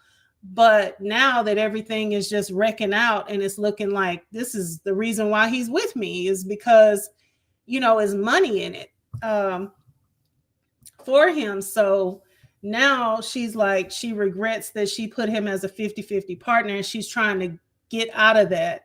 And she's trying to leverage something that he wants so he'll sign off and give the the other 50%. I think she wants to give him something to cut him off and, just go ahead and be done with it. But all the money of the whole, partnership, she definitely doesn't want to do that. So that's where she is right now. And her son is really sick. And so it's like she knows it's gonna be some kind of way that she can, because she's out of Mexico, she's on, kind of like her own turf again. So, and I think she knows he wants to be back in Mexico because he's moving around like a king in Mexico. He's seeing escorts, and he's got like this other kind of steady girlfriend that he's always, every time she catches him, has had something to do with this other lady named Maria.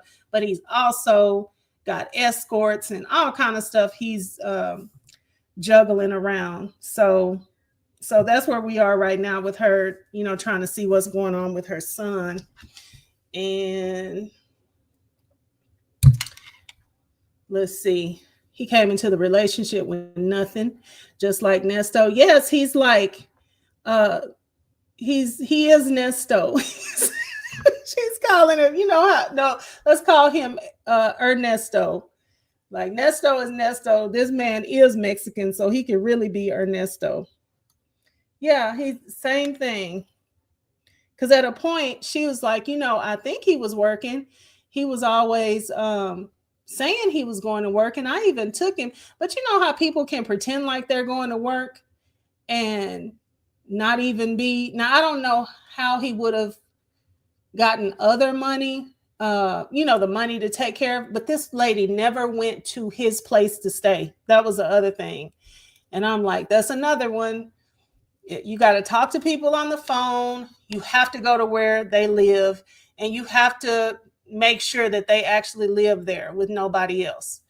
So she never went to where he actually lived. And before you know it, they were like getting someplace to live together and stuff like that. So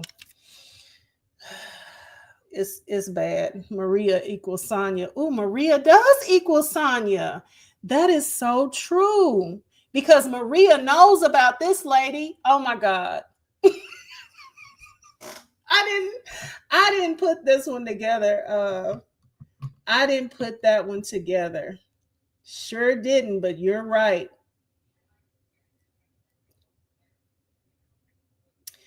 I think he could have been pretending to go to work because she started saying it. She was like, well, he was at work. Well, I remember he was working on this project. So I think he was really going to work, and he may have been going to work somewhere, but some people just like they can get a job.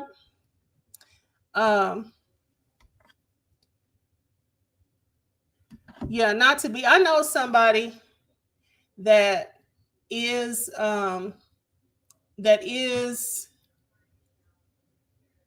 just going to say that is Hispanic, and American, like was never born in Mexico. An American Hispanic person can always get a job. He's probably had a million jobs, and this person can always get a job. And I don't think if he was any other, any other race, I don't think he would be able to keep getting a job like that because of how he leaves jobs. And this is like a family member. But yeah, because of how he leaves jobs and stuff like that, I think if it was any other ethnicity of a person, but because of I think, and that's just my opinion, I think it does have something to do with that. And he won't even necessarily stay long. Um he won't he just, but the person can always land a job. So it seems like maybe this is the type of thing that, this guy right here, Caesar, had going on. Like he could probably just go and kind of get a job somewhere, but maybe not necessarily stay on it, or, it really be like his real career or anything. Yeah, she's down with the shenanigans. She really is.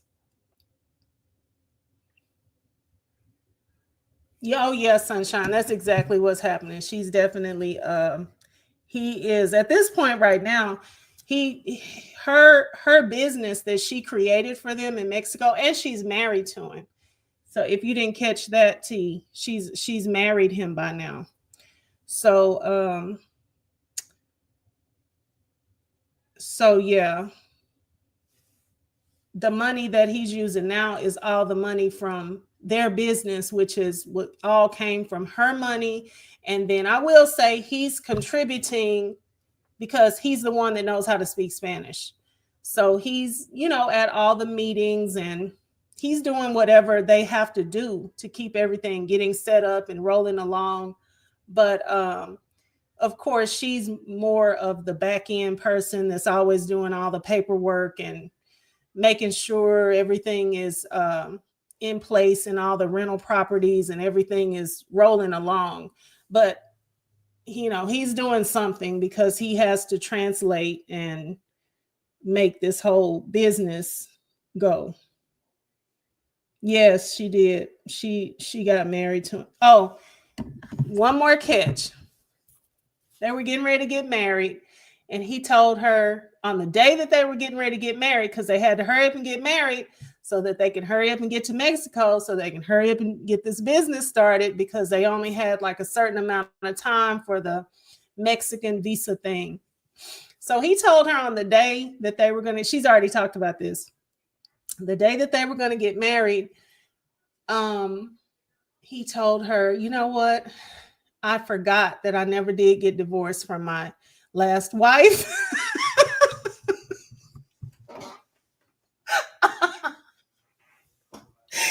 He said he forgot. And she, like, lady, if it was any, this was the reddest flag you could get.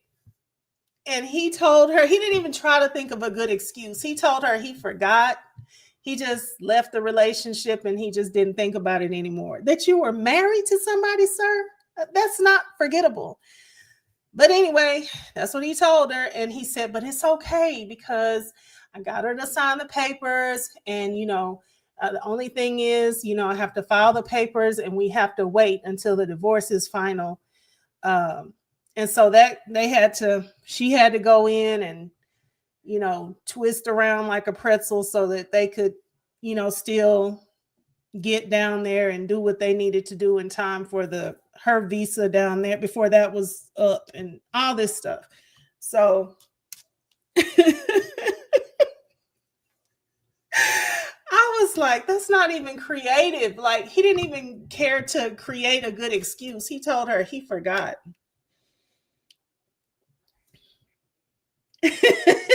Shirley Ernesto Mexican edition. Oh my gosh.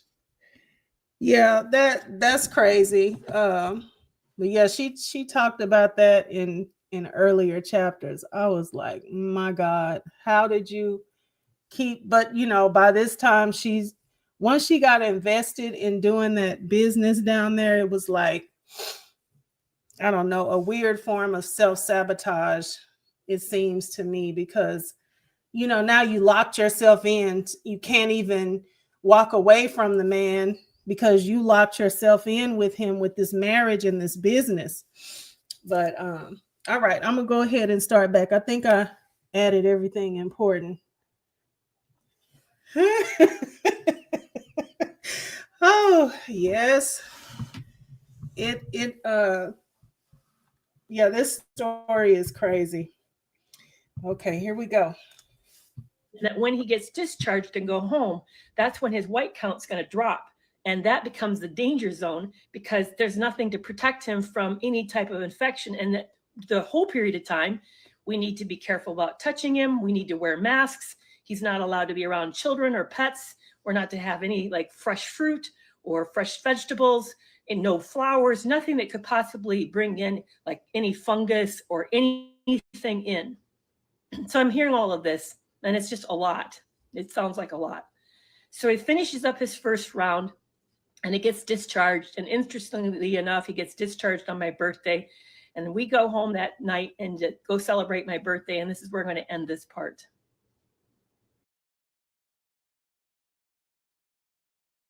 This is part 25 of how I met, married, and got scammed by a gold digger. So my son's been discharged from the hospital. He just finished his first round, and it's my birthday. We go home, and we're trying to make it lighthearted and happy. And we bring in pizza that night. And while we're eating, Cameron looks up at me and says, I have a headache. Do you think that's normal? Should we call the doctor? What do you think? Well, I now know nothing is minor. Everything's serious. If he has a fever, that's catastrophic. It means he's got an infection. And I don't know what a headache means because part of what they also discovered with this cancer is that it had invaded his central nervous system. He had signs of cancer in his spinal fluid.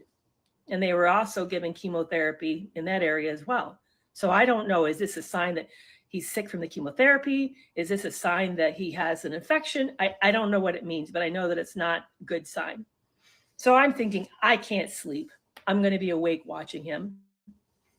But Caesar decides to offer at that moment that to set his alarm for 2 a.m. to wake me up so that I can go check on my son. I say to Cameron, I'm going to sleep here on the couch. Why don't you sleep on the other couch beside me so I can keep an eye on you? And I don't want to take Caesar on. It just doesn't make sense to fight over that. It's like, sure, that's a good idea. Thinking it's not, I don't need it. I'm not going to go to sleep.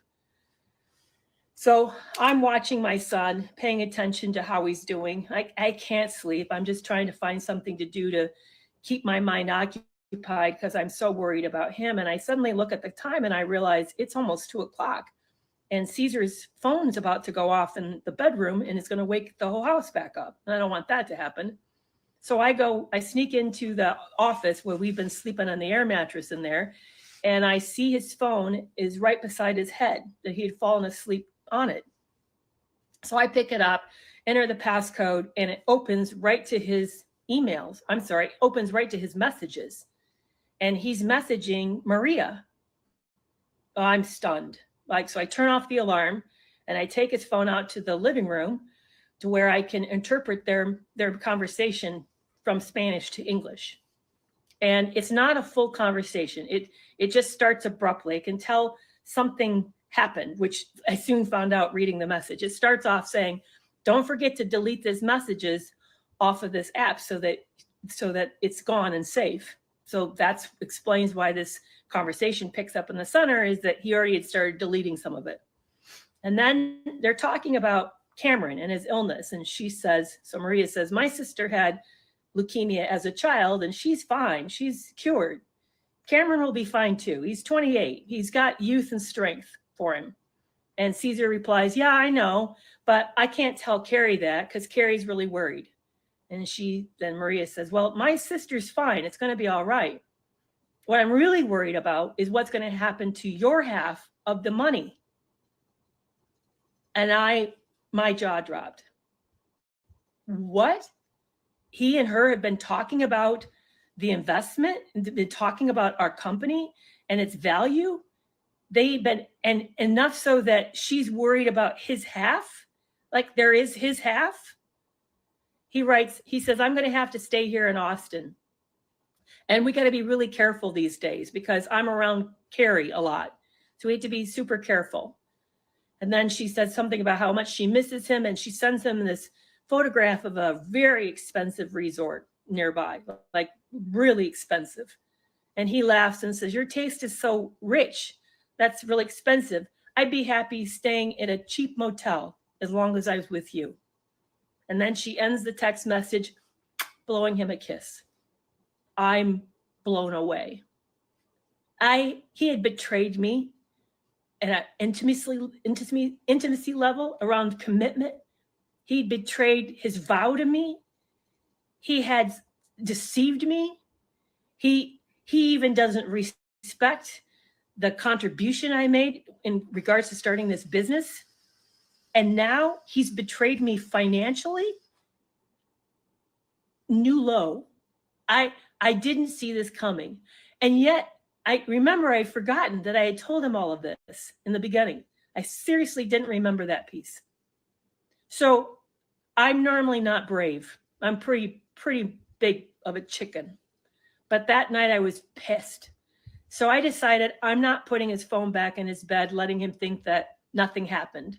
I'm going to put it out on the counter so he knows that I know. And while I'm waiting for him to wake up, I contact that subdivision that we were thinking of moving to north of Cancun. And I said, listen, my son is super sick and I'm not going to be able to make this purchase. They need us in the United States for at least a year. This just doesn't make any sense to do this. And I'm really apologize, but I got to back out of this deal. And I forget that I'm sending this on a company email, which he has access to. I'm thinking this is just a communication between the two of us. So I send that out while I wait for him to wake up. And he wakes up the next morning, he steps out and he sees the phone on the counter and he picks it up and he looks at me, like, what do you know?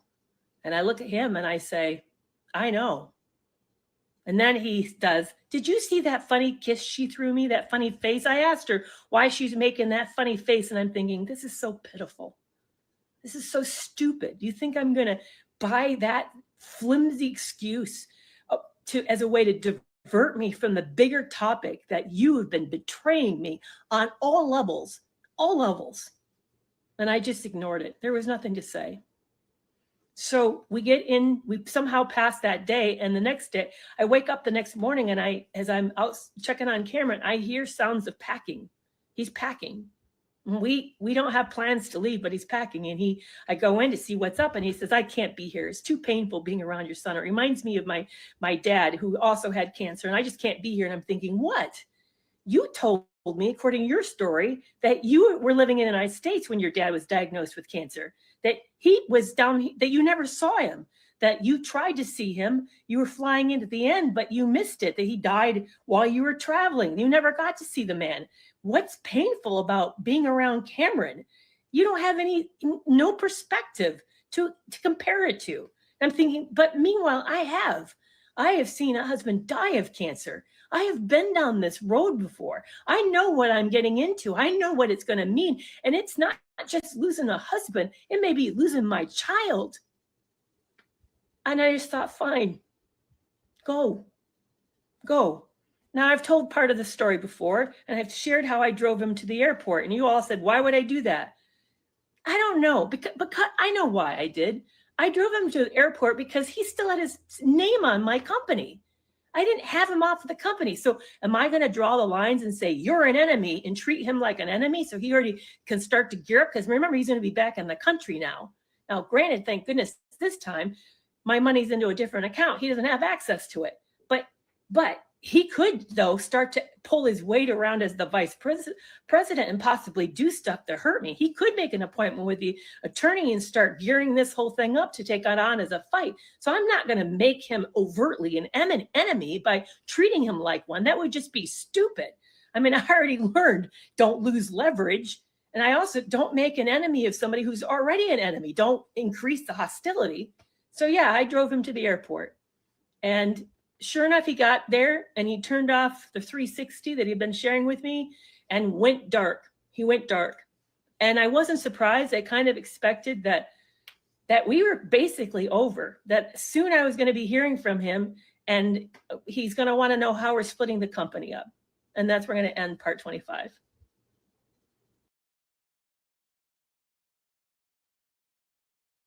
This is part 26 of how I met, married, and got scammed by a gold digger. So Caesar's now in Mexico and I'm in the United States. Cameron is waiting out for when to start chemotherapy round number 2. And meanwhile, they test him to see if the round 1 killed all the cancer, if there's any cancer in his blood. And it comes back that it's failed. And they now know for sure he has acute myeloid leukemia, and he's got one of the worst types. It's a FLT3 with KIT, which that used to have a mortality rate of 50% until this new targeted chemotherapy. So they're going to give him a harder round, a heavier dose, a new regimen, and hope that that kills it 100%. And I'm sick. I'm sick. I'm scared, really, really scared.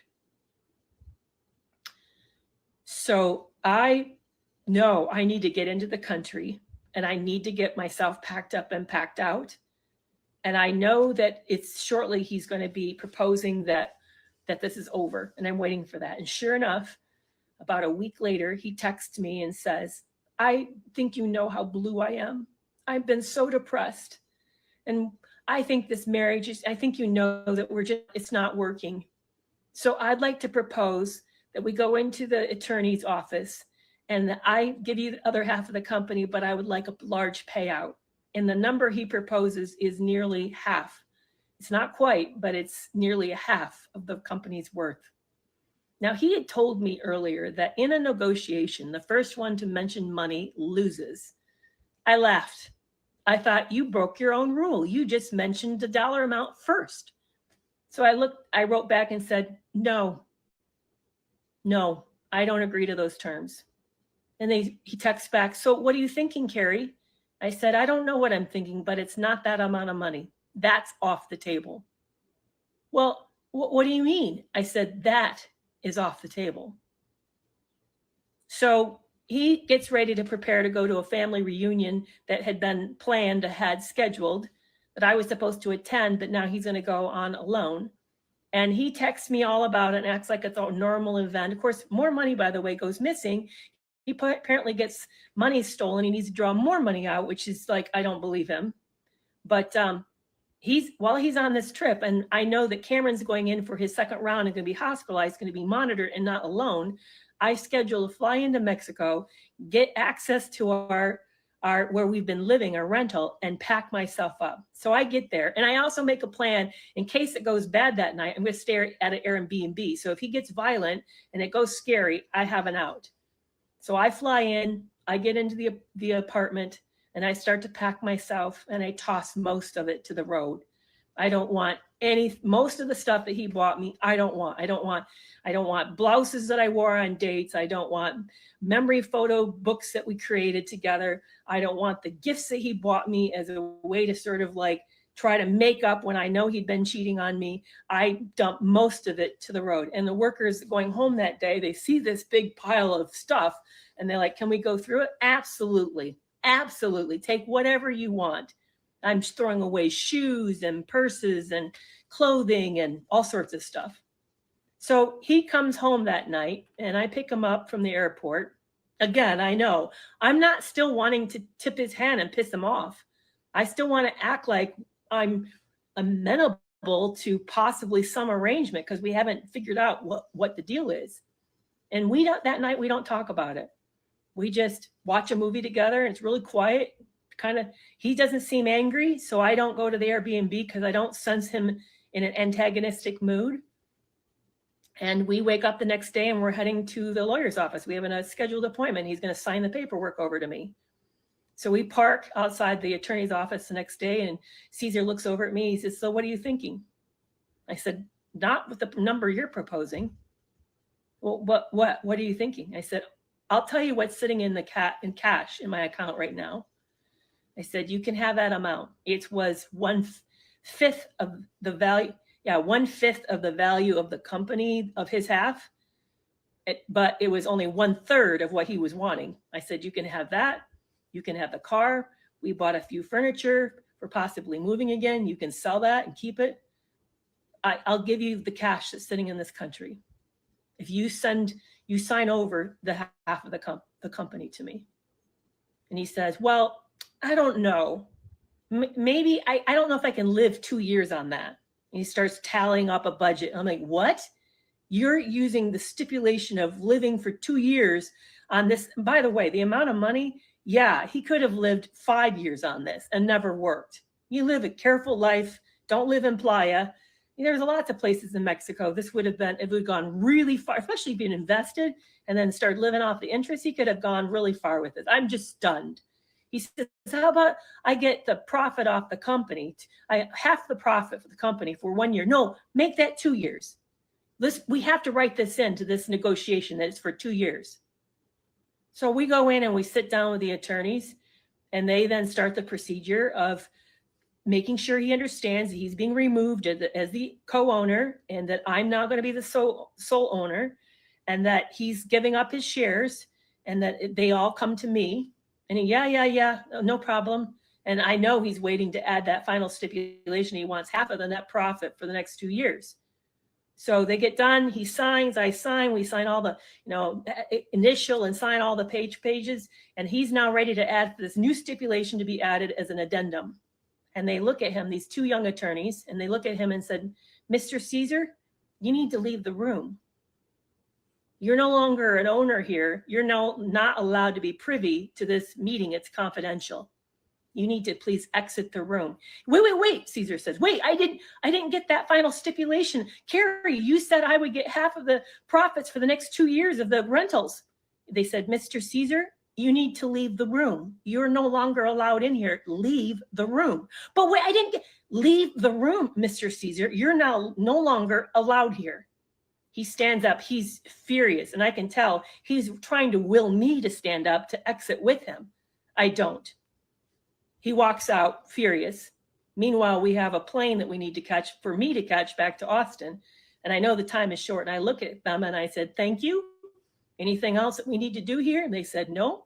And I said, I'm changing the will and I will be flying in next month, but I'm not leaving the airport before I sign that new will. The new stipulation of the will is the company goes to my sons, that Mr. Caesar's to be taken off. He is now to not inherit this property, but I want it prepared and ready for me because I am not leaving the airport. I know I have to be in the country to sign it, but can you meet me in the airport? I fear for my life. He said, yes, we'll meet you at the airport. It will be ready in 4 weeks and you can sign it and you'll have a new will for this company. I said, okay. I stood up, walked out, went back to the car where he was waiting, fuming, and he drove me to the airport. And that's where I'm going to end part 26, and I'll pick up what happens next.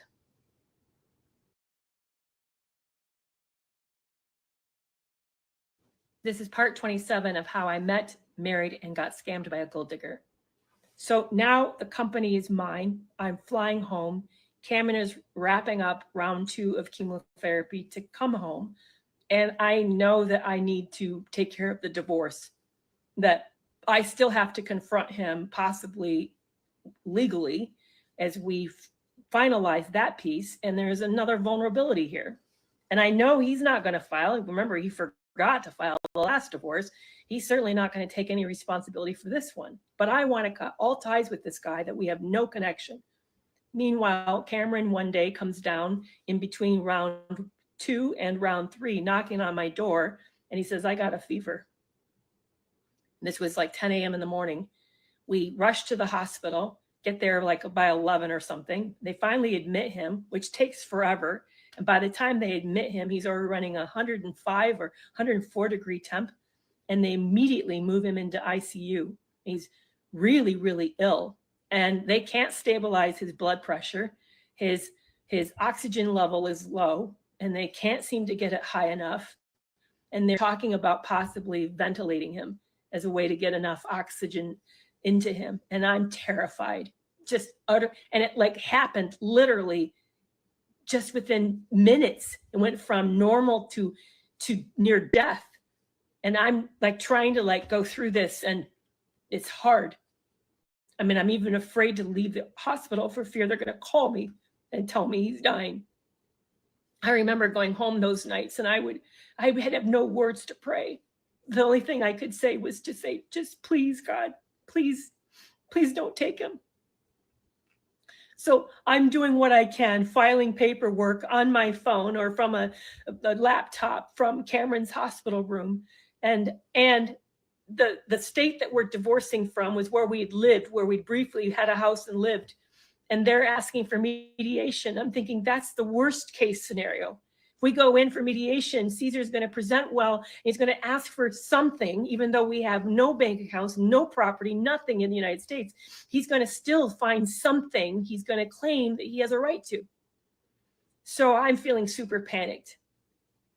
And I go ahead and I fill the paperwork, submit everything, and he doesn't want to sign. I don't know why. He insists that he has to fly up to the United States to sign the paperwork.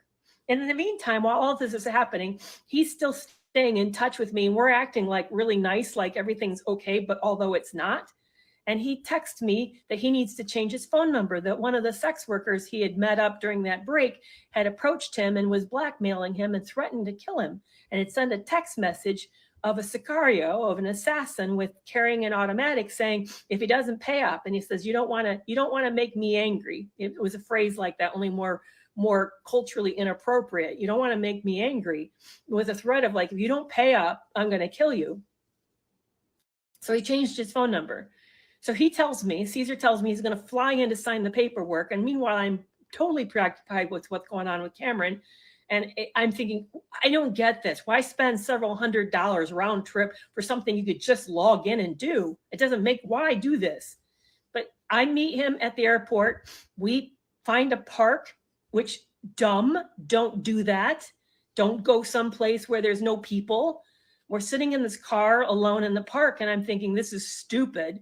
I picked the wrong place. I should have done this at like a Starbucks or something. And he's looking at the paperwork. Slowly, we're looking at it. I don't know, Carrie. I don't know. I said, what is there to know, Caesar? We have no property. We have nothing in the United States. Everything that we had has been divided up and already taken care of in Mexico. What's your hesitation? I don't know, Carrie. You promised me that net profit for 2 years. I wanted half of that. And I said, he said, you promised me.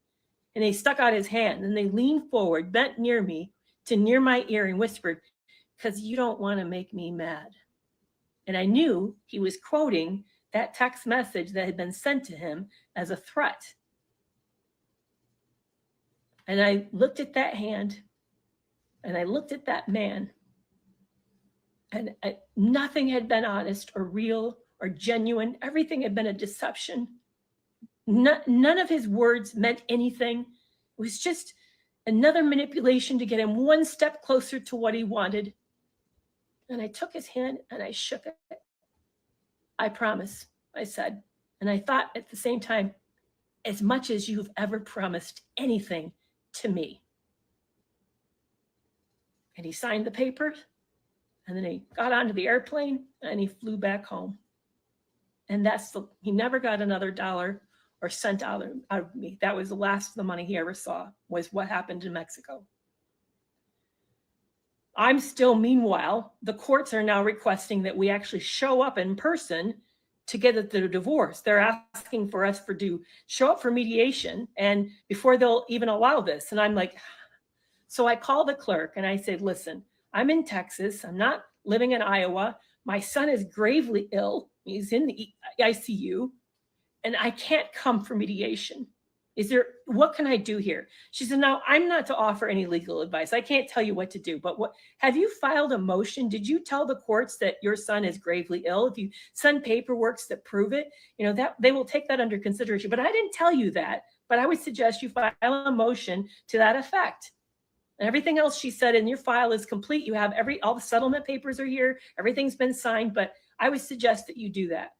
So that afternoon, I think it was like September 20th or something, 2019, I filed that paperwork as the clerk suggested that I did, claiming that due to medical emergency and hardship that I can't come in person to finish out this divorce.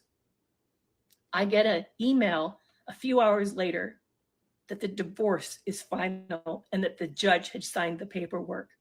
I was divorced within weeks of filing.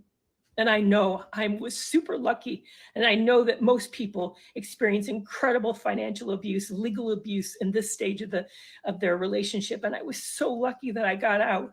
It was very expensive because of what happened in Mexico. But even then, I saw like miraculous stuff what happened in the attorneys where I didn't get taken for more. So a few weeks later, I fly into Mexico, meet those two attorneys in the airport as I specified. We signed the new will, taking my ex off. So he is now no longer heir to the company, and I was heir to the company. And I didn't hear from him again until COVID hit in March of 2020, when he said that he's running out of money and he needed more money. Would I somehow give him more money? And he knew I was writing the book and he was wanting a big payoff on that. And I said, no, you're nobody to me. You know, I'll give you a percentage of the royalty if I can use your name, which he said, I don't want you using my name. And this is what he said: the more honest you are, the more harmful and bad it makes me look. Like, yeah, it does make you look bad. So we didn't come to any agreement of me using his name, which is why I'm using a pseudonym, but he didn't get any more money. But I want to tell you what I learned as I was writing the book, Love You More, and some takeaways I have about this whole big story. And this is where I'm going to end part 26. This is part 28 of how I met, married, and got scammed by a gold digger. So my relationship with Caesar is over, but I'm a mess. I feel broken. I don't understand what happened. I don't understand what I missed. And the way I process things is to write them. So I began writing my story. And as I'm writing this story and getting it all on paper, I discover social media and find TikTok. And in that process, I start to hear about narcissistic abuse, which I'd never heard of that. But I had been reading Patrick Carnes' book called Betrayal Bonds, and with the suspicion that I'd had a betrayal bond, which is now called a trauma bond. I had never heard of cognitive dissonance, how that is so confusing because you can't tell what's real. And I've never heard of the terms narcissistic abuse. I mean, I know a lot about narcissism, and I recognize I've been in a relationship with somebody who had a lot of narcissistic traits and a lot of psychopathic traits, but I didn't know that this was narcissistic abuse. I didn't even actually know this was abuse. There was a lot of gaslighting, and I recognized the overt signs of it, but I didn't recognize the subtleties. And I'd never heard of coercive control or ambient abuse or any of that before. But I'm writing all this story down, and it starts to make sense. And when I hear other survivors describe what they've gone through, all the weird shenanigans and the way things get twisted and how arguments would go, and the circular arguments, the fact that nothing would ever be wrapped up, and how whatever they said got used against them, and how terrible couples therapy went. It's like, yeah, me too.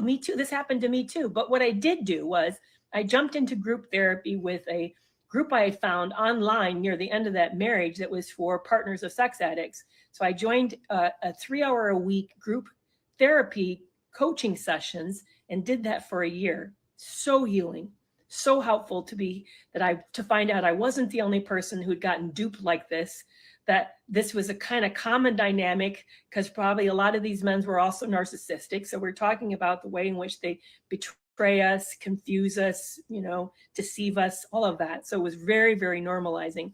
And as I'm writing the book, I decide I want to reach out to his past wives. Now, number 4, he still had regular contact with. They talked back and forth. So I didn't want to reach out to her because I figured she's in his camp, and then she'll let him know that I'm doing this. But I reach out to number 1, who lived in Mexico, number 2, who lived in Midwest, and number 3, who I didn't know. I knew a little bit. I knew the least about her. I was the most curious about her. I heard back from number 1, who shared the beginnings of the first marriage ever, and learned that he had abandoned her pretty early and left her with a child that had a disability. And he fled the country because she said he was up to something illegal. So he left the country without her and then divorced her long distance. And she felt it was to avoid paying for this child's medical needs. And she also said he started cheating pretty much right away from day 1. And then, in fact, when she was in labor with the son, he was cheating on her then with somebody else that day. Nice lady. Her and I stayed in contact. And then I heard from number 2. Number 2, they'd been married for 17 years. It was on again, off again. They also had a child. She asked me, did he beat you too? No, I said, he didn't hit me. She said, you're really lucky. I was worried for you that he was going to be abusive to you. Wow. I knew he was dangerous. I'd seen him pull a knife on somebody, but he'd never, whenever we got in an argument, he would just split. He would leave and be gone for half a day. But he never laid a hand. He did throw a few things, broke some phones around me, but he never directly threatened me. Once he rushed me, but that's the closest it ever got. She says, you're really lucky. And then she asked a few more questions. Like I learned that he'd been cheating actively on her too. He'd been, and they were on again, off again. Number 3, I left a message and I never heard from her for a long time. It was like at least 6 months or more. And she texted me back and said, hey, I just saw this message through Facebook. You interested in having a conversation? She said, yeah, I'd absolutely love it. So she shared her phone number and I called her. And again, she told me their whole story. He had done to her exactly what he had done to me. He was taking business trips, so-called business trips, only he was meeting up with some other people. She found out accidentally that he wasn't where he said he was, with who he said he would be with.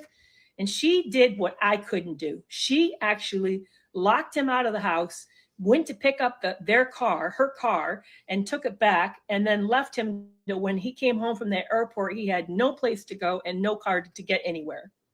I thought, amazing, amazing. And then she said something that absolutely stunned me. She said, I was really sick. I think he was poisoning me. I about dropped the phone. Because as I was writing this book, I had a person who was helping me, kind of like a buddy, writing buddy.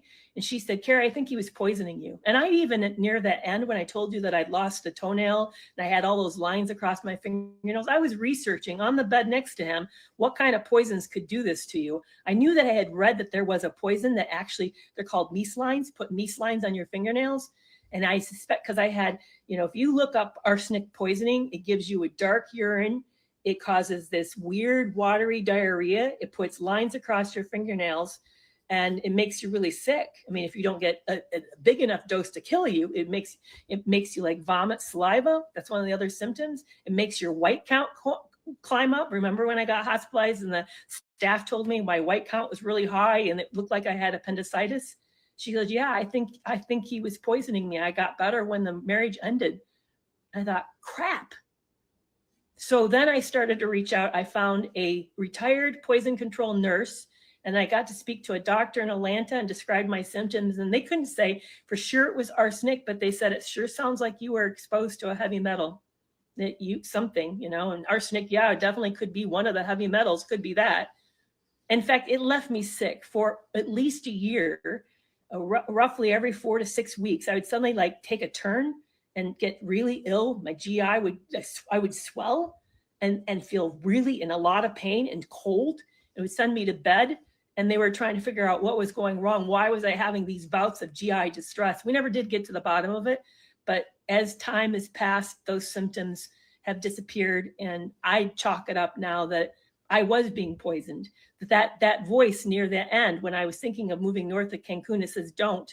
Nobody will know if something bad happens to you. You're going to be cut off from everyone who's aware of you and aware of your existence, and they won't have any clue what's happened to you. I think now that was a warning, a premonition, and that he was going to do that to get the whole company. Then he would have inherited the whole amount of thing. Now, I don't have any proof. People have said to me, why don't you submit a hair sampling? But by the time this happened, it was 2 years later. And remember, I don't have a lot of hair in my head, nothing certainly that long that would be 2 years from 2 years ago. So there was no way for me to get any sample. And the doctor that I spoke to said, no, your body pretty fast metabolizes that. It would be really hard to get evidence of this. So it wasn't something I could pursue. It's nothing that I can prove, but it does make sense, particularly now that there's another person in his life that also believed that he'd been poisoning her as well. So last I know, he's living in Mexico somewhere. I don't know what he's doing. He left me. He and Maria posted photos that looked like they got engaged right as before we even were divorced. They were already sporting potentially engagement photos, but I don't know if he and her are still together. It's 5 years. He doesn't tend to make 5 years with anybody, so I really don't know what he's doing. I don't know what he's up to. I don't have any contact with him, and I intend never to again. So in the next one, I'm going to tell you some thoughts as a psychologist about what I think happened here as my wrap up. And this is the end of I think this is part 28. I'm now losing track.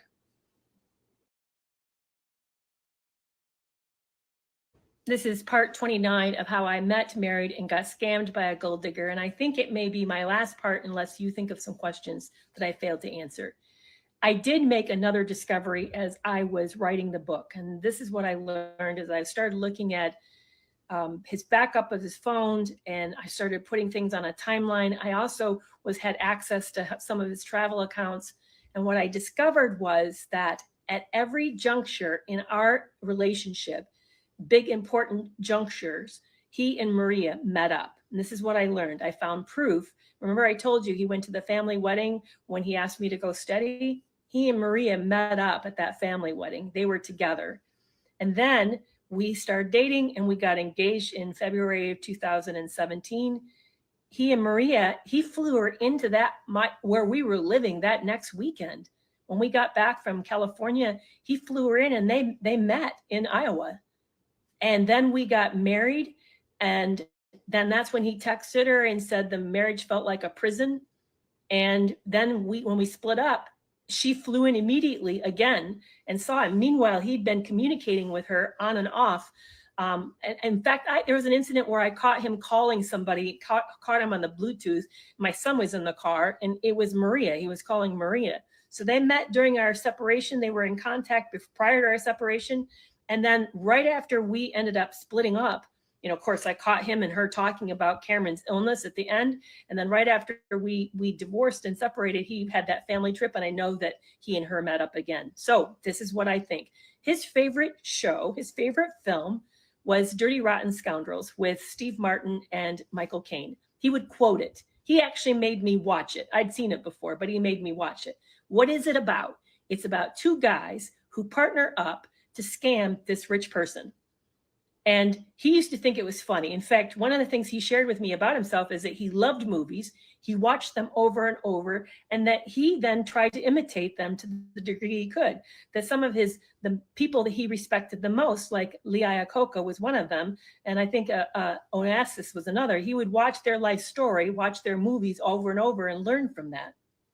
I think he was imitating Dirty Rotten Scoundrels, that he and Maria were cahoots and that they would meet up. I don't know if they were together. They were planning together.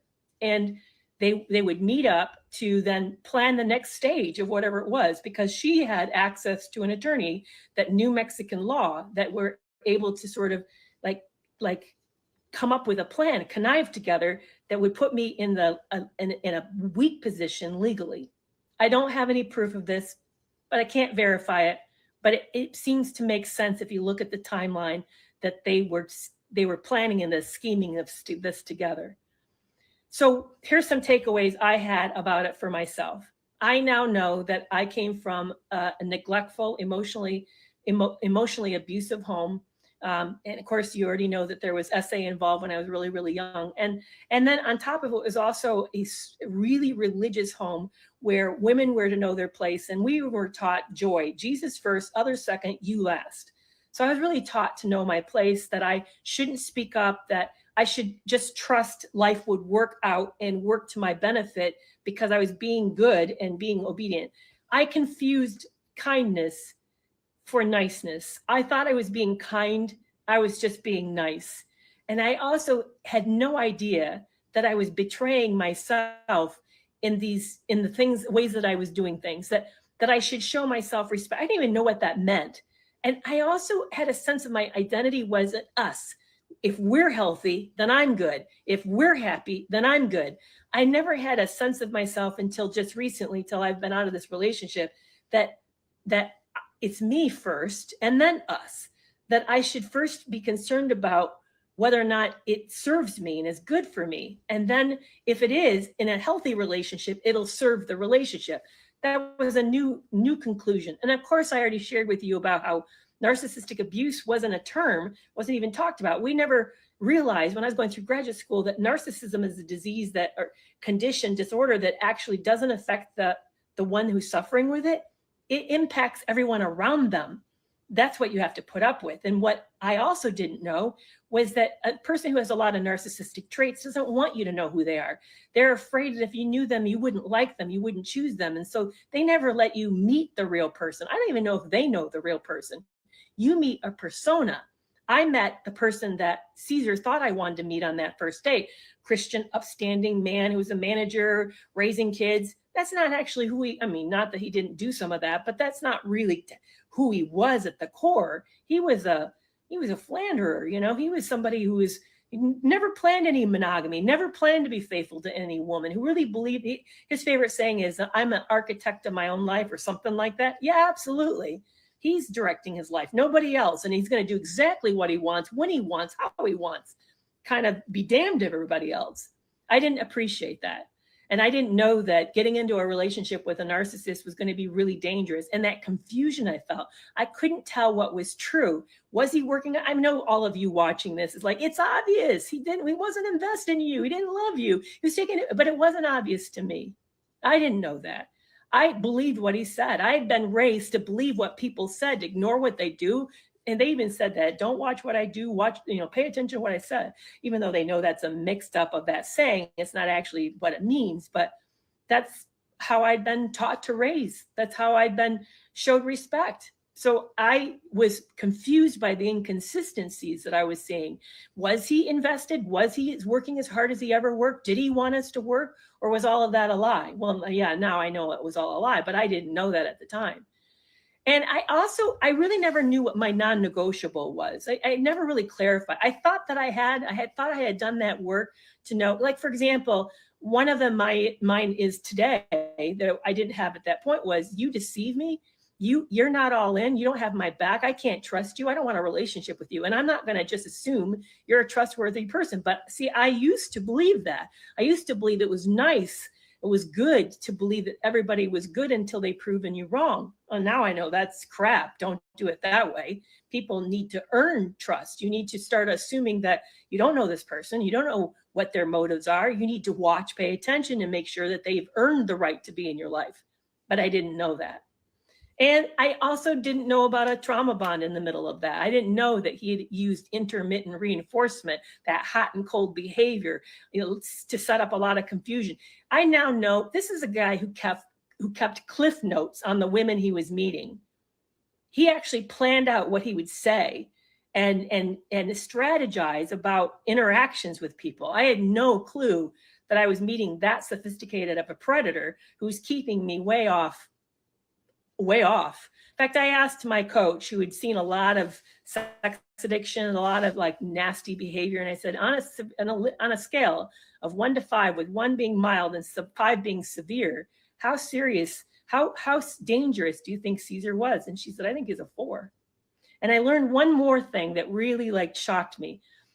My developer in our building didn't like him, and my realtor, who was representing me, this is after the divorce, said, I don't know why the developer he likes you, but he can't stand Caesar.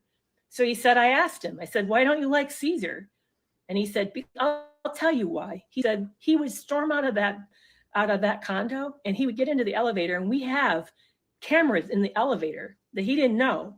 And he would be tearing the elevator apart. He said, we were afraid he was going to damage the elevator. He was beating it so badly. And we thought, if that's what he's doing in the elevator, what is he doing to her? So this developer would bump into me in the hallway and say, Carrie, how are you doing? Are you doing all right? And I kept thinking, why are you so nice? Because we actually have some business tension between us. We don't align on everything. Why are you being kind to me? Well, now I know he was kind to me because he was worried about me, because he knew that Caesar was really dangerous, that Caesar had a violent streak that I just happened to not see. Because when you're playing for the long game to get money, and this is a con, you need to complete the con. Remember that letter he sent where it feels like a prison? Yeah, he entered that marriage as a scam to get the money from me. And remember how on the first day he said he'd been researching widows? He didn't mean he was looking up what my psychological issues are. He meant he was searching the dating app for a widow he had told on himself. So now I know the whole thing had been a setup for money. This is part 29 of how I met, married, and got scammed by a gold digger. And I think it may be my last part, unless you think of some questions that I failed to answer. Okay. That is the end, because that was the same thing. Let's make sure that's the end. Just a second. This is part 28. 20. Yeah. This is. That's definitely the end. Okay. Whew. Ooh, 29 parts. And I think all in all, this was like 4 hours long, or maybe even a little bit more than 4 hours. My goodness. Um, but yeah,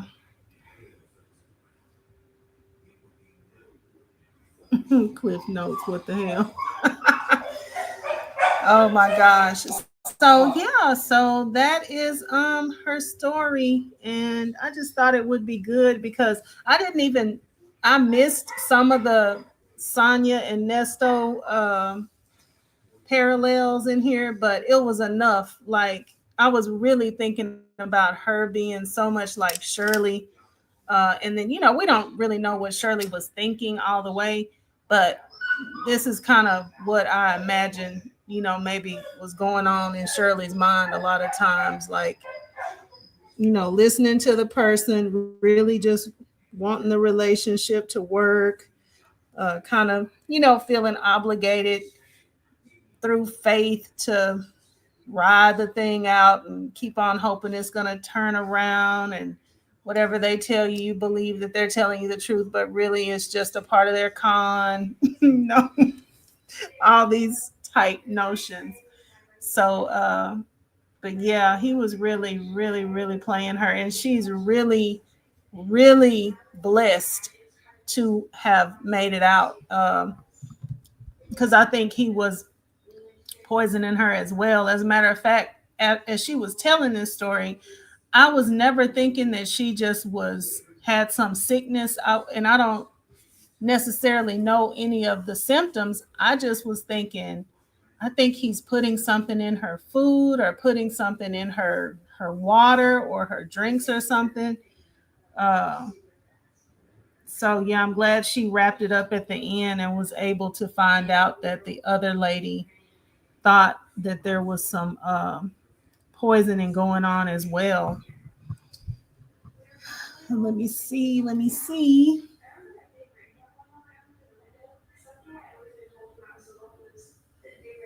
Oh, you know what she did?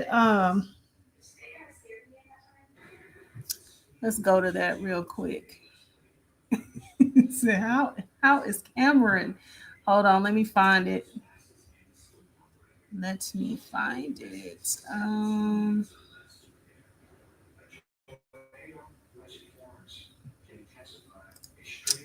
How do I find it? Hold on, I want to get to it. Okay, this is her, Carrie McAvoy, and she put it. I don't know why she didn't put it in the same series. I think what ended up happening was, uh, yeah, here it is. Follow up. So looks like she did like some Q&A because people had questions afterward.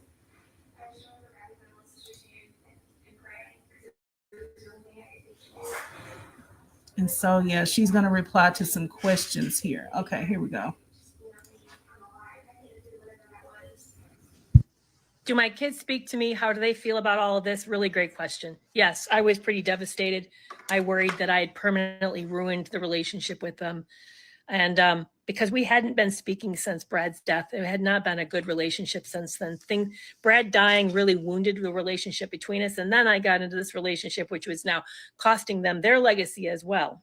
So when it all wrapped up and we started having dinners together, I told them I felt broken. I felt so ashamed. I had been so stupid. And I was ready for them to give me what for. And my oldest said to me, "No, mom, this is Cameron, who's now healthy, or at least he was recovering from his chemotherapy on the other side of the chemotherapy." He said, "No, mom." He said, "This isn't on you. He used your best qualities against you." And I broke. My head fell right into my lap and I broke. And I couldn't believe the grace and the compassion, the support I was getting from my own sons. And they have been my biggest support. So, no, they didn't disown me. We're closer than we have ever been in our life. Our relationship is really rich, and I would consider them good, close friends. So, thank you for asking. Oh, I absolutely agree. Today, the me today, if I met him, I wouldn't even pass that dating profile. I would have swiped left, not right. Anybody puts non-negotiables like no tattoos, no liberals, no cats, no piercings, left. I don't care if it applies to me or not applies to me. That tells me this is a person who's judgmental, not accepting, who's hypercritical, who's arrogant. No, I'm not interested. So we wouldn't even have made it to the first date. He wouldn't even have passed mustard when I saw that profile. But, this is all hindsight. And obviously, this experience has profoundly changed me.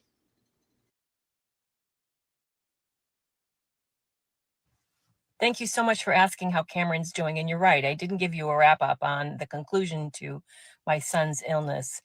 So he ended up having several rounds of chemo, and then COVID struck. And he and his doctors had a long conversation about whether it could be wise to continue to have chemotherapy, because every time he did, no matter how supposedly mild the chemotherapy treatment was going to be, his white counts always went absolutely to zero and would stay that way for weeks. He was hospitalized, I think, twice, very ill with sepsis or some form of major infection due to his white blood count being wiped out. So, because of COVID, he and his doctors decided that he would stop his treatment, 1 or 2 treatments early. It's been 5 years, and they said that with every passing year, the risk of him relapsing or showing it come back again was going to be lower, and that at 5 years out, we could technically say he's cured. So as of this June, we can say he's cured. And I am so grateful. I am so grateful to God. We're close. All my sons and I are very close, and we haven't had a better relationship than we do now.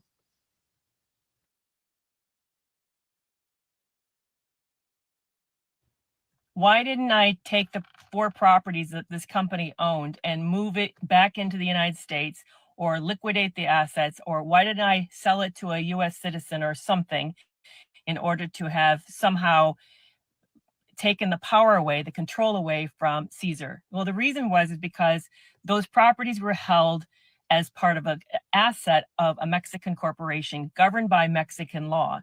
And Mexican law requires, with a corporation, that the owners, the two own, that we were co-owners, had to sign for any property sell or the purchase any property. They're very controlled, very tight about power of attorney, power of control, administrative power, and they were technically being controlled by that company. And I couldn't do that without his knowledge and without his agreement. There are ways you can do it illegally if you start to move in those rounds where you have to begin to buy people. But that would have meant, obviously, I would be dealing with a very dangerous group of people in Mexico, because we know who you're talking about. I would have had to get involved with something super illegal and had to get to know those individuals and develop a relationship with those individuals, which would have put me into so much graver risk than the method that I did. I did consider it. I was aware that that option existed, but it would have increased my danger, not improved it. I just this last week had a conversation with my Mexican accountant. She's actually from Netherlands, but has lived in Mexico for, I think, for like 20 years. And she just finished up reading Love You More. And I asked her, did I make the right move? She said, I was surprised you didn't talk to me in the middle of that, which I didn't think to talk to her, because she would have had a lot of answers and could have helped me navigate the financial piece. But she actually said, you came out as good as you could have come out. That if you had gone to court with him, and first the Mexican courts would have tied the company up and frozen assets for years. Things move through Mexican courts very slowly. It's very bureaucratic heavy in Mexico. Unlike United States, we tend to move faster. We have a lot of things streamlined. We tend to identify or even check identity in a different way. It would have froze the company's assets. And remember, that was all of the money that I had to live on. Everything else I had was in retirement and was not touchable. So it would have basically impoverished me at that time, because they would have froze the assets until the legal situation had been clarified. And the thing about Mexican courts is it took years for those things like that to have worked out. Meanwhile, here's the other problem. He's a Mexican national. I'm not. He ends up he presents really well. I probably wouldn't. He had a command of the language. I didn't. And so I had a lot of things that were working against me that put me at a serious disadvantage. So the way that I handled it was the best that I knew to do. And according to my accountant, who's very familiar with Mexico law, Mexico taxes, and Mexico government, she said, or Mexican government, she said, you did great. You did about as well as you could have in this situation.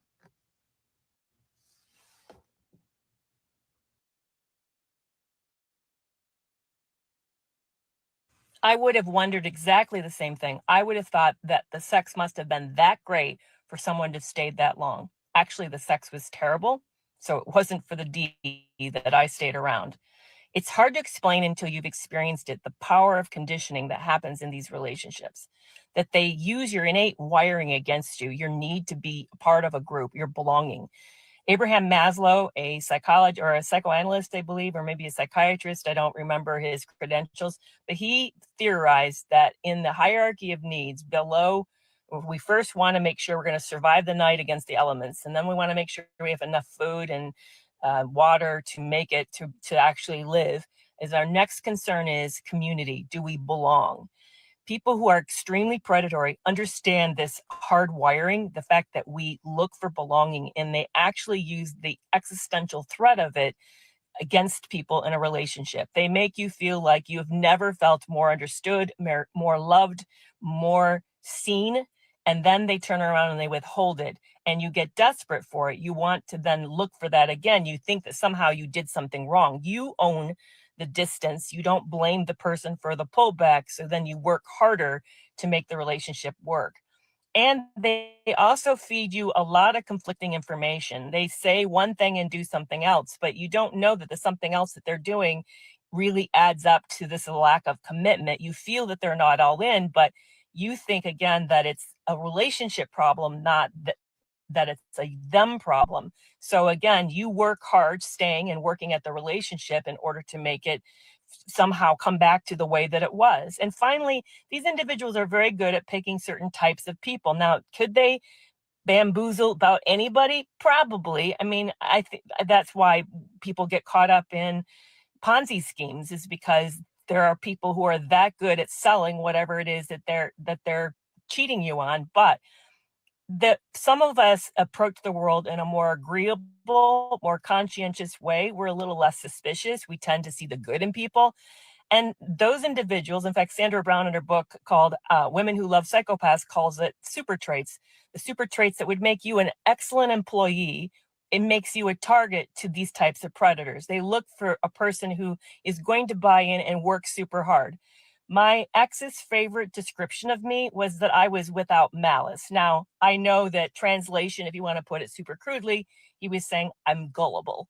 Yes, I would say that the me he met back in 2016, who had lived a very sheltered life, who had been in one relationship, who didn't know about predatory behavior outside of inconsistent behavior that I'd seen in my family, which there was a lot of that. So I was used to people doing one thing and saying, and saying something else. I was used to people not really following through and coming through with the things that they should. So that, yes, it was familiar to me, but he was looking for somebody who is naive like this. And I would say that I used to be that individual.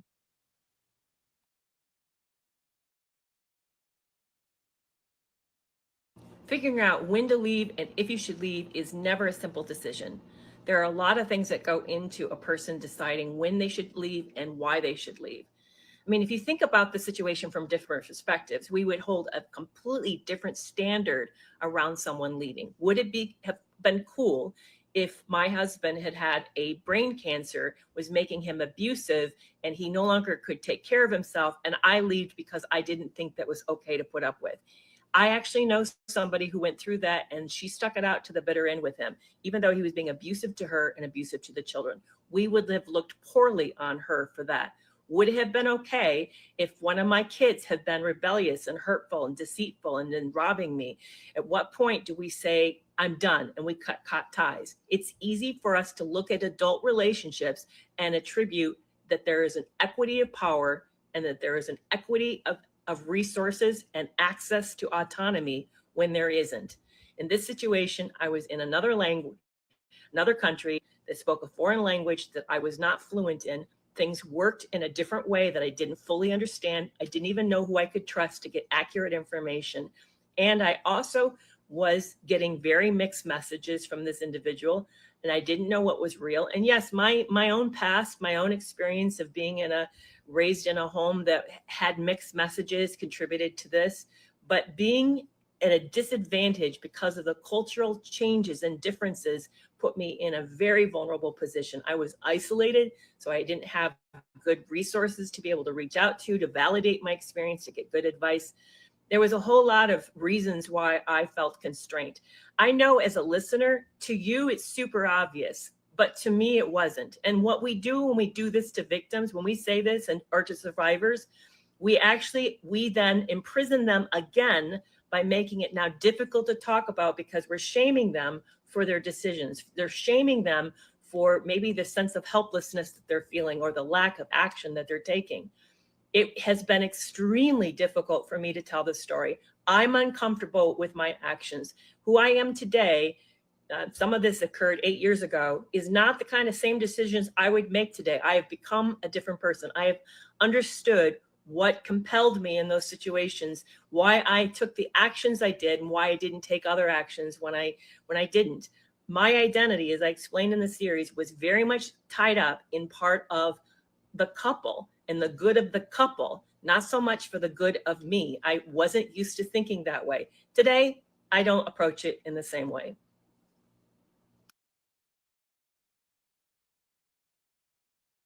Yes, psychologists are superheroes. Didn't you know that we just all have our secret cape in the closet? No, actually, psychologists are human.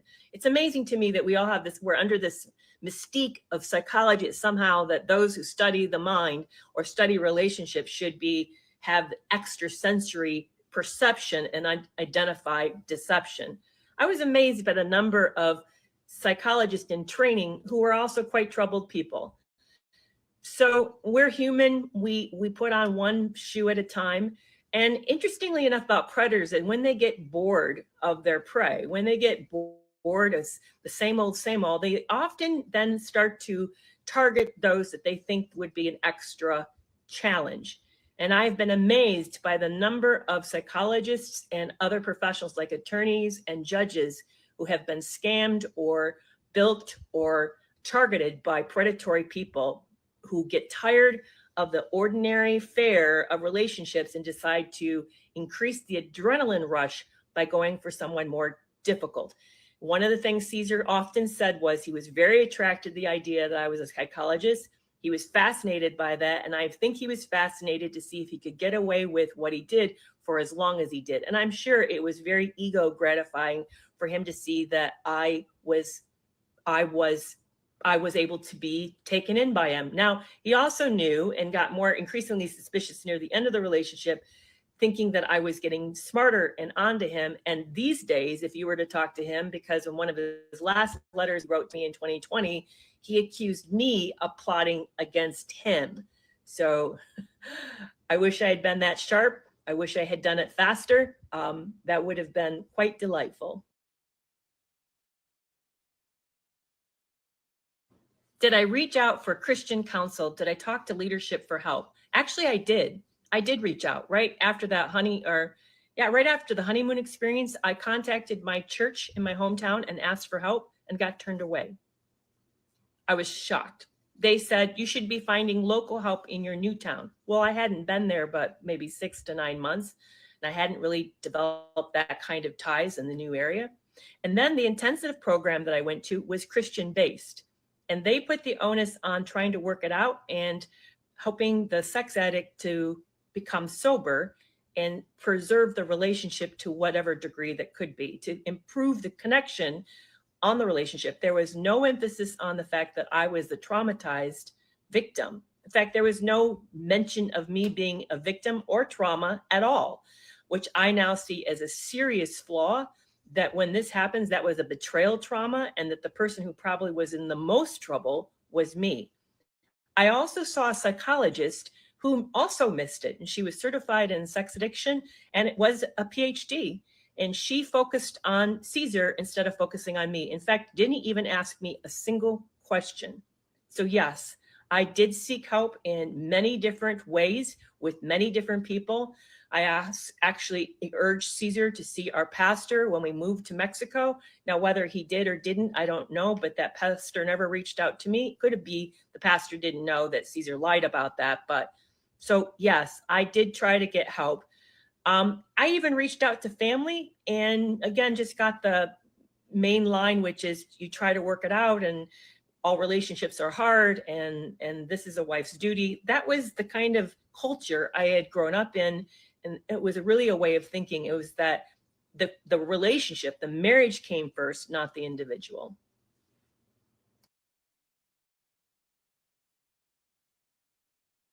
I interviewed Sandra Brown a couple of years ago for a webinar, and I asked her what would make the biggest change, what would help us protect us from predatory people. And she said, we need more education. There is a dearth of education on predatory behavior and how to spot dangerous people.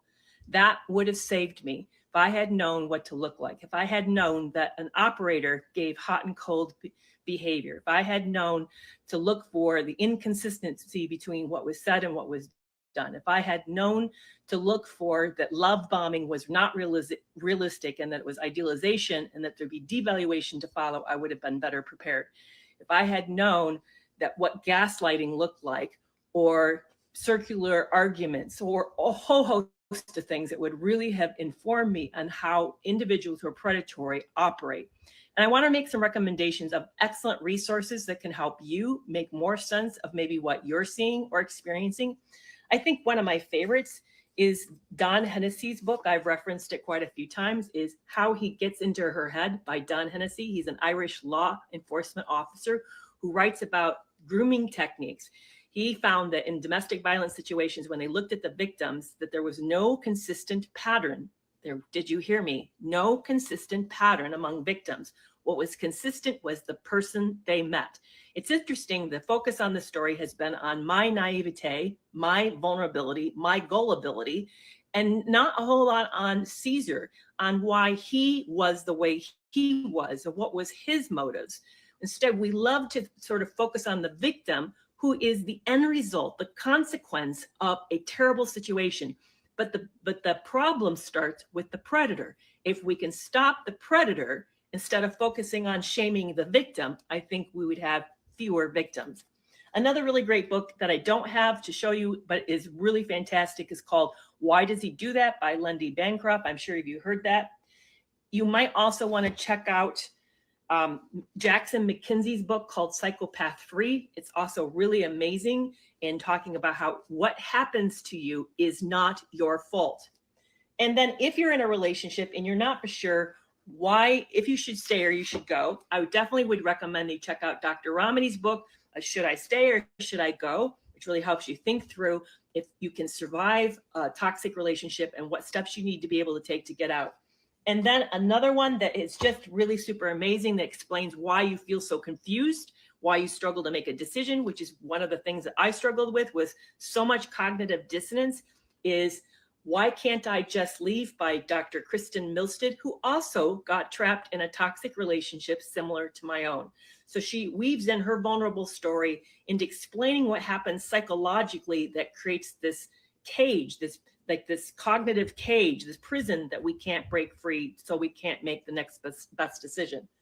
Another classic that I highly recommend, as you can tell, it's big and thick, and you can see how much I've studied this, is Sandra Brown's book called Women Who Love Psychopaths, but the rest of the title is Inside the Relationships of Inevitable Harm with Psychopaths, Sociopaths, and Narcissists.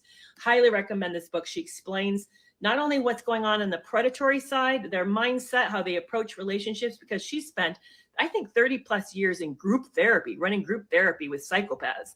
But she also then explains what's happening on the victim side. Highly recommend this book.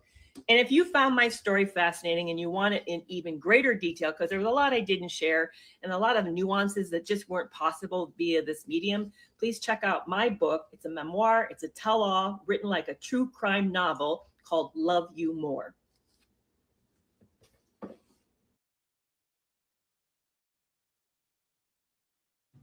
Reading through the comments is like climbing through a dumpster. And yet, I'm not surprised how much we hate victims. And it's interesting, you've been commenting on a lot of these videos, which means you've been binge watching. So, as much as you're struggling with me, you've also been finding this fascinating. Maybe you're just finding it fascinating to spew a lot of hate. But I have noticed the degree that we are in denial about the fact that this type of thing happens all the time, all around us. I know somebody that actually got married to a partner only to discover this partner who claimed to have brain cancer didn't. And it was like a year or two in that they discovered that this has all been a ruse. This happens more than we'd like to think that it does. But what's sad is that we need to take a big pile of dumpy shit on victims for being vulnerable and honest.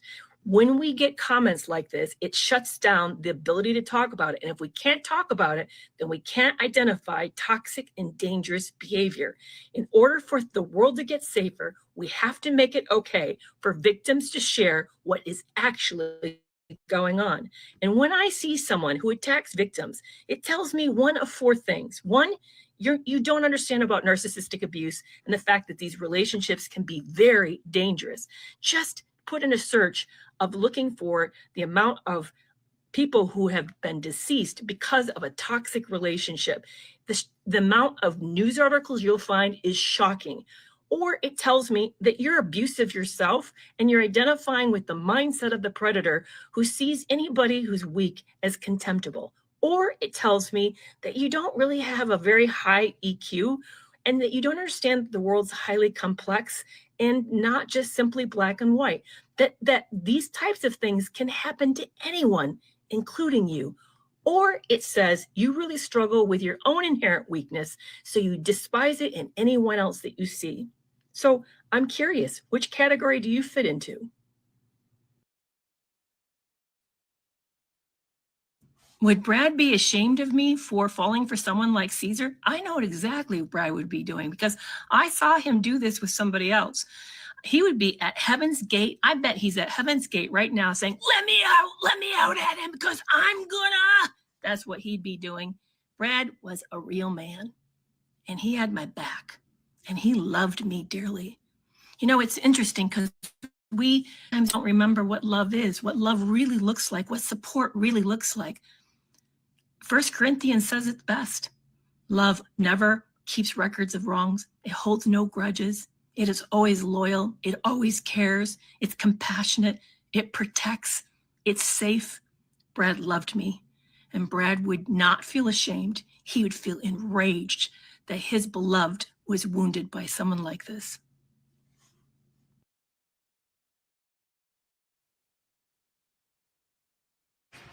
So if he was all that bad with all this lying, cheating, and conflict, then what did I love about him? So, by the way, bienvenido from Mexico. Isn't this a gorgeous view behind me? What the problem was is bad storytelling. Not that there wasn't anything really romantic about him. Victims often struggle with either euphoric recall, meaning that they focus on the good stuff and they fail to remember the bad. And then they're overly generous with this individual because of the good memories. Or they tend to tattle on their partner and then focus on all the bad things, making it sound like this partner is the troll and there's nothing ever lovable about this individual. And that's what I did. So the reason you don't find him appealing at all is because of what I focused on, not so much that there was no good time. What I loved about him was several things. One was he and I had a powerful connection. He was a fantastic conversationalist. He and I never ran out of things to talk about. We would have long dinners with long conversations that would go on, and I really valued that. That was super special. The other thing about him was we really were good partners. We ran the business together. Of course, he was trying to take the business from me, but if you ignore that piece, when it came to the day-to-day operations and being a team, thinking of the picture for the company, he was very invested and we handled that part well. Now, I was carrying too much of the work, but that wasn't unusual for me. And it often is not unusual in a couple that one person does more of the heavy lifting when it comes to running a company than somebody else. The other thing I really liked about him was that he just was a person who had a great forward face to the public and made great first impressions. Well, of course, he's a narcissist. So are we surprised he's really, really great at that? But when it came to going out and meeting people and making good first impressions and making strong connections, he was really fabulous at that. And the interesting thing that I don't know if you picked up on was that we didn't fight much. He never called me a bad name, and he never really raised his voice. It didn't get, our conflicts were cold, silent, and he disappeared. So when it came to like lots of tension, it was more the fact that I knew that there were topics I couldn't bring up, that I felt like I was walking on eggshells, but not that if from the outside perspective, you wouldn't have noticed anything. You would not have realized that he controlled what was being talked about and how much it was being talked about. So that was nice that there was not the throwing things and cussing and swearing each other and hot anger. It was more of, we'd get tense, he'd disappear, come back, we'd pretend that it never happened, and then things would go on for a while until it got tense again. So a lot about it seemed kind of, wasn't peaceful, and it certainly wasn't restful, but at least it wasn't intense and hot. And I appreciated that was like that.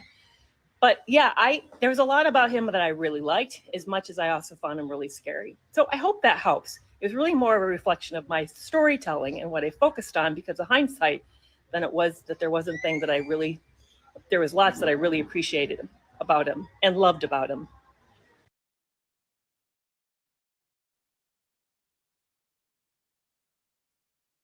Many of you are now being fooled by Caesar as well, and because this is what he wants you to think.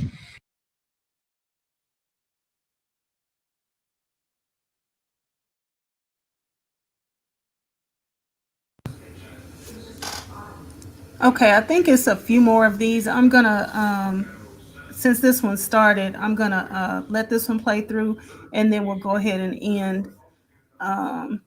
This is extremely long at this point. Okay, I'm gonna let this one play. He wants you to think that the problem lies with me, not with him. That I just didn't pay attention to the red flags, that I didn't note that his words didn't match his actions. That's actually not how it was. I really strongly recommend Don Hennessy's book, How He Gets in Her Head. He talks about the fact that predatory people, and he calls them psychophiles because they psych us out, want us to think that it's the victim and wants the victim to think that it's herself or himself as well. And that this is the strategy, that they do what's M. Scott Peck called real evil by disguising love in destruction. It wasn't that Caesar's behavior didn't match his words. It was that he was behaving both kind while he was trying to destroy me. He would do wonderful things, thoughtful things most of the time. His behavior was gentlemanly. My friends and family liked him and even loved him. He was able to fool business associates. We had people who wanted to partner with us thinking that he would be a wonderful person to work with. It wasn't that he was just bad and negligent and acting out and I just put up with it. It's that he mixed his kindness and caring in with his effort to destroy me, and that left me profoundly confused. And he wanted it that way. He wanted it so that I would want to know what's wrong with me. Why couldn't I make a clear decision? Which is part of why I then had such a profound trauma bond and was being confused by the cognitive dissonance. And he's now convincing you are also buying into the storyline. But it also could be my poor storytelling that I didn't emphasize enough the fact that there was so many wonderful pieces to this relationship that it kept me literally reeling with uncertainty. I couldn't determine what was real or true here. He would do this most extraordinary, gentlemanly, chivalry things. Can't even say that word, but you know what I mean. Chivalrous, yeah, never mind. Things, while at the same time systematically destroying me, undermining, smearing me, and doing things that behind the scene that left me feeling like I couldn't tell what's real or true. And he wants you to think it's me too. So when you say things like, I would never see her as a therapist, how could she even be seeing clients? What a joke. And she claims she has a PhD, I'm smarter than her. Then he's won you over as well. He is now grooming you to see things from his worldview. He is now successfully getting into your head too. Many of you are now being fooled by Caesar as well.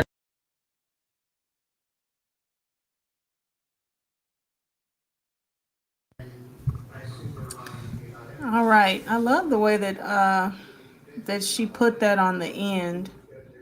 Uh, yeah, that's really kind of sobering because basically what she's saying is the the mind game that he was playing with her when you're like hearing the story, and for the person that gave that comment, and still just pretty much made her look like she was the problem. She should have done something that she didn't do. She's saying that his manipulation is even working through that. But yeah, I thought she did a good job as well. Really good job. I was even thinking to myself, like, could I tell? And I know I couldn't, because if I hadn't been dying, now maybe she was like a person who was keeping a diary or something like that, but I would never be able to tell timelines that clear. I would be able to tell you overall what happened, but definitely not in those like clear timelines. But some people think in terms like that, and then some people keep diaries and journals and all that type of stuff. So, which is good as well. I think journaling really does help you. But y'all, thank you so much. Especially special thanks and shout out go to Shirley's divorce finally. Thank you so much. You have been here with me for a while. Thank you, Sunshine, as well, for coming in and having me break in the story, because I was just listening along and um, cleaning, and I was just listening. So thank you. I'm sure that's going to help somebody on the replay if they just kind of hop in somewhere. So I appreciate y'all coming in to look at this. I was like listening to it yesterday, and I said, "Oh my goodness, I have to play this, because this will be so good for people that follow Shirley and Nesto." Because I don't know, sometimes we just tend to think, and you know what else? I've been talking about race a lot today, so I might as well keep going in that same vein. Everybody does the same things. I'm gonna call it other folks do it too. We're all just people. Everybody does the same type of stuff. We might be culturally a little bit different on this type of thing or that type of thing. People are raised different. So, a lot of times you just view things different, you do things a little bit different. But we're all people, and we all still do some of the same things. And so I thought it was good too that she's from another culture, and we can see that other folks who do it too. Other people have the same type of issues.